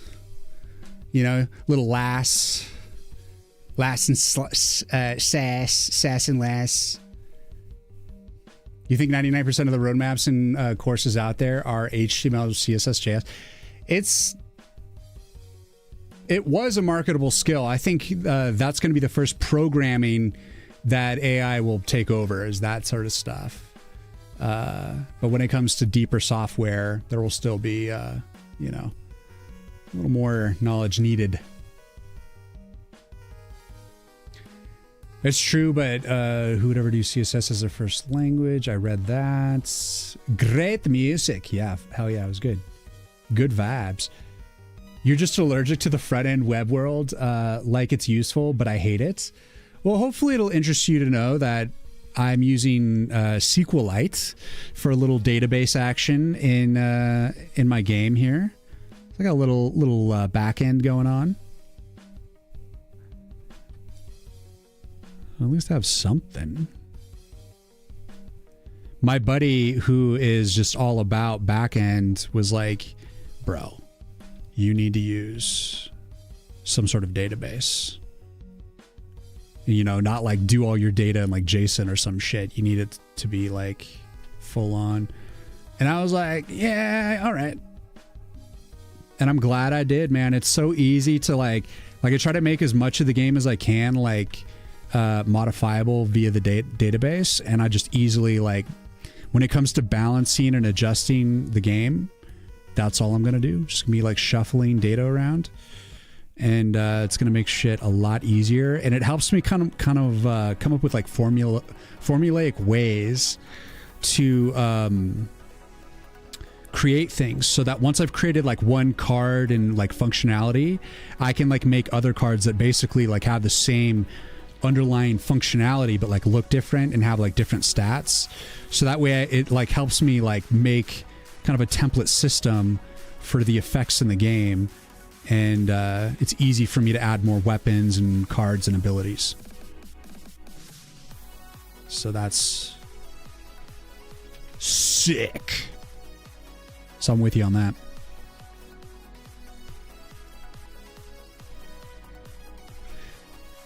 But hey, you're like knocking JS. What about Node, bro?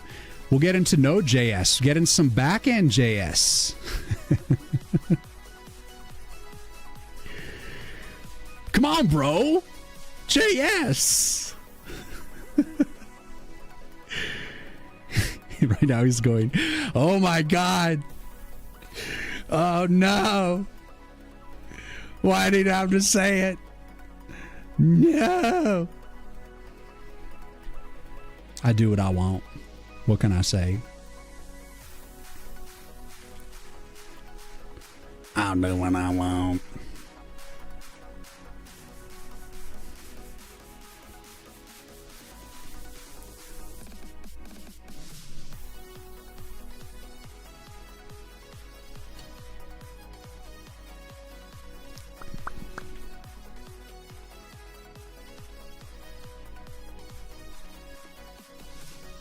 Why do you have to go and say something like that? What's this world coming to? And why do I talk like a southern hick? Shit, I don't know.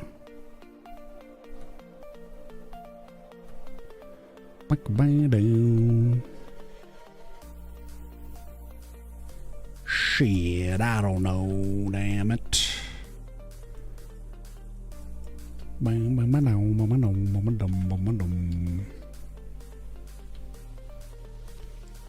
I'm just talking out my ear. Bam.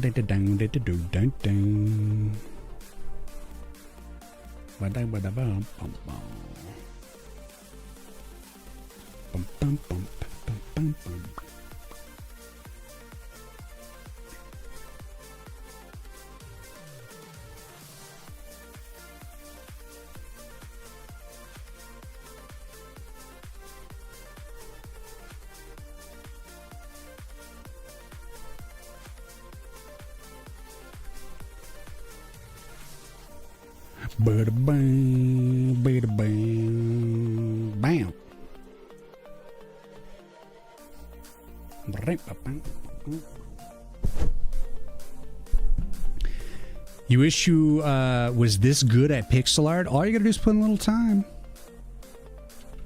A little time.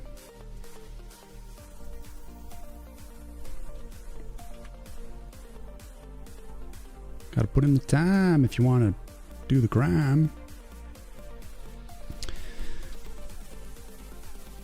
You must suffer. Your soul must burn. If you wish to have the power, everybody knows this.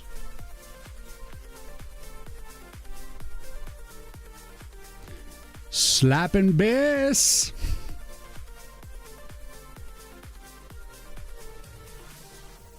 Actually, there's zero slap bass in the song, but still. Great. Hillfort, what's going on, man? How you doing? How is it going, man? How is Long Gone going? Guys, check out Long Gone.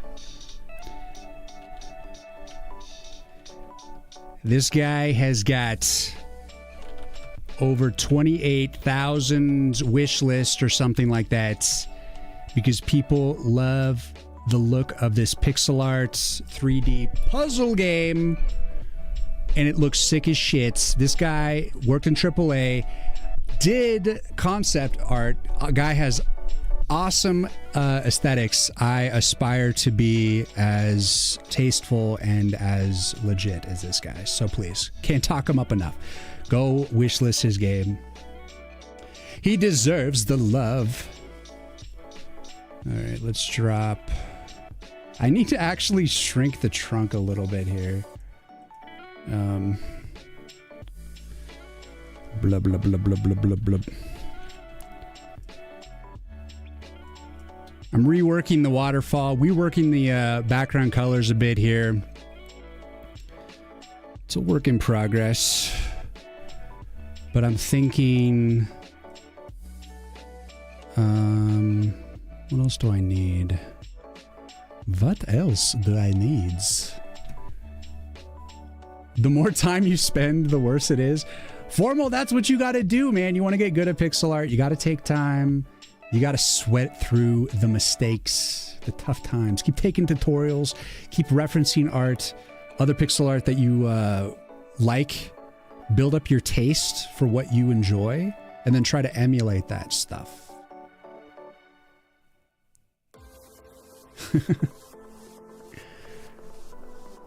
It shot up to 60K wishlist over last week. A video kicked off on YouTube last week. Been in and out of publishers' talks all week. It's been nuts. Sweet through the mistakes. I'm stealing that. Sweat's not sweet, sweat. That's awesome, dude. Congratulations. 60K wishlist. You are doing great. I just hope my next game does that well. This game is not, I don't feel like I'm going to necessarily get that far with this game, but sometimes with like what you consider successful out of your game for me is to like figure out how to release a game, get it done, get it out there. This is my first like C++ game. So it's like, I am definitely really stoked for you that you've been super viral, dude, from your TikToks to like, if you're doing really well on YouTube, seems like you're doing really well on Twitch too. But no, you're like quality content. I always like to lurk on your streams, check your stuff out. You're definitely an inspiration to me. And I think you're an inspiration to a lot of people. So don't blow it. Hope your game's good. No, I was kidding. You prefer an income than the wish list? You're beating me. Yeah. No pressure. Yeah, exactly. No, man. You're teed up. All you got to do is hit a hole in one. I think you're going to do it, man. Just one day at a time. You know? It'd be interesting to see if you end up going with a publisher or if you just keep with yourself. Because I bet you that if you don't get swayed by a publisher, that you'll probably end up making all the bank yourself. I mean, especially if you're talking about having like a livable wage, I bet you, considering how viral you've been, that you have enough of a platform that if you just continue capitalizing like you are marketing wise, that you have enough of a platform to do it, man. I mean, you could even like go as far as getting a publicist and taking it the distance, you know, all on your own, and you wouldn't have to put a cut in for a publisher. But don't listen to me. I'm just a freaking newbie indie here trying to figure it out. But if I was in your shoes, I'd be like, fuck off, publishers. I'd still want to like network with them, but I'd be like, I want to like just like pocket the bank on my own and just keep doing what you're doing, man, because you're doing great. Oh shit, we got a lot of dirty rocks up here. The bunker duck. Appreciate it, man. I'm hoping to keep with myself, but no cash to dev at the moment. Yeah. I mean, that's the thing about game dev is you're like banking on when the game is released that you'll make money eventually. So it's a long bet. It's a tough bet. But you have like obvious like draw, you know, so there's power in that, you know, but maybe you want deeper reach. Maybe you do want to go to the publisher. So I'll be interested to see what happens, man. I'll definitely be tuning in. You're turning on affiliate on Monday. So seeing how that goes. Nice. Awesome, dude. All good points, dude. I'm feeling the same way for the most part. It'll be interesting, man. I'm sure there's like, I mean, obviously there's like a million wrong moves, but like you have a pretty good hand that you get to play with. And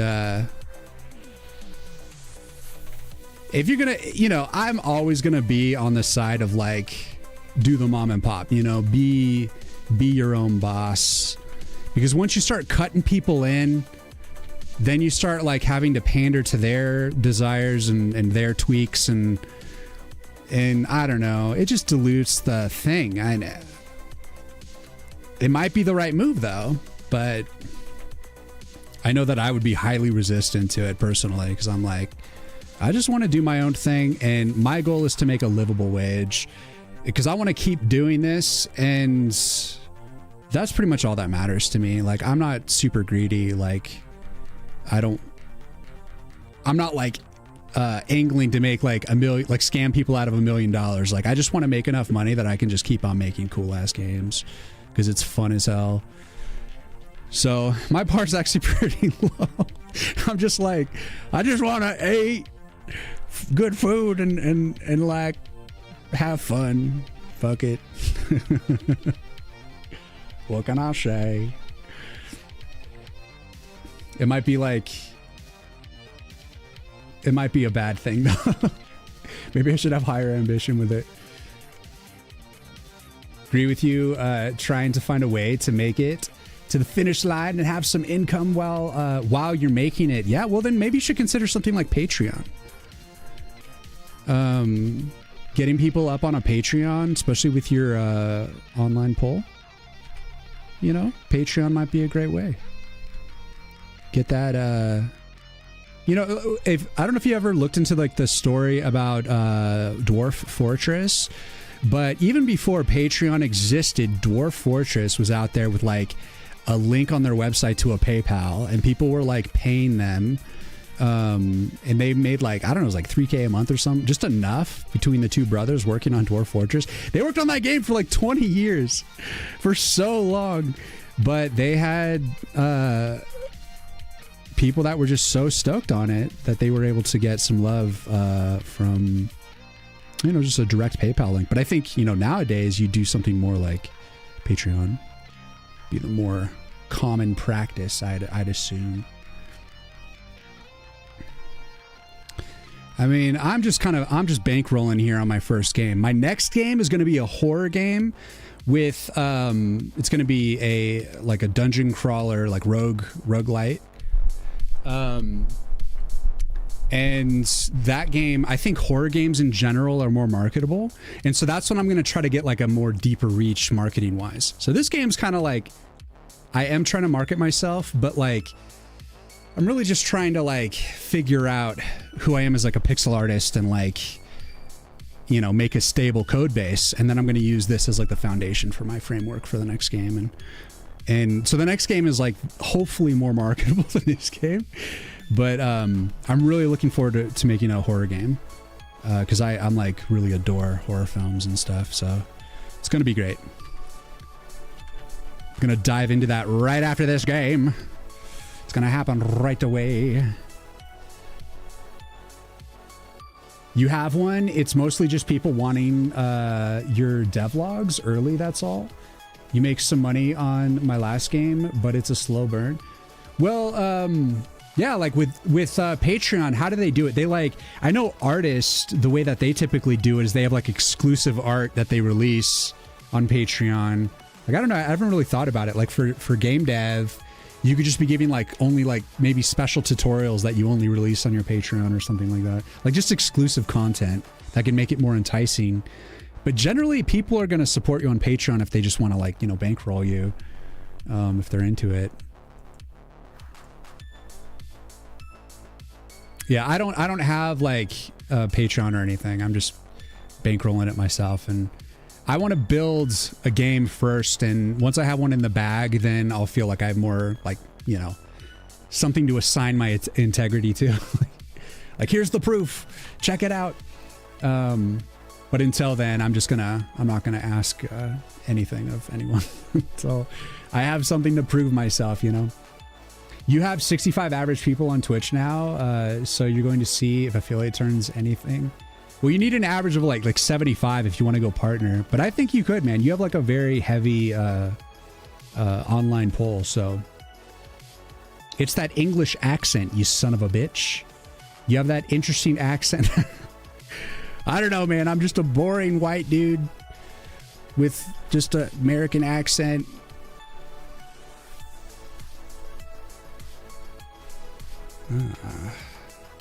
But honestly, I don't really want to get too big as a streamer. It kind of scares me. It scares me. You have a horror game, you call it your code. I freaking love that. You agree about the horror. Your last game was a horror game. Nice. You're just all about horror game, Hillfort. I resonate with that. Because Long Gone's like got that horror vibe, obviously. Zombie game. Zombie survival. Early days, I guess. I'm going to keep pushing. Kickstarter is on the list most of all. Yeah, I see the potential for that. So like, are you gonna make Long Gone actually like scary? Like, are you gonna try to do like jump scare stuff, or are you gonna kind of keep it? Are you gonna try to keep it more lighter? Oh, we're on ads. I don't know if you can even hear me. Beta with the hydrate. What's going on? All right, I'll refresh my tea here. Let's give it a little tea situation here. Pour a little tea for you, Beta. Are we off ads yet? How goes the artwork? It's going great. Cheers, Beta. But Hillfort, I wanted to ask you, I think we're off ads now. If you intend to do like jump scares or some sort of like try to make a scary element to your game, or is it going to be more on the like horror comedy side? How you doing, Beta? Have you been having a good week? You enjoying the weekend?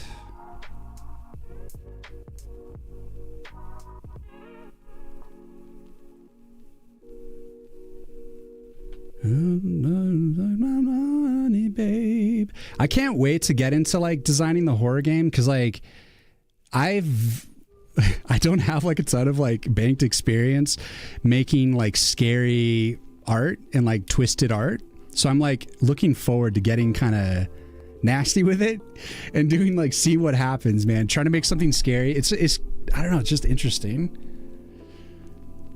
Like, I look forward to it. Ah, side piece. Coming up, my friends. Take a chance on me. Let's see. Add to queue. It's coming up next, my friends. I got you, Eskimo. 10 Bells, the horror game I put out in August, is pure horror. Bells is mostly comedy. Okay. I think horror comedy is like, it's a great combination. It's difficult, but it can be done really well. Like last year, some of my favorite horror comedies was like, I don't know if you guys have seen Abigail.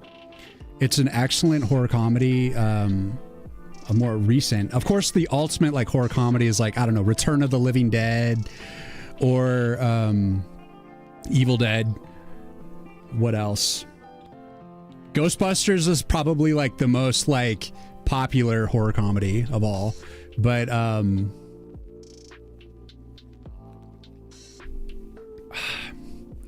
like it when there's a little bit of comedy baked in, but you got to be really good at it. I'll have to check out 10 Bells, my friend. You had a busy week, but had a lovely girls' day. It was nice visiting the friends and catching up. Nice. Glad to hear it, Beta. Long Gone is more comedy. No, that's sick. It's I kind of figured, and it's obvious like people are drawn in to like the comedic feel. I don't know how to describe it. I don't know if I'd like call it like deadpan, or it's just kind of like the guy is obviously like introspective, like looking through society as it's like, you know, long gone, but like the zombies, they seem like they're violent, but not like malicious. They're not like necessarily like evil. They're just like doing what they do. So it's, yeah, like it's more of a comfort horror game in a weird way. And people seem to really be drawn to it. So it's kind of interesting. There's some really messed up stuff in 10 Bells. Ah, so you got all your like twisted stuff out in 10 Bells. I'm curious. See what sort of twisted shit Hillfort comes up with in 10 Bells there. You don't know where your mind went. So that's what I'm like curious about. Like if I like as I'm designing horror game, is it going to like change me? What's gonna happen? I don't think it's gonna do a damn thing, because like I've been watching horror films for the past several years, like just all the time, and I freaking love it. They don't even scare me anymore. Like I used to watch a horror film and then I like walk through the dark and it would be like my senses would be heightened. That doesn't happen anymore. I just walk through the dark with the demons and just don't. I'm like, oh, I wonder like how they did the makeup, or like, oh shit, like is it like, for me, I like realistic effects. That's why I like the 80s like horror films, like the old school stuff where they actually like built the monsters for real. CG monster stuff just looks like ass. It's like so hard to do it right. Oh, Monkey Island-ish. Yeah. Okay, so you're just kind of, yeah, like you were saying before that you were like concerned about people like translating their like of the aesthetics into the actual gameplay, which is more like you're going around and it's like a click, what do they call it? Like click point adventure, where you're like solving like mysteries and stuff and puzzles. Popcorn horror is how I describe it. That sounds like a what's it called? Mass audience sort of appeal. So I wish you tremendous luck, man. Because I mean, you've been working in AAA. You put out a game already. You need not that you need, but you deserve like a nice break, like a big break. Because obviously you've been putting in a lot of. You know, a lot of leveling up, a lot of time into the whole practice. So it'd be nice to see if investing all that time comes to fruition for somebody. So it gives us, the rest of us, hope that as long as you hang in there, you do a good job, things can work out. As long as your idea isn't ass. Can't have an ass idea. Horror reviews well, but doesn't always sell well. 10 Bells is like 96% reviews. Didn't make too much cash. Bunch of fun to make though. Horror is too much fun to make. Well, that's what I'm saying, man. Like I want to make. So I mean, you still got to do well, you know. But obviously, what you learned must have rolled over into your popcorn horror. You like knew what to do. Or maybe you didn't. Maybe you just took a shot and you're like, damn, people actually like this? What the fuck? I like to think that we all just kind of take shots in the dark and some of them are just bullseyes, you know? What's my favorite scary movie? Shit, I can't. That's too hard to answer, my friend. I like too many. My original, I think, biggest love is for Evil Dead, the whole series. I think Army of Darkness is probably like my favorite, more or less. I like 2 a lot. I like the remake. I like the original. I like them all.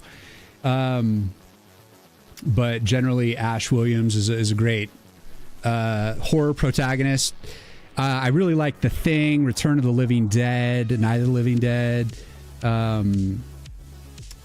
I thought Walking Dead was good for like the first few seasons. Then after that, it just turned into like outlandish bullshit. But like, what else? I thought Hellraiser was awesome.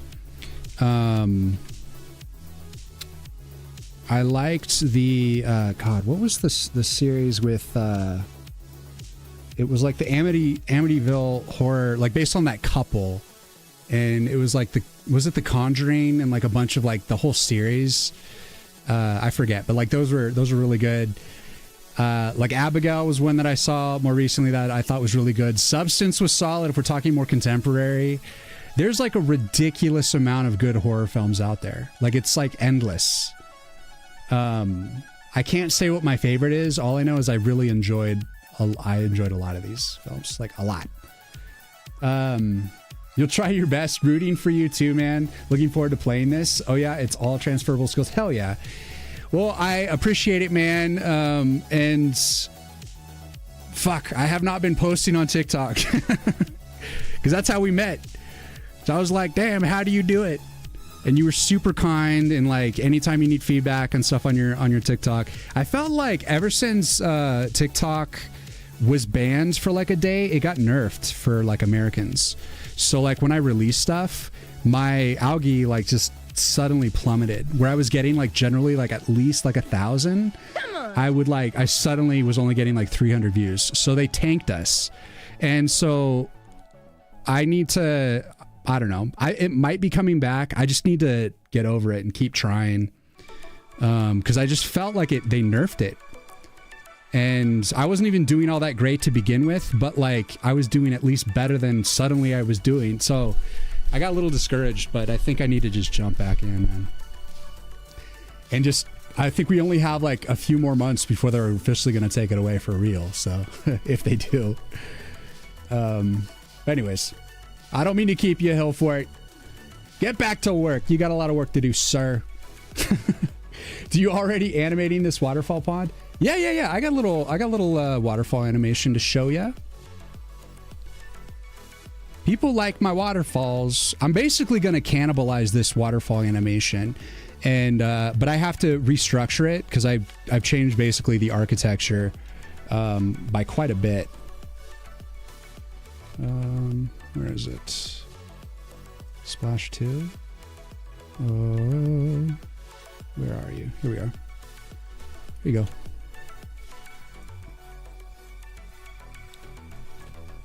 There's a waterfall for you, sir. That's the waterfall style that I like.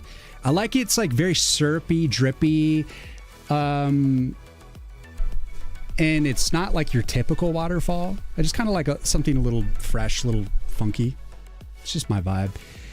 You get a lot of views on TikTok, but I learned that with 10% of views on YouTube, with a call to action to Wishlist, I was getting 2,000% Wishlist. I was like already doing like better with like the same. Well, I don't know. I'm gonna keep trying with TikTok, and I need to do like an A Sprites tips video or something soon. It's just something. But I'm currently reworking the background art, so I want to like wait till my screenshots are updated on my Steam page. But I need to not like wait all the time. I just need to keep pushing with what I got, and so it depends on the goals. I just need to get to 7,000 wishlist, and I don't even have a trailer yet. So like I'm like just trying to get the bare minimum for this title, and I've only had my Steam page for like a month, and I have like not very many wish lists yet. But definitely very supportive community and gotten a good chunk of Wishlist that I'm very proud of, but it's still, I have like a long road. So I'm gonna keep trying, but it's gonna really help when I actually have like a trailer and stuff, and like the more gameplay. So I'm still building like the demo, putting it together. So it's like hard to like say like, check out the game. Like, it's just a work in progress. Don't go chasing waterfalls. This is fucking amazing. Dang, this smooth. Yeah, it's got that smooth molasses, that nice molasses. Yeah.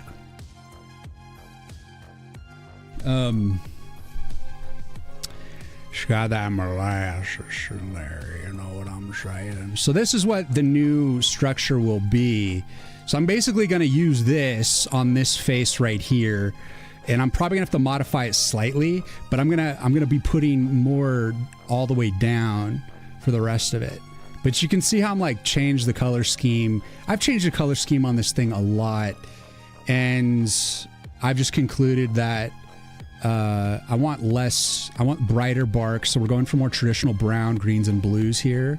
Nice turquoise without like, I don't know. There's just so many iterations I did that this feels like this is the final version, because I cannot keep redoing this art because I'm getting stuck into like thinking I need to redo things. But this was like the final one. This is where I draw the line that this has to be it, and I have to actually move forward on other things, because I keep getting like, you know, insecure about it, wanting to improve it. And it does improve, but there's a certain point where it's like, it's good enough. It's time to just get this out and get to the horror game. But there's like a perfectionist inside of me that wants to just keep elevating to higher levels. And so this is me like going harder on the waterfall. And I like this evolution. I do. But it's enough is enough. This is the final one. This is the final form. This is juicy. Anyway, you'll leave you to it. Rooting for you. Thank you, Hill, for it. Appreciate you, man. We're all in it together. All the indie devs know the pain and suffering that comes from just putting yourself out there and trying to make it happen. It's tough, man. Because while you're simultaneously building something that's massive, you are also marketing the thing in the process, and that is very difficult. I was watching retro streamer Macaw45 yesterday, and he's like the top retro streamer. If you guys like retro games, like old school shit, very obscure, and he translates games from other languages. Like he plays games from all over the world. He's an Australian streamer. Very good inspiration if you're a pixel artist, Macaw45. And he was saying, like, if you're putting out your game, you shouldn't announce your game unless it's already like a playable demo. And even if it can be like a little buggy, not totally done, but it should already be like basically built. And I was like, fuck, because like my game, I don't have like a trailer. I don't have a playable demo yet. But it's getting there. I'm getting close. I'm like a month away probably from like having like a full demo. And I just like really felt that when he said it. I'm like, damn, he's like right. But at the same time, I have to take advantage as much as I can on marketing, because for me, it's a slog. I don't have any like viral videos at this point. So I'm yet to have that kind of breakthrough. So I'm just like piecing my marketing together little by little. So I basically have to hustle really hard. But I know that if I keep putting myself out there, that I'm at least increasing my odds that something will hit, something will snag. You know, just got to make a viral video about like some insane thing, maybe a topical thing. I don't know. But who knows? Who knows what's going to hit, when it's going to hit. It's all timing and just figuring shit out. But, you know, oh my God, see there was another blip. There's some blipping happening with, maybe it's like a hover thing. Maybe I need to make sure and like prevent hovering. Let's try to trigger that again.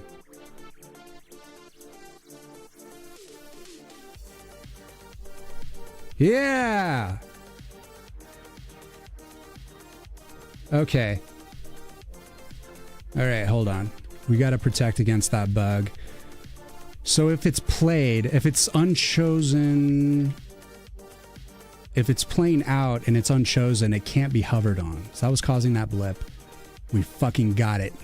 I got you, you little bug piece of shit. Not gonna let you ruin my life anymore.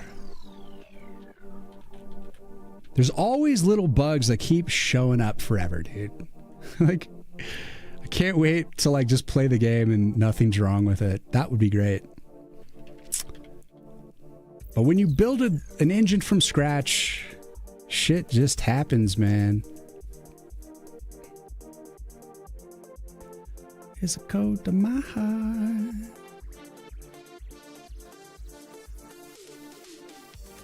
I guess we got to hit it on the update and just get rid of the hover. Let's just hit it on the update.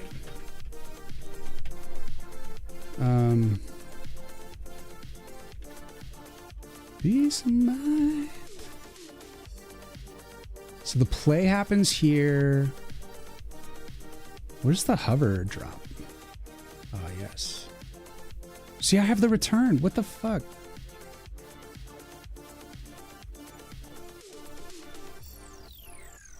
If played equals true, it's cooldown waits. If played true, played complete return. I might just drop another return here. I don't think it hit. Yeah, it needs to guarantee, like, just stop the rest of the update. Because it's just cycle. This is just animating it out and fading it out. I'm still updating the glow and the particle system here. So that should be fine. This is coming in. Wait, so play, if it's played, and then it'll just stop there. That should be fine. No, that's if it's played.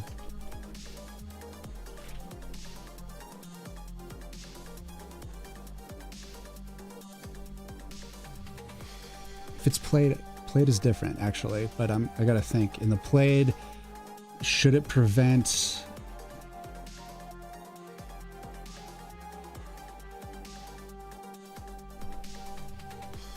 Yeah, we can't, so that's fine. Okay, so it's not that. It is when it's selected false. What is that option? Man, I could just hack and slash away a lot of these commented code. Or reduce like thousands of lines of code just from that. A lot of experimentation. I pushed the code, like this is when I like pushed the cards into the 960 by 540 resolution and got into more like a deeper pixel density.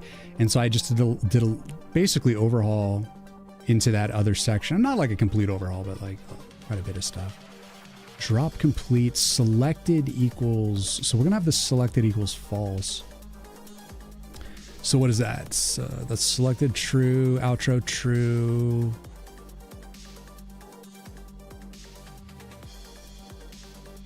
What is the alternative?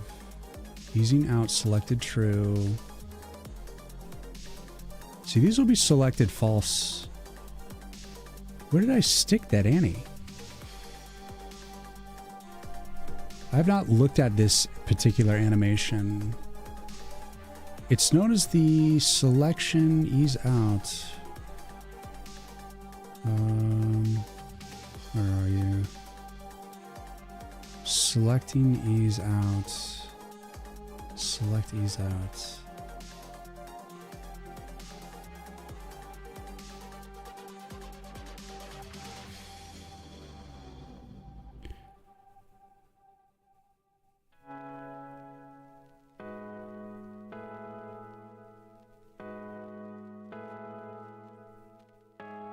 Where the hell is it?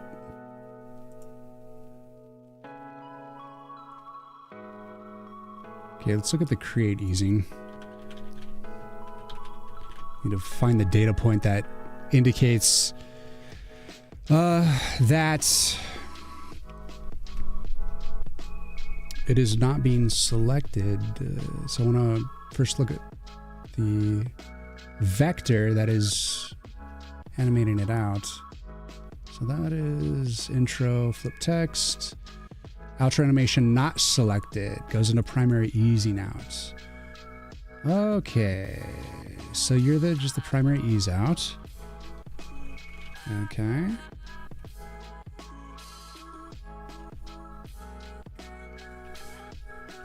That's when it's rewritten. Okay, and then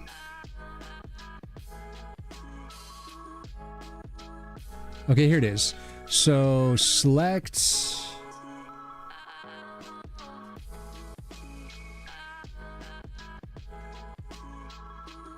So this is if it's not selected and it's easing out. So then we're going to say over small equals false, over big equals false, hover equals false. That should cover our ass. Let's check it out.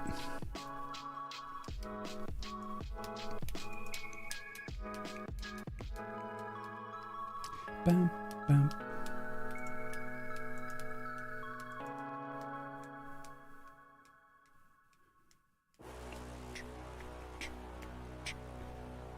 Oh, Sugargo, what's going on, man? I'm sorry I missed your chats. Have I watched From?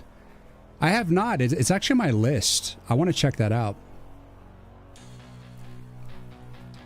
From, it's like this show where this dude gets trapped in a town and like they're possessed by demons or something, like the village folk.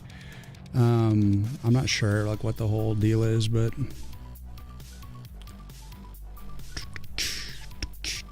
all right, let's close that out. Let's get back on some moss.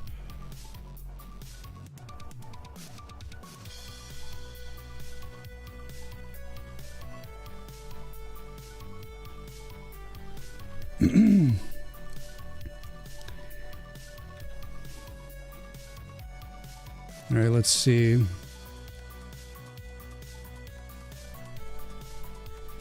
Squash that bug. Hell yeah. All right, it's looking good. So if we go here. All right. Bug destroyed. Let's go. Come on. Fuming Max, thank you for the follow. Welcome in. So I want to move the nodes up, which is actually going to be like kind of awkward.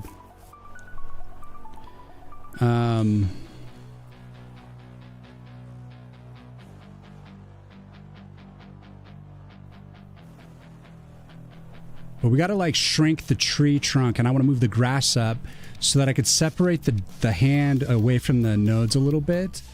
And I think it's here. Let's just measure it. And I guess I need to measure it in like 960. So let's see.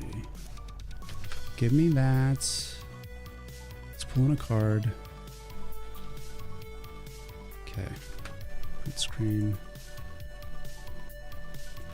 So we got to figure out what it is.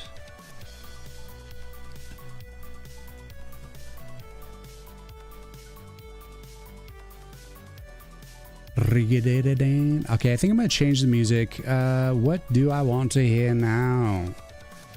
What do I want to hear now?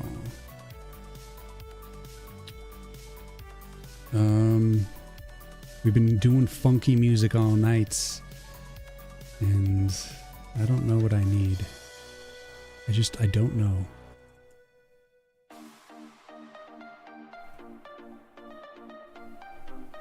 I'm gonna let it run. I'm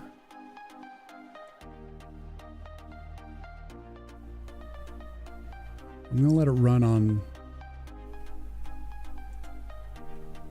the old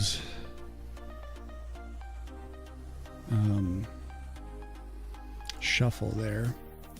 Okay, so what I want to do is probably move it by like 10 pixels was the guess.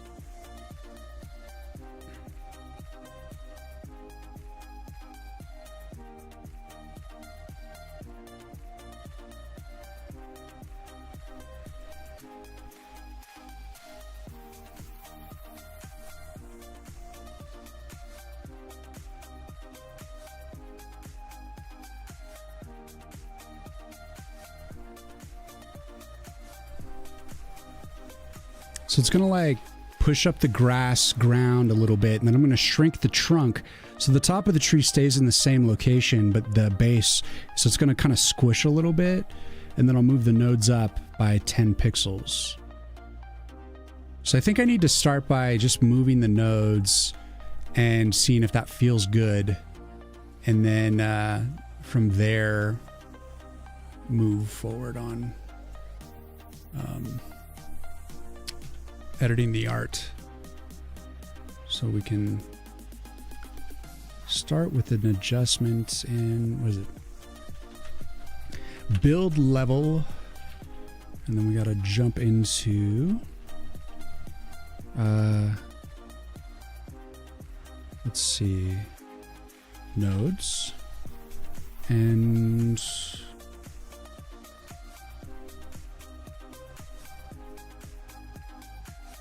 all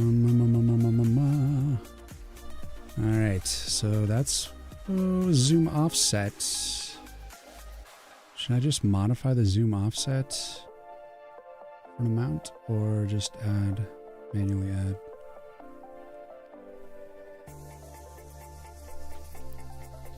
Okay, we want to say minus, we'll just move it by 10 pixels. I'm gonna be doing like surgery here. Let's see, we got it there. Where's the init?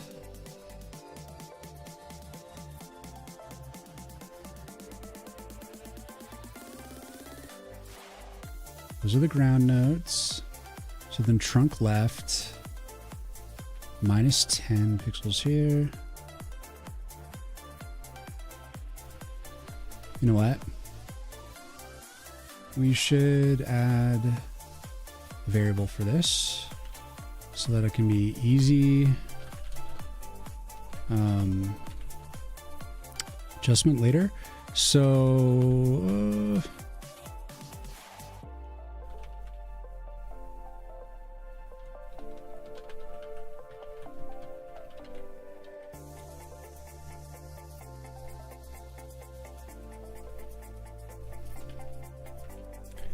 I guess we'll just do a plus on the offset. Unlimited, what's going on? 100%. How you doing, friend? How's it going? Welcome in. We're starting to get down with some video game music now. Just chilling. We're going into deep focus. We've got lots of stuff to do, but we are getting there. One pixel at a time. Boom. That's the middle of the trunk, the Y. Boom. Boom.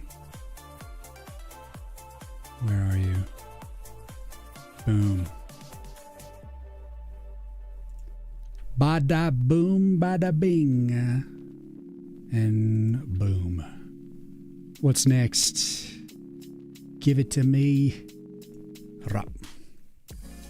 So I'm just trying to adjust the position of the nodes. I hope this doesn't affect a lot of stuff too badly. I might want to try to push the quick menu down a little further. So that might mean I might need to push this further, but I want to push this as like little as possible because, to be frank, I don't want to shrink the tree at all. I like its size, but I need a little extra working space. So it's just, you know, my very first principle towards what makes a game fun is making it as non-frustrating as possible. Make it as little, like, just, I'm saying it poorly, to remove anything that might be a cause for frustration, because you don't want any friction, you know? You want the interface to be functioning in the way that you would kind of expect, or in a way that works. And so I'm trying to add in like that flexibility, that comfort, that balance between positions. So like the nodes right now are just a little too close to the deck, and it need to be a little bit separated. So I'm really just going to try to like minimally separate them so I don't have to change the art. So it's like, I need to make the change. I don't want to, but I need to. It's for the balance, for that. It's to serve that principle, because I think it's going to be certainly less frustrating. Maybe I should move the face like 10. I don't know. So we have to move this up top. Okay. Let's see if that feels okay with the quick menu, and then we will figure it out.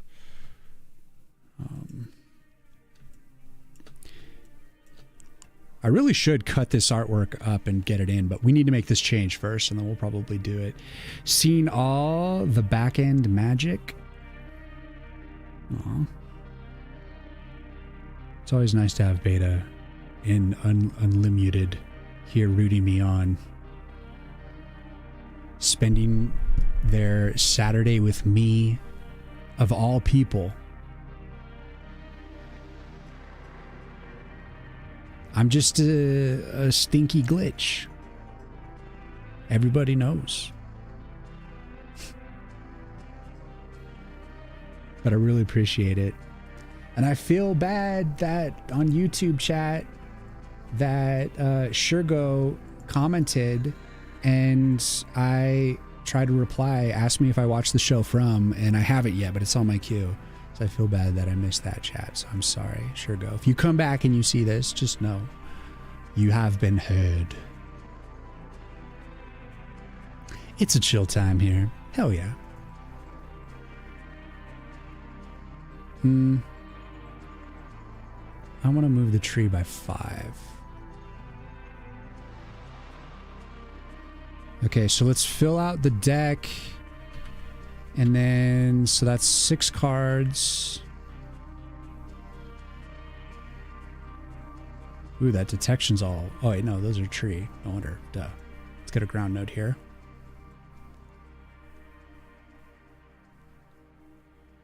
How the fuck did that affect the X position of the glow? What the hell?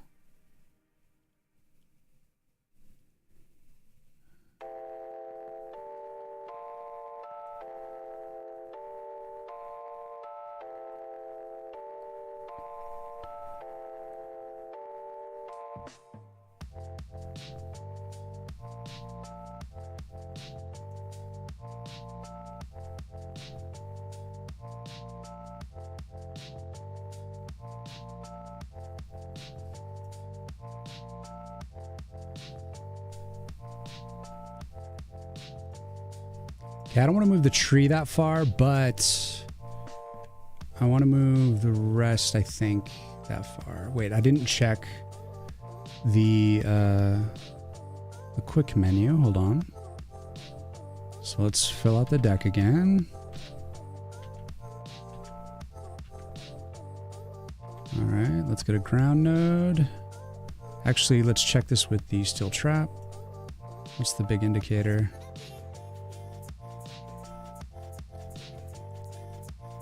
Ah.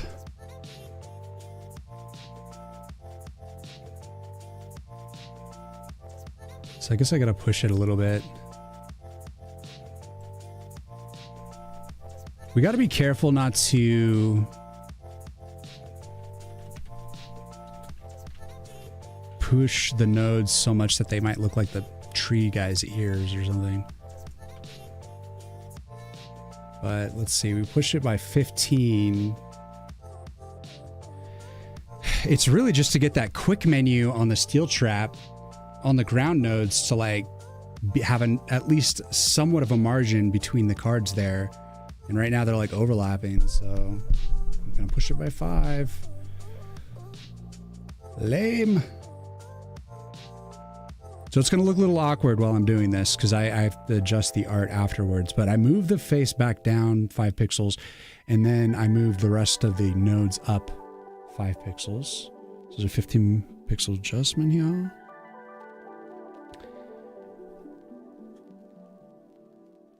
This is all front end crap. I'm still a front end developer. That's all games are. They're just front end stuff.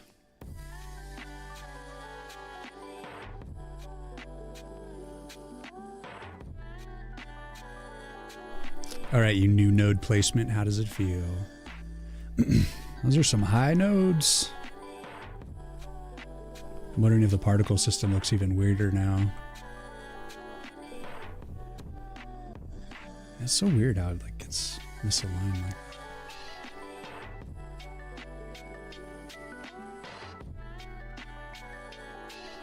Well, that works. That's a decent margin. I might even be able to push that down slightly. Let's make it 14. And do we like the placement of the face? Face.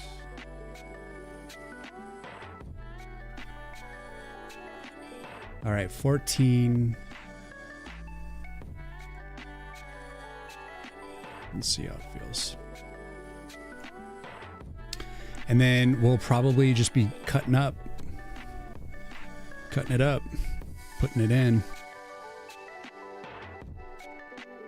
So if we verify 14 is good, then we'll just move the grass up 14 pixels with a little bit. Tree beard, yes. Sugar, I wanted to ask you, did you watch From? And did you like it? And no spoilers, because it is on my queue. I want to check it out. It does seem intriguing, I will say. But yeah, it's in my queue. Have not checked it out yet. Build game, build. 14. Pretty sure 14 is going to be the one, but we must confirm.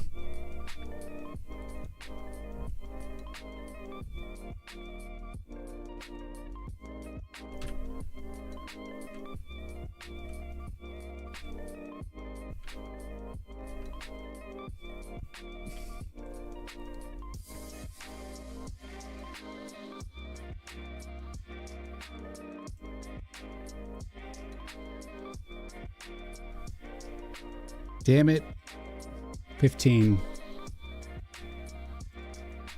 But what about the quick menu up top? Man, that's right on the cusp. But we could push that down, actually. So let's go 15.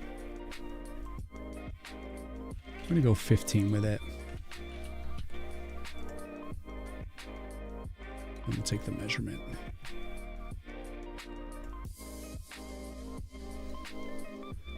Actually, it's not bad. It's season 3 and now, but it's from the creators of Lost. Oh, so what? J.J. Abrams? Or other writers from that show? And the main character is also from Lost. Oh, interesting. Yeah, I definitely recognize that dude. Rocks, thank you for the follow. Welcome in. Intriguing, you say? Damn it. Damn it, Beta! What is this, dad joke alley? What the hell? It's not funny. It's funny that it's not funny. Intriguing? Yes. Very intriguing. All right, here we go. 15 pixels.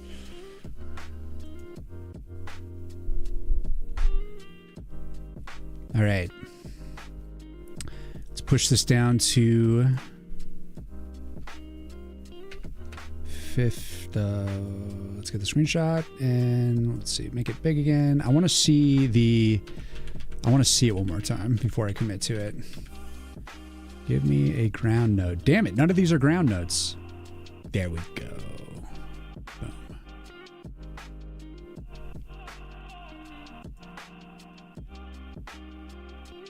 So that's like very on the cusp.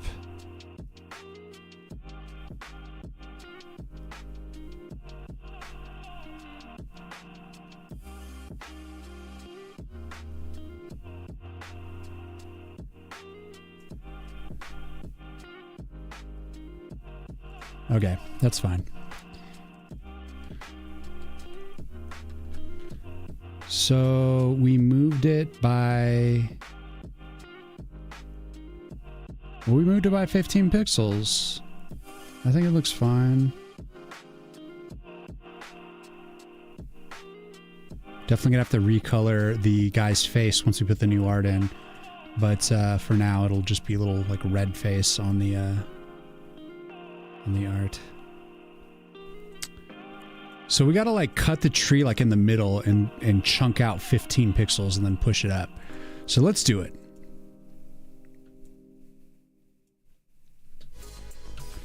All right, give me the trunk.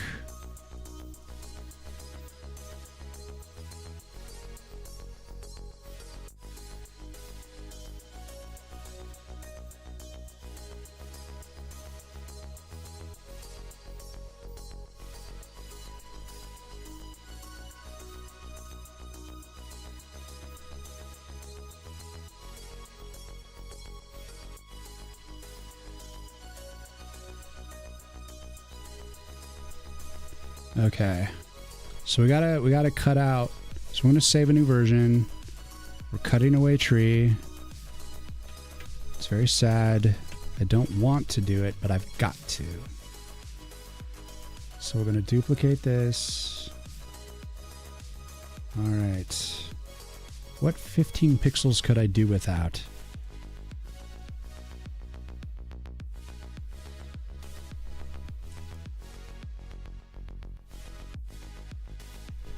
The main character is also from Lost. Yes, yes, yeah. So I'm gonna check it out. I didn't really resonate with Lost in the end. Actually, I didn't stick it out really. I know a lot of people were like frustrated by it, and I think I just like the hype around it kind of discouraged my interest. I'm one of those.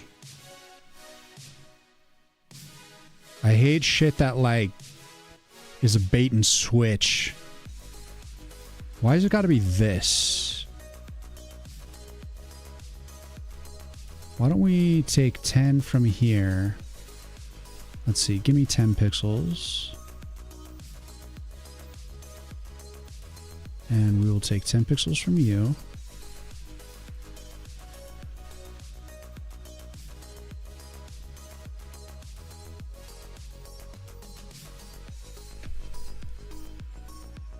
And we'll take 5 pixels down here.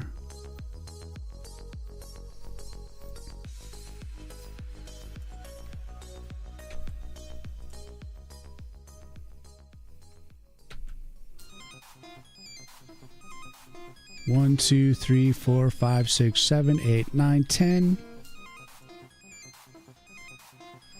1, 2, 3, 4, 5.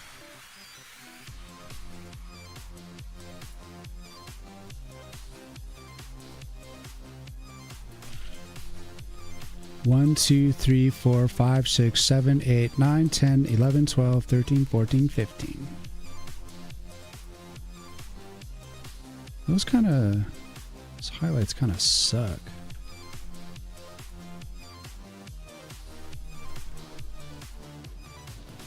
Oh shit. 1, 2, 3, 4, 5, 6, 7, 8, 9, 10, 11, 12, 13, 14, 15.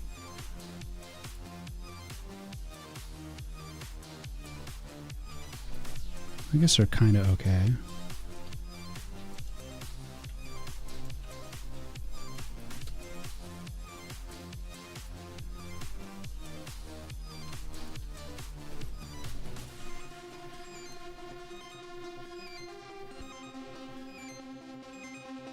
A couple of the producers, directors are from Lost, but the writer is someone else. I'm still going to check it out, dude. I'm still going to check it out. Just because I didn't like Lost isn't going to like turn me off.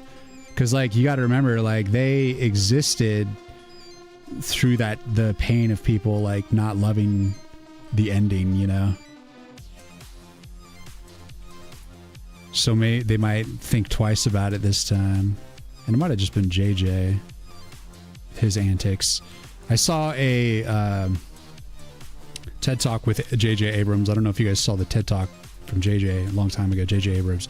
And he's just like, this is what good writing is. And he just had like a box with a question mark on it. And he's like, all good writing is just making the idea of what's inside the box compelling enough that you just keep watching. And so and the trick of like the mystery box is when you open it, what's inside is just another mystery box. And that's how you keep a show going.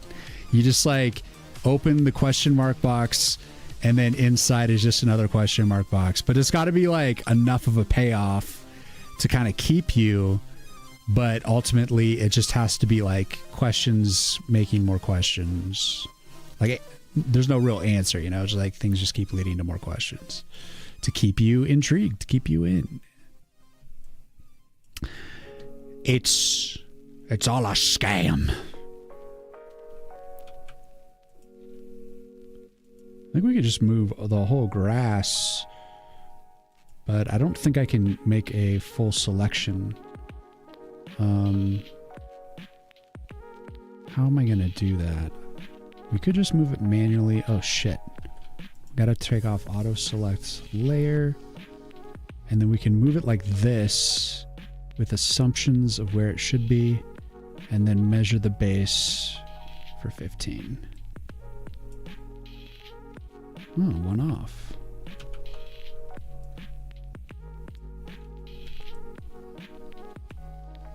I'm just that good. The thing is, I don't think that the very bottom is even seen. So I'm just going to add a fill layer. What? These have nothing on them? So we're just going to fill it with color because you're never going to see the base of it. So we'll just put that in.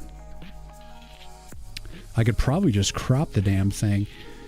So the problem with this is that it is cutting into the water a little bit. So maybe I do need to move the rest of the background a little bit. Because I kind of liked it with the additional river space. So let's just move the waterfall by a little bit.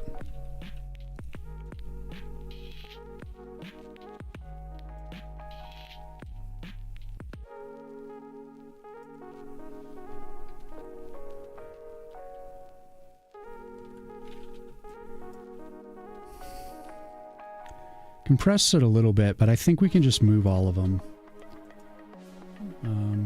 and get that space back. That's okay. We can do this. A little bit like this. Get that river back. We just need it this much. Just a little tiddly bit.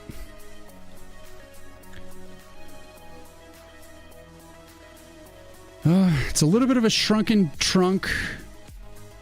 So let's try it out. Let's save it out into the game and see how it feels. I'm excited to see the new look, but hopefully the shrunken trunk is correct. 78 base.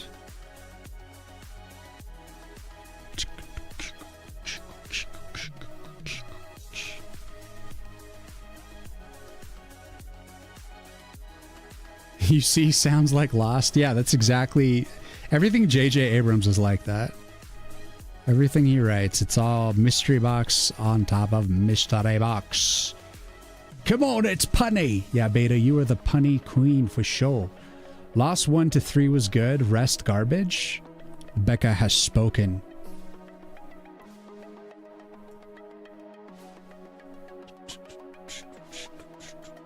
Does this have that blues?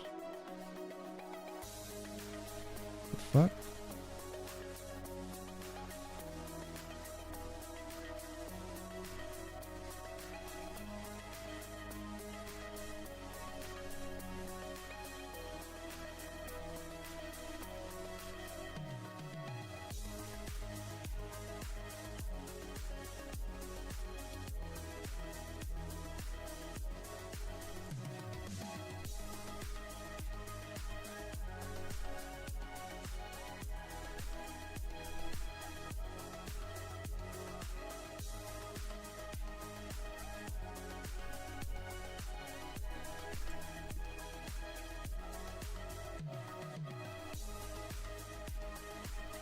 Okay, we got tree layer,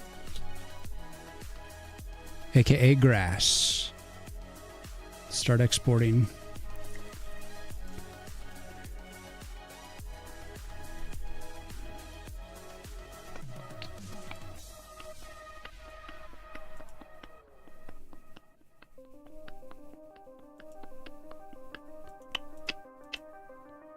Waterfall.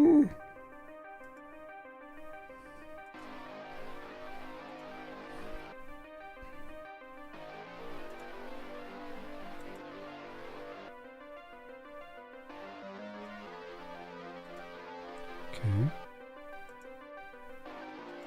Got ourselves Forest 1. Export as Forest 1.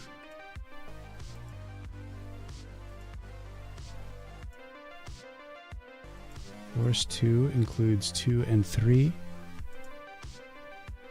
Export as Forest 2. Okay. Dig your game style. Thank you, man. Appreciate you. It's available on Steam if you want a wish list. I've got a long road ahead of me, but eventually I'll have a trailer and a full game released here.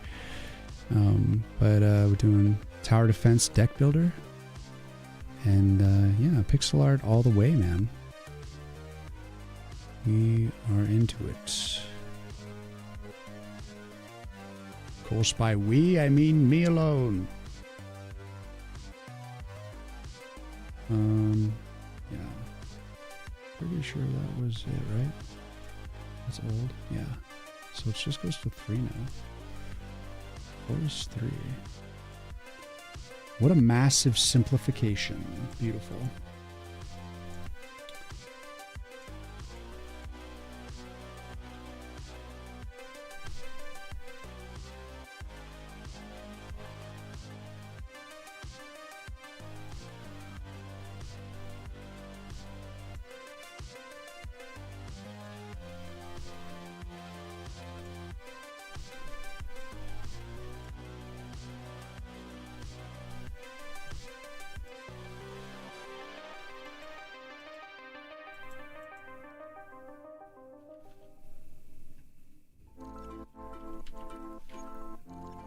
All right. Does it look like shit?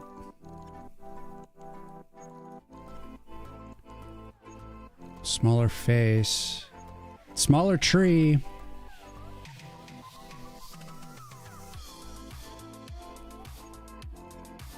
It's more spacious.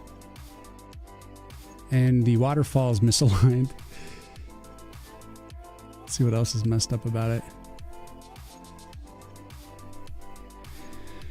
So the point is to make the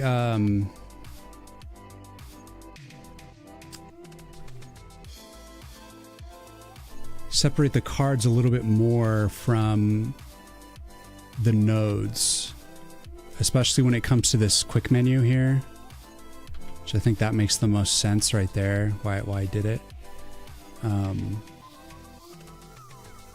Of course I want the tree to be like bigger, but I'm like working with like a cramped space. So I have to like maximize everything to the absolute most. And this is like the most tree I could give. I could squeeze out a little bit more, but I think this feels right. And then we need to like move the,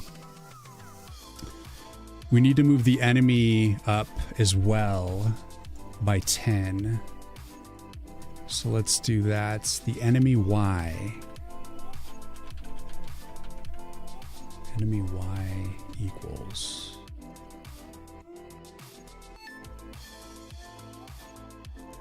It's a wrong place.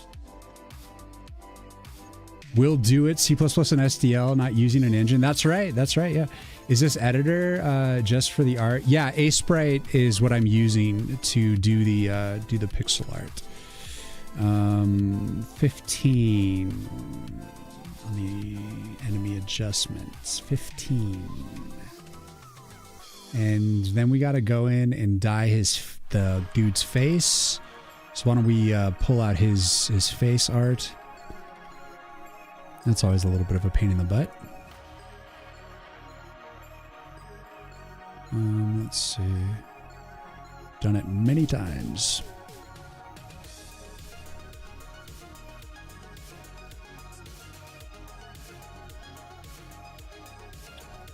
We also got to fix the Dragon Rider and also the Troll. They're missing like pixels on the outline on certain frames.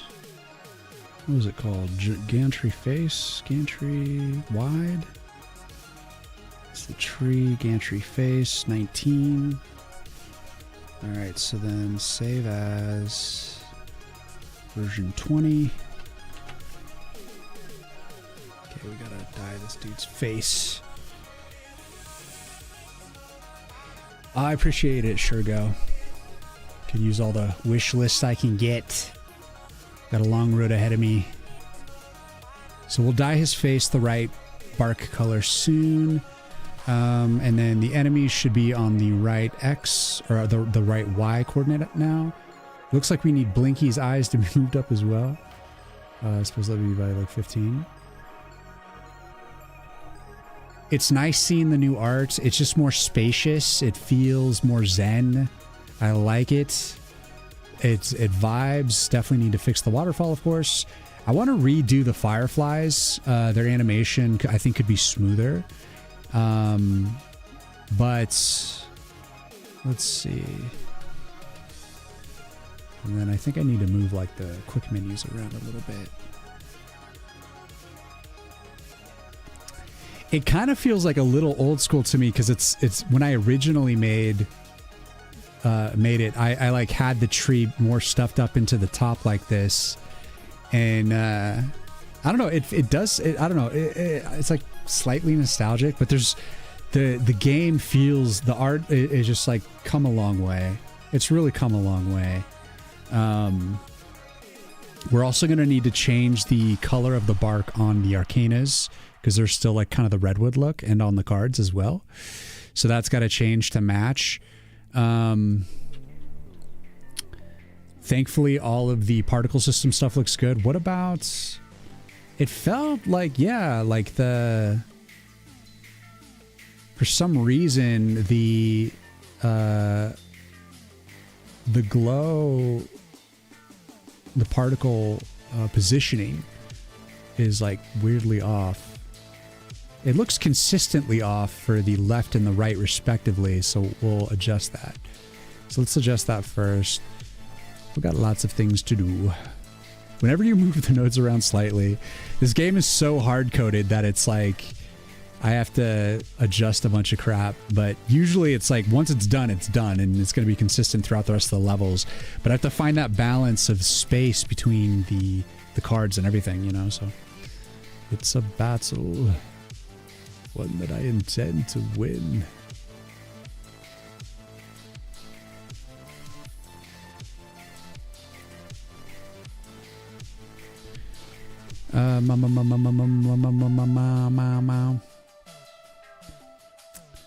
So the card glow on the node, I think that's positioned inside. Do I position it here?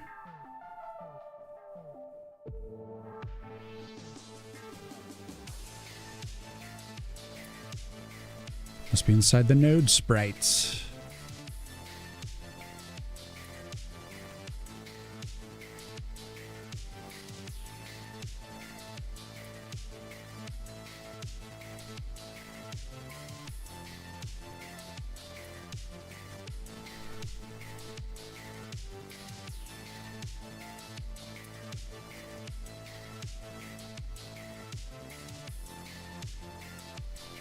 So that is if the y is less than 1058.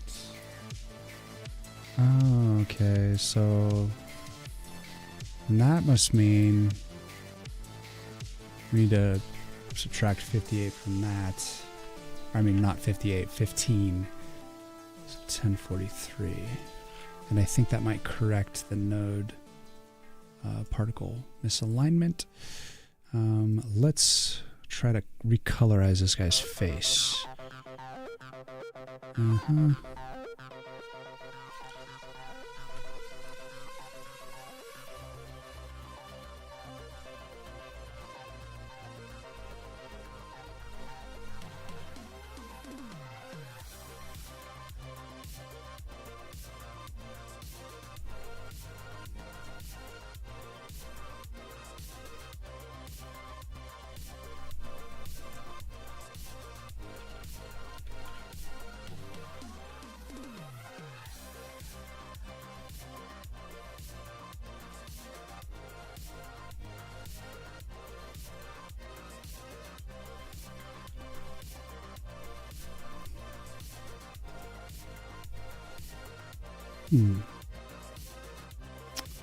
So what would be the ultimate way to do this?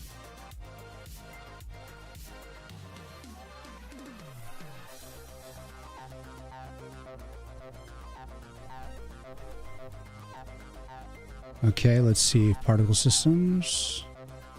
Yeah, that fixed it. All right, next up, get this color matched.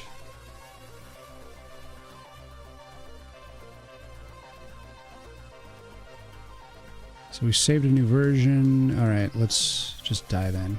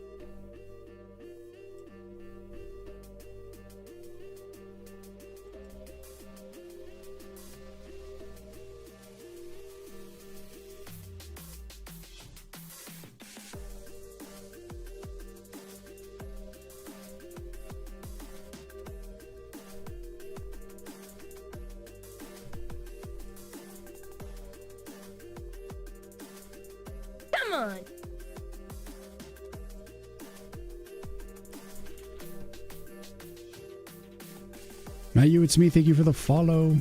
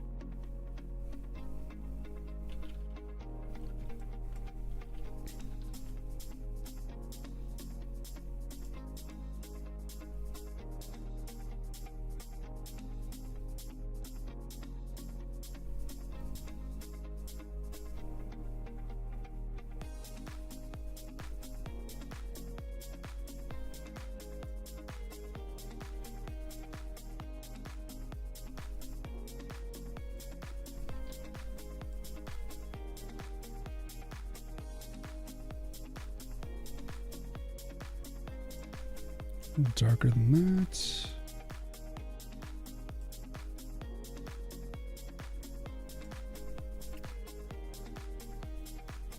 Of course, digging the art style a whole lot. Thank you.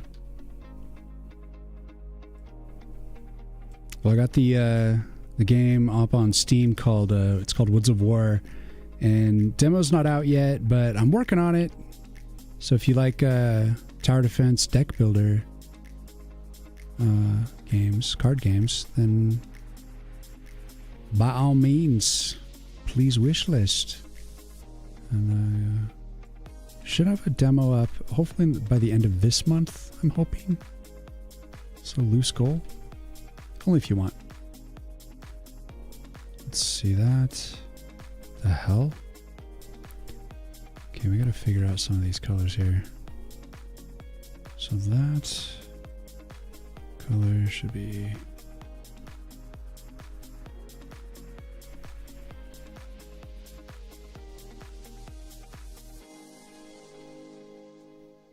shit, I don't remember.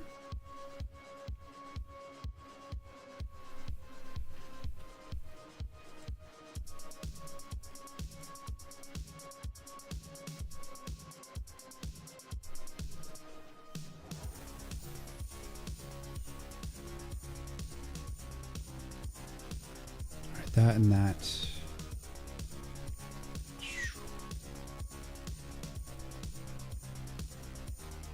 Guys, this is the dark Rian. The real Rian only streams at 5 a.m.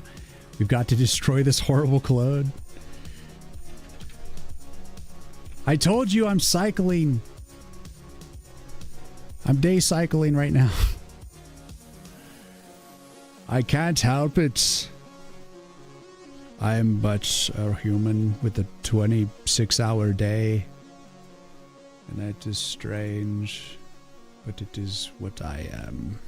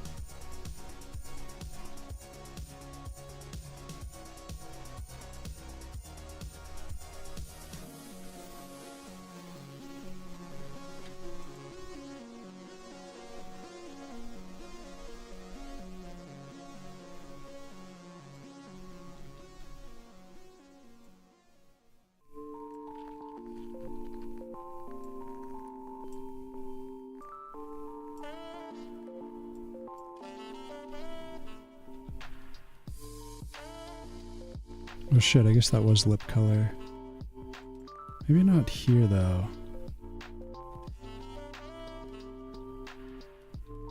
Maybe so actually.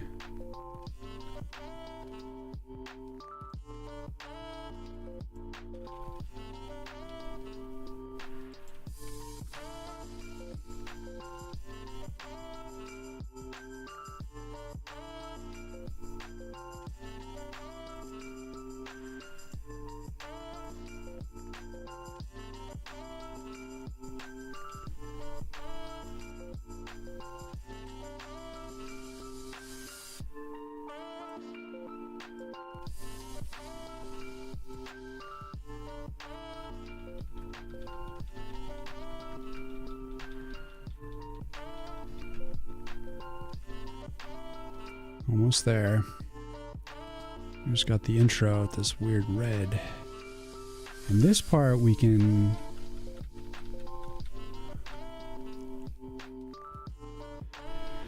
well, I guess up to there we can't do much about that.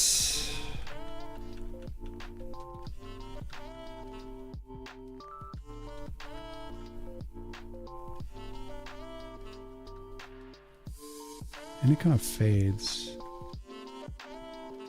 So why don't we just take this,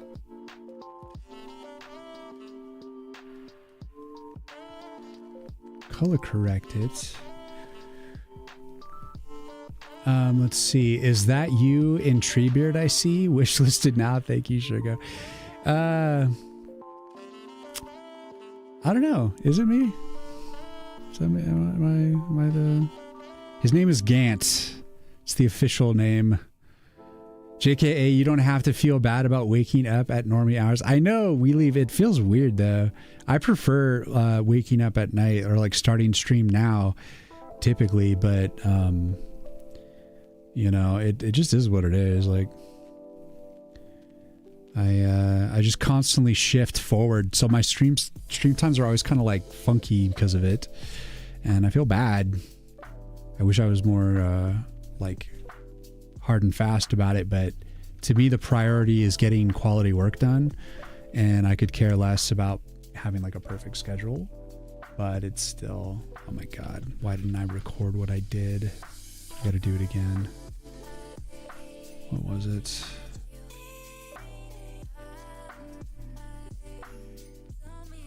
$22.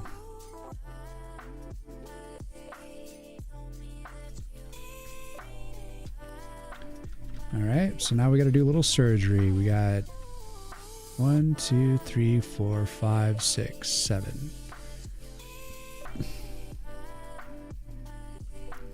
It's not the best, but it's not the worst.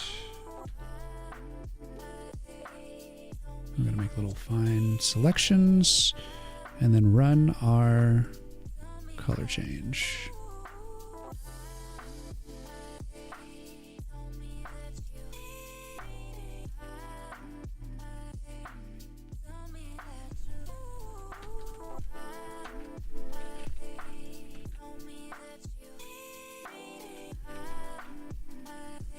One.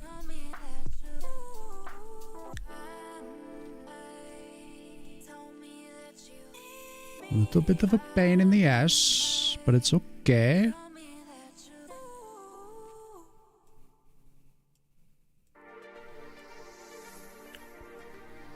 I finally saw the final episode for What We Do in the Dark. I love that show. Really funny. And it was just kind of funny, like they just kind of ended it abruptly. In perfect comedy fashion.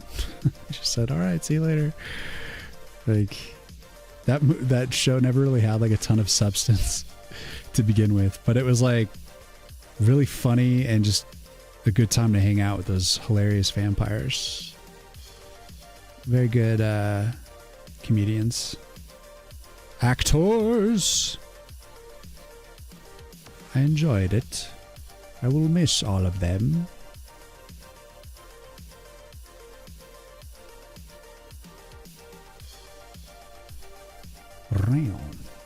Operator Doom, what's up? I think the portal should match his face more, or be in spiral form. Yes. Thank you for the first criticism today on work that is in progress. It's always got to be a little bit of that, or it wouldn't be a stream. I'm doing what I'm doing, and I hope you like it. Thanks for coming by. Hope you're having a good weekend. Can't believe it's Saturday. February went by way too fast, guys. I'm just like, son of a bitch, when will it end? As in, when will I get this demo done, you know? Hot damn.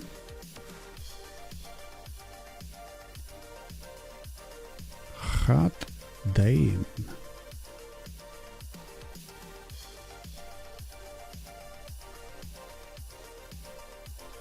Leave that. What else? You. Remember, we only got 7 frames for this color correction. And then it should be good to go. All right. Now.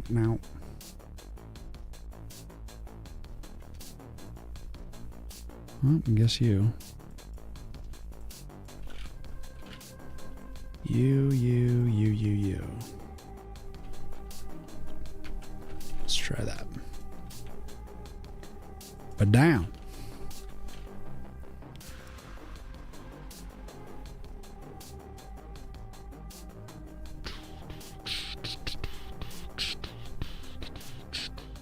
Sunday here, doing good. Hope you're doing good too. Thank you, man. Yeah, making steady progress, getting the new background in, and it's just one of those things, man. You just do as much as you can get done and just be proud of what the progress you make, and just understand in yourself that it's like, it's a slow process. Things are just going to happen gradually, and just be patient. You know, it's like things are really, they're moving forward. Like I made progress over the weekend, like writing the theme song on the piano a little bit. And so even the music writing's like moving slowly but surely forward. And I just like do little by little every day. I'm just working massively like all the time, but like it's coming together, and I can't wait when it just like is polished. I'm really looking forward to that. And I'm just trying to polish each step of the way, you know? Not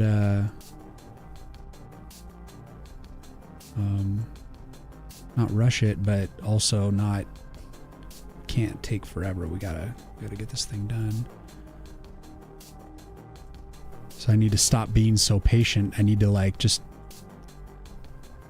kind of chunk stuff out and just go with it.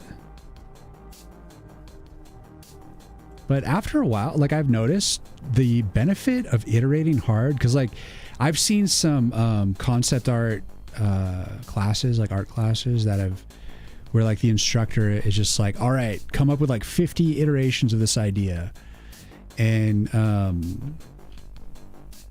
then from that, like make your choice, right? And I feel like I've already done like hundreds of iterations of all of the like aspects of this game. So like it's easy. I think it's getting easier and easier for me to just commit to like certain designs and stuff, because I know what it looks like in like hundreds of different ways. Like I've experimented with it, and it's like I kind of know that this is it, you know, like this feels like this is as good as it gets basically. And I'm like, things can always be better, right? But then you have to like make your choice within the allotted time. It's always like, what can you get done? What can you actually execute in the time that you have? Of course, if you just infinitely drafted like if infinitely made drafts of stuff, you could like perfect things forever. But like if you did that, then you would never be done. So the point is like, what can you actually get done? That's like a skill into itself. And I'm just like, I keep making these drastic changes. I mean, well, actually they're becoming less and less drastic. These experimentations, these color changes, these redraws, they're becoming more subtle, you know, like there's stuff that's just starting to stick. And I'm actually like cutting myself off. Like after this color change, that's it. I don't care how I feel. Like if I feel insecure about it or something, like it doesn't matter. I'm committing, and I'm not allowing any more color change, because the color change stuff, it's just like time consuming scope creep nonsense. Oh no. Wrong choice. I digress. All right, that's it. So liquid face man. All right, let's save him out. Wait, what about the end of the animation? No, we're good. All right. Export him out. Tree wide. Boom. Let's see how it feels in context. We got the face change. All right, he's more matching.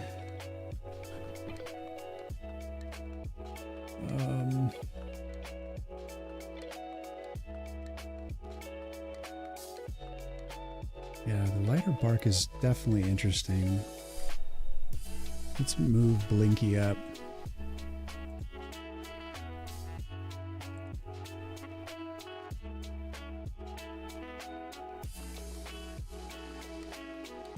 Once his face is fully there, his back like that, brown like this.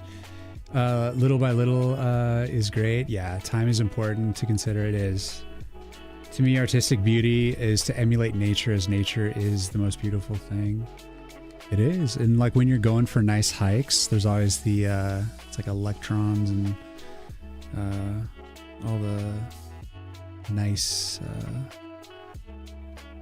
what is it, like ionic, or like, you know how like some filters will like release like a positive charge? What's that called?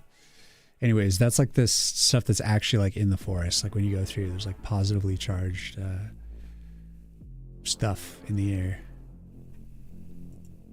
Not exactly electrons, but some sort of thing. Ions, yes. Yeah, I guess that's what I was trying to think of. It's part of what makes walking through the forest physically like a cathartic, like healing experience. Part of it comes from that.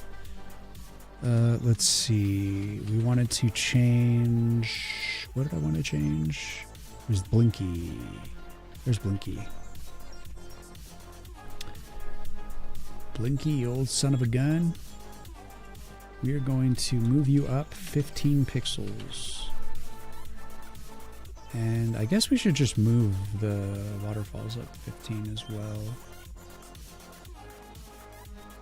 Although it's probably be off, but it needs to be redrawn anyways, so it's kind of whatever. Kind of whatever. I may need to lighten his face a little bit. Feels like a little bit dark right now, but I might just need to get used to it. Oh, goodness. Oh, inspirational stuff. Oh. Sure go, you're awesome. Getting done, committing and releasing and moving on to the next project, which will hopefully be faster and build on the learning. Yeah, I mean, that's pretty much my mission here with this one myself. It's like learn as much as I can and optimize my engine as much as I can and really just kind of iron out my production process. I've made many programs, many games, but this is the first one where I am fully in charge of the art direction, and you know, actually doing all the art. So it's like it's a new vibe. All right, so Blinky is a little bit low in the tree. That's kind of a vibe. You know, like the red eyes in the back tree. I call him Blinky. The Blinky tree, I like the eyes kind of low like that, because then it's like looks like a smaller little guy in there. I don't know if I should raise it up.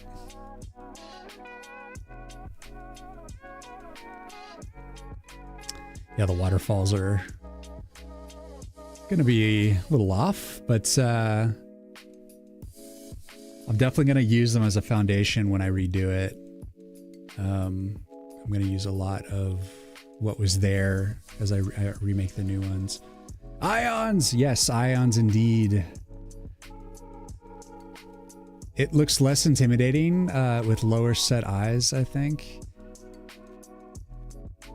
I think I want to move it up just slightly. Like, I like it low. It's kind of nice to see it different, a different vibe, but like, I think I want to see it slightly higher. Give him a little height adjustment. All right, Blinky. Leave the waterfalls. Those are fine. 'Cause those are, I just need to redraw that crap. So we'll give him 5 more pixels. It's pretty much the original design. Maybe a slight dip. We'll see. Come on. Operation Droom, thank you for the follow. Oh no, I'm stretchy. Oh goodness, guys, I think I might have to call it quits soon. I'm kind of sleepy, and I want to like eat a snack and watch From. Maybe I should start watching From tonight. Oh, we didn't move the leaves up?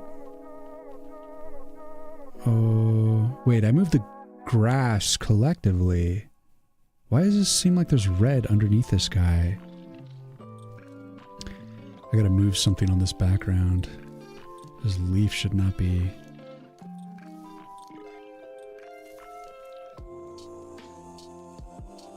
What did I do? Here, I'm looking at this right here. There's like a little red right here. I don't know why this is here. Oh, it's like lingering from... Oh no, here we go. That's why.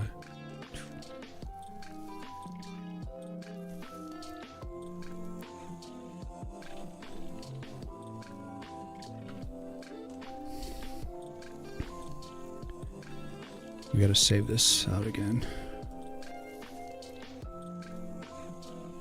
Needs to get pushed. 22. The saturation.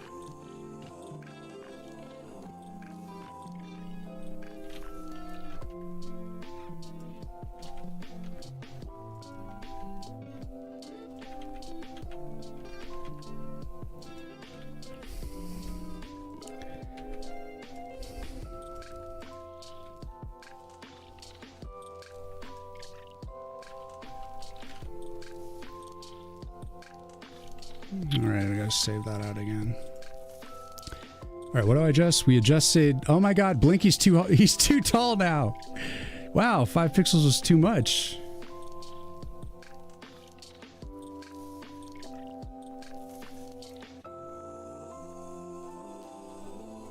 Let's kill this dragon so I can look at him.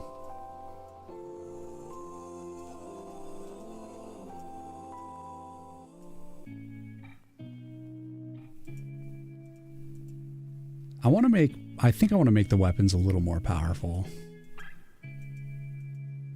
I was like nerfing everything just to like push. Yeah, Blinky, he's like really, now he's too tall. All right, so we need to save out this image again and, oh, whoops. So before he was 15, let's just move him up 2 and see how that jives, and then we will save this. I just like corrected a few pixels here.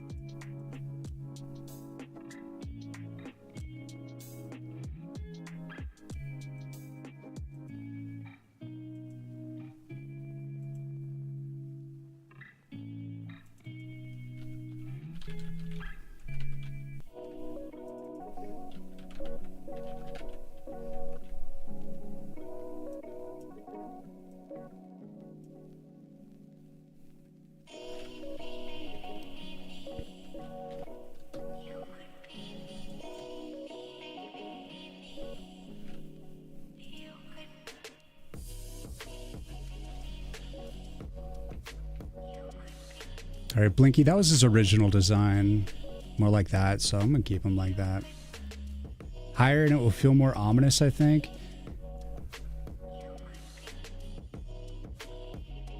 I think I'm just gonna keep him like that.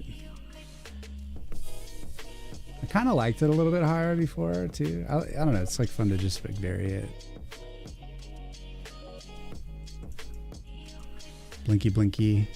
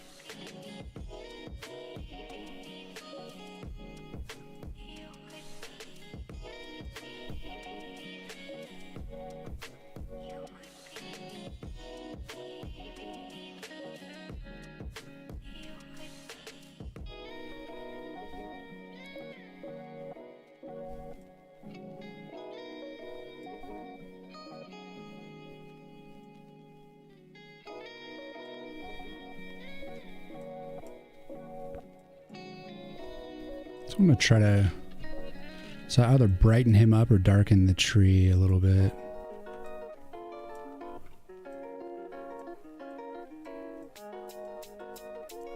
What I'm hoping with the brighter tree is the brighter contrast. Like I don't know, part of me feels like it might be like slightly too bright, but I think it's going to be good for being able to see it on darker screens. So it's gonna go with it, I think.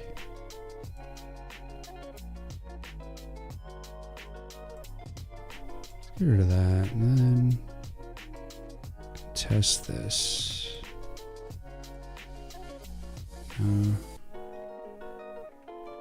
Not that.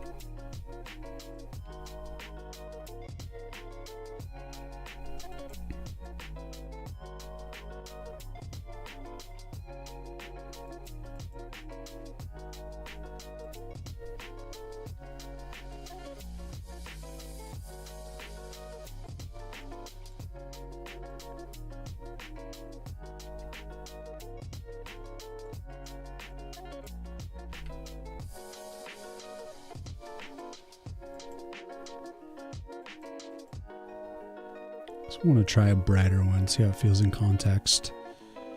Must be a great feeling to do the entire game, art, programming, music, but also overwhelming. It's not overwhelming if you, let's see, that was -4 and 4. If you just bite it off in little digestible bits. I want to like go back to that darker eye color. Just thankfully we've preserved in the lip color here.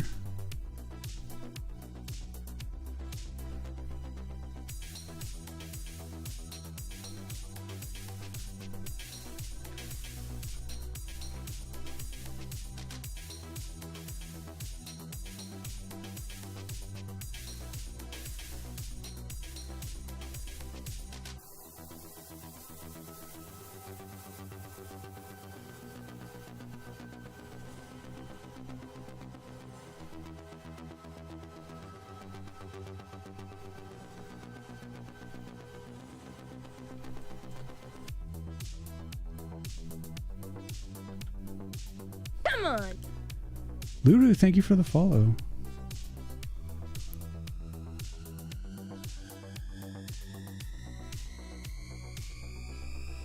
Okay, so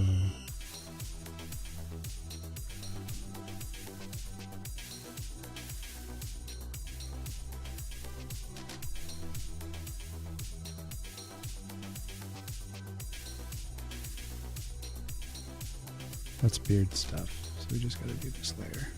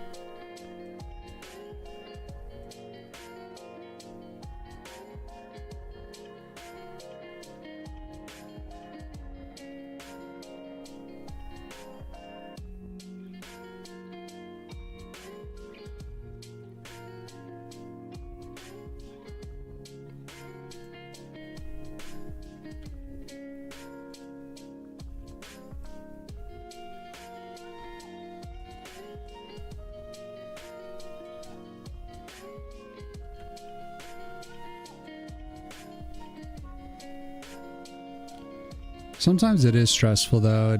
It can be like a scary thought when you think of like how much you need to get done. But you just look at it as a interesting challenge and then you just make a to-do list, you know? What can I get done this week? And usually what I want to try to get done in a week usually takes me 2 weeks. So it's like every to-do I ever put together is like always way heavier than I expect.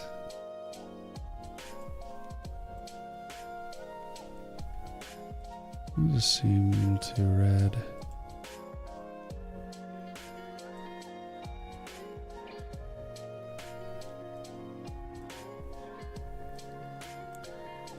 One little bit at a time.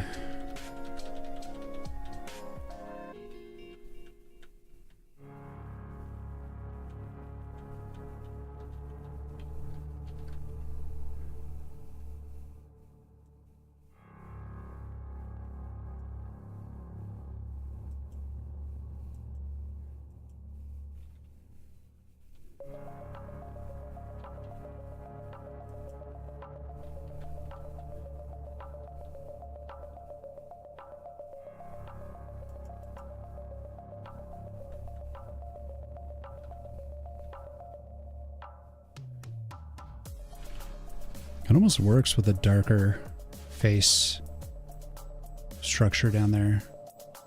It's kind of interesting, actually.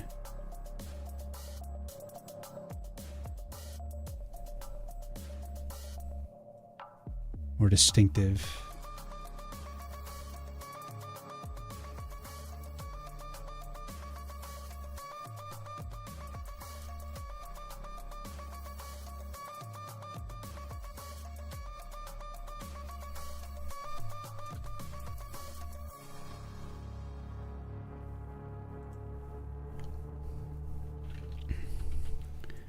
Well, I can always go back to the old version.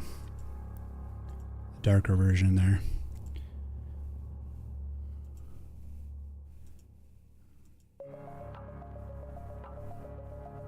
Let's try this one.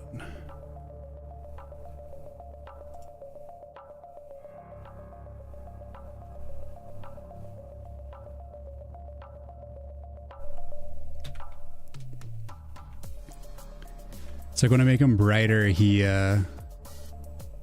just feels more good. I suppose is a good thing.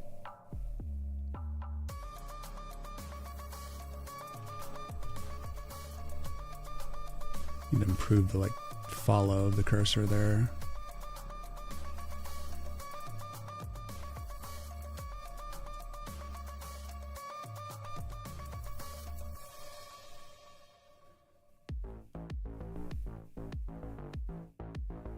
Aria, what's going on?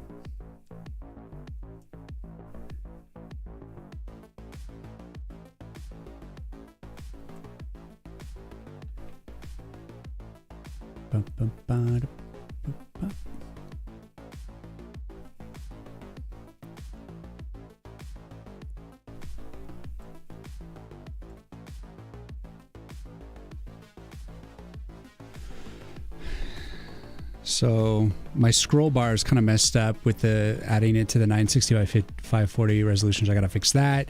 The way the cards are coming in is a little bit janky right now because I was in the middle of reworking that. But we got to change the coloring on the cards now to fit the new bark color.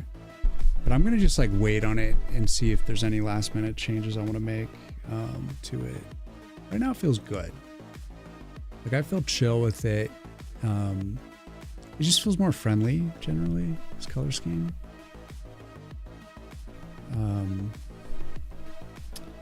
Your and my time have been not synced after your promotion. Oh.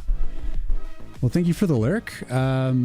My sleep schedule is completely flipped upside down right now, so I usually want to be starting stream right now as opposed to ending, but I'll probably be ending soon.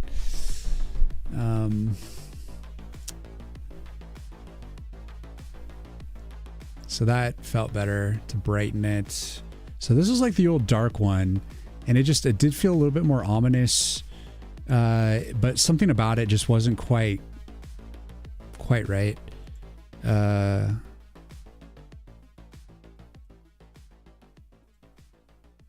This approach feels a little bit more like I originally designed it. And I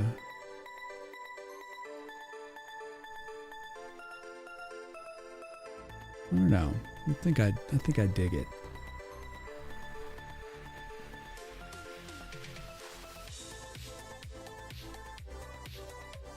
So you streaming in my night? No wonder. Yeah, it's just been. I've only streamed twice this week, and it's just been during the day, and I'm kind of slacking on streaming right now. But I'm working my ass off on the game, so we're definitely making a lot of progress.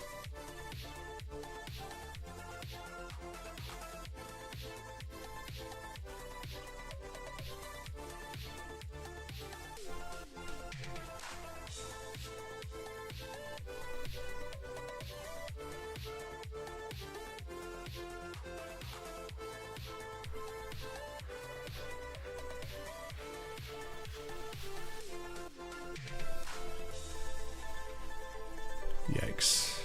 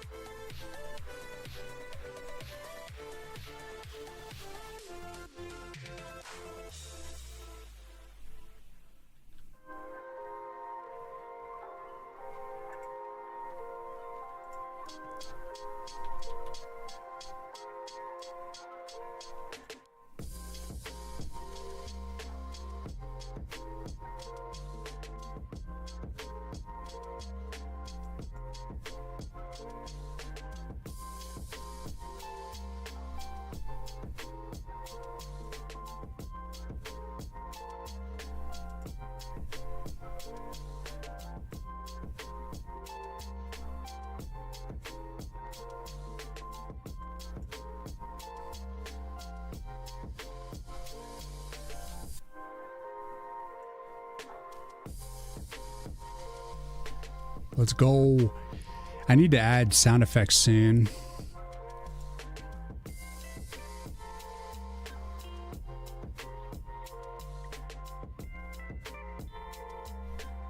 So probably be finishing up the meteor storm animation soon.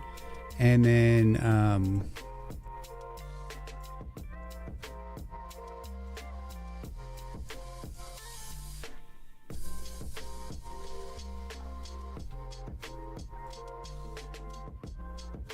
oh fuck.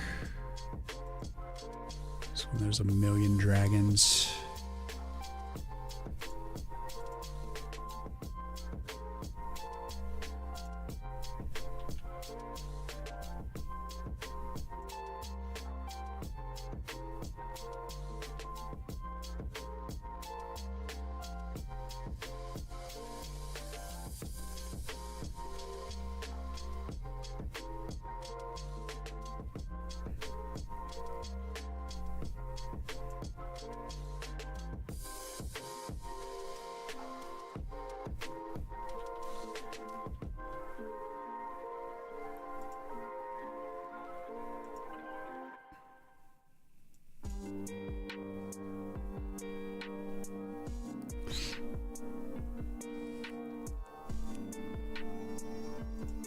Game is very doable with infinite resources.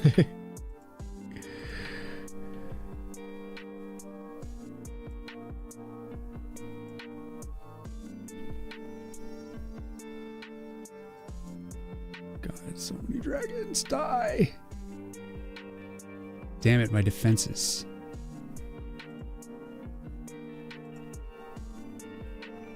You will die.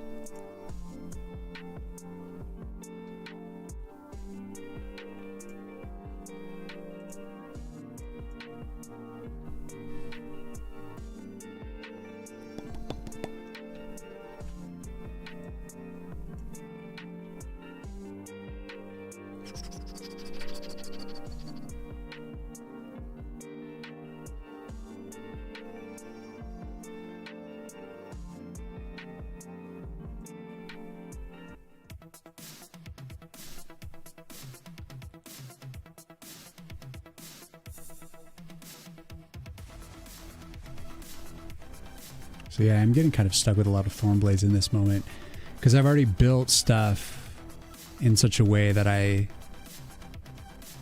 can't really do much about it. Because I already built all this other stuff where the Thornblade could be used. I don't know how you figure out how to do so many types of effects, animations.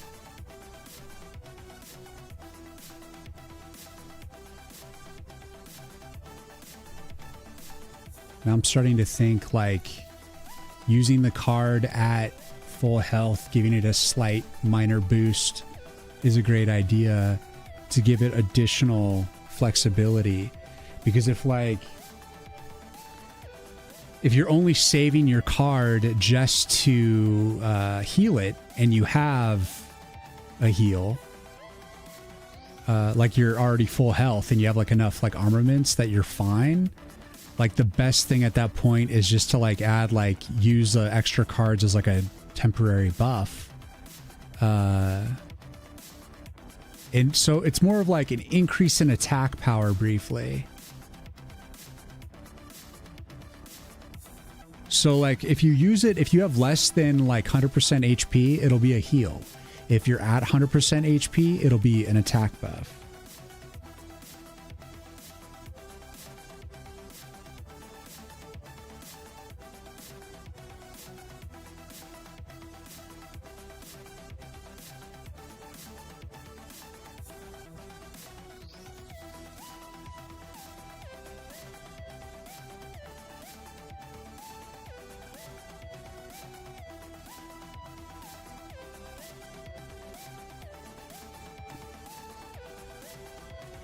Stop enjoying your game, streamer. Oh, I will enjoy it, damn it. And you cannot stop me. I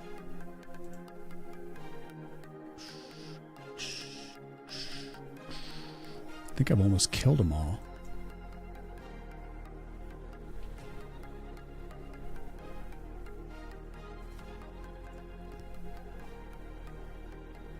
I've spent over 100 mana crystals. I'm rich. I'm rich, bitch. I do what I want. It's gonna be so much harder when you don't have any money. I might need to increase the amount of money that you can earn.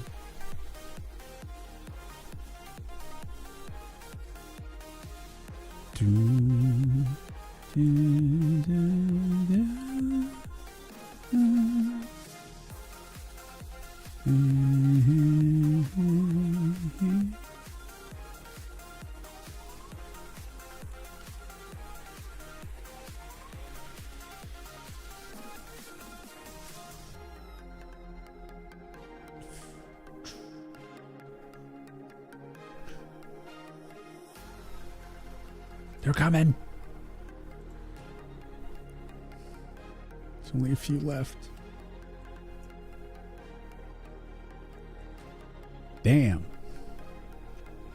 That special, that Raging Root, like one-shotted that guy. Savagery. Savage.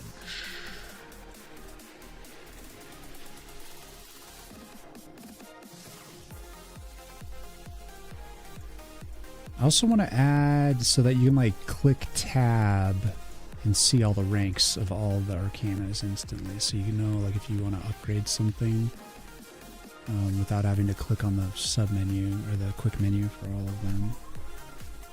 So let's see.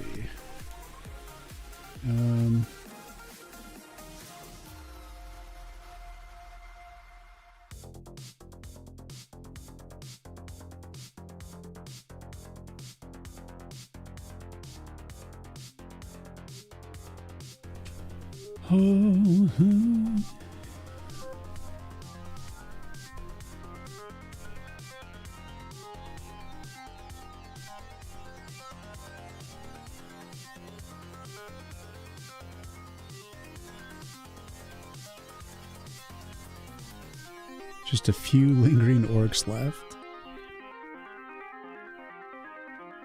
So I also need to add in like the system that like gives you score at the end of the level.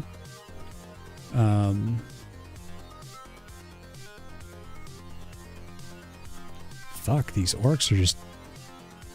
they never end! Step into my web, you little shit.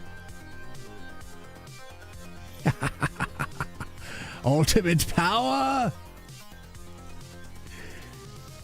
They cannot touch me!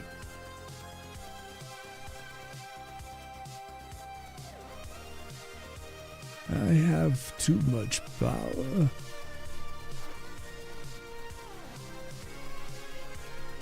It really took a lot of money. That's like the good... that's the interesting thing about playing with infinite money is I can see like what the maximum is. And so then I can find a way to like lace that in somehow into the gameplay. But this is where the level would end. And it'd be like, you've done it. The tree looks kind of good. Looks kind of badass. I like the death flower now. Good addition. I've been wanting, I like had that idea like months and months ago. True that, but at least the to-dos give you the quest path. Yeah, true. Whenever you're stressed out with your project, all you got to do is just jot down your to-dos. And then like what you do at the when you're ready to work is just pull out your to-do list and create like a sub to-do list. And usually when I'm about like either 60 to 80% through a to-do list, I'll make a new to-do list from the remaining items because there's always like new stuff that crops up. But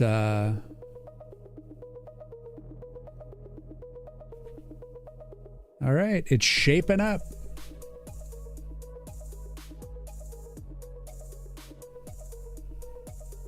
Life drain 'em.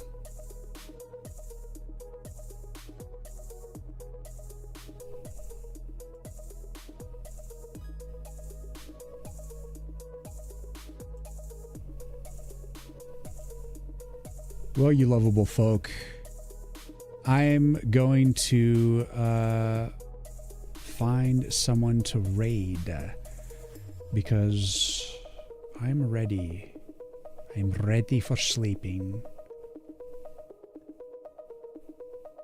and for chilling. I don't like going to bed so early. It sucks. I'll try to stay up. Try to start pushing my schedule again. But I am definitely stoked with the amount of work I got done. I'm just going to take a little break, probably eat a little something, and then try to sort out the card programming, the card interface a little bit more, because it's still pretty rough. Thanks for the stream. Well, thank you for watching, man. Damn, a to-do list like the Perpetual Stew, where they keep adding more broth. That's exactly what it feels like. I'll tell you that much.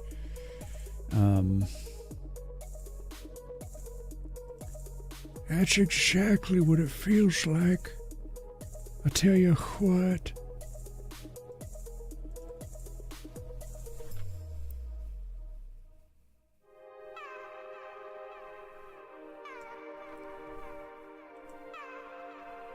But here, I got a pixel artist we can raid. And we got to do our outro music. But I really appreciate the follows and the wish list today, guys.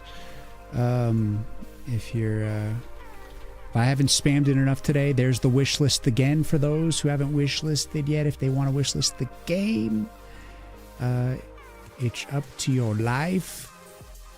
Yes, and some of the older to-dos are not as important and relevant for the overall project. Yeah, sometimes you want to shed a to-do or two. It's true. You don't always like necessarily need to hang on to the same business. This is true.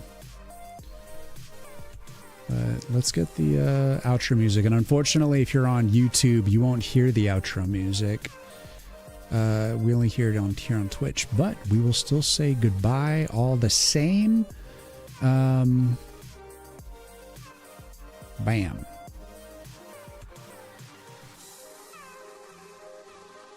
We gotta gently end stream.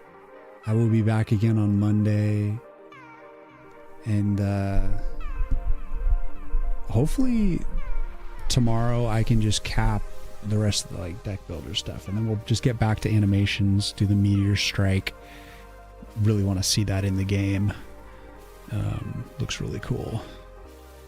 And busy work is going to be working on the waterfall, so we'll be chunking out waterfall next week and ironing out the deck builder stuff. Thank you for the stream and good luck. Shirgo, thank you for hanging out, man. Hope to see you again. I'm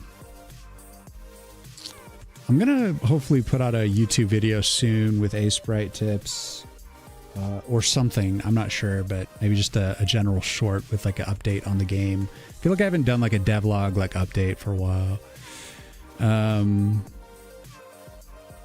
and I feel like I'm just about to like a position where I can really kind of talk up some of the changes I've made as I've been steering the game hard left, hard right, constantly, like going with the redwood look, and then it's like I put screenshots up on the Steam that are all like kind of dark colored, dark mode, and now I'm like going back to like a brighter look, because it's more friendly, and it's where the game was initially, and I just kind of brought it back to that. So it's just kind of funny how my mind works, goes back and forth. I'm trying to slow down the changes, guys. I'm really trying to like get it to like be what it needs to be. I'd love like a top 5 good working habits or how to work tips, like that to-do list one for video idea. Sure, I like that. I'm all for work optimization and stuff, and trying to make it relatable, make information that's useful to other game devs. I don't like to make videos that are just like me promoting the game. Those tend to do the worst. I think people want to get value out of the video they watch. And unfortunately, I don't like do gossip or talk shit about people. So that's probably what I need to start doing, so that, you know, we can actually get some serious viral views. But the moment, I just want to make the game. I just want to do the game dev, guys. Or start yelling at people. Hey, you sons of bitches, get off my digital lawn. No, not optimization. Like, stop me from eating cookies and watching TikTok and work at all. You're gonna have to... I know how you do that. All you do is like turn on TikToks that are like pixel art and game dev stuff, talking about mainly just seeing like art in game demos and stuff like that, and it'll eventually inspire you, and you'll just want to shut TikTok off and do it. And then you can't have a cookie until you get it to do done. My language is the best language. Oh, not you, it's me. Thank you for the follow today and hanging out. You see, this is the cure. We're gonna raid Pemmy. Pemmy was in stream earlier hanging out. Cool pixel artist. Cool, man. Nice chill. Let's go say hello to Pemmy. And as always, thank you for watching my face and hearing my voice. I'll be back on Monday. I swear maybe I will. I'm pretty sure I will. I want to get back on stream regularly here. Be very regular on how I do it. I know I'm freaking flaky as shit. But if you're always curious if I'm going to stream or not, by all means, please go, please go follow on the Discord, join the Discord. I always drop a little message in the announcement if I'm going to not stream, if I'm going to push it a day, or if I'm going to take the day off, and I usually give a little brief update what I'm doing. So at least I kind of keep you, a little informed about my flakiness. But I think I'm ready to get back to regular schedule. But here we go. I'll see you on the other side. See you on Monday. Have a great weekend, guys.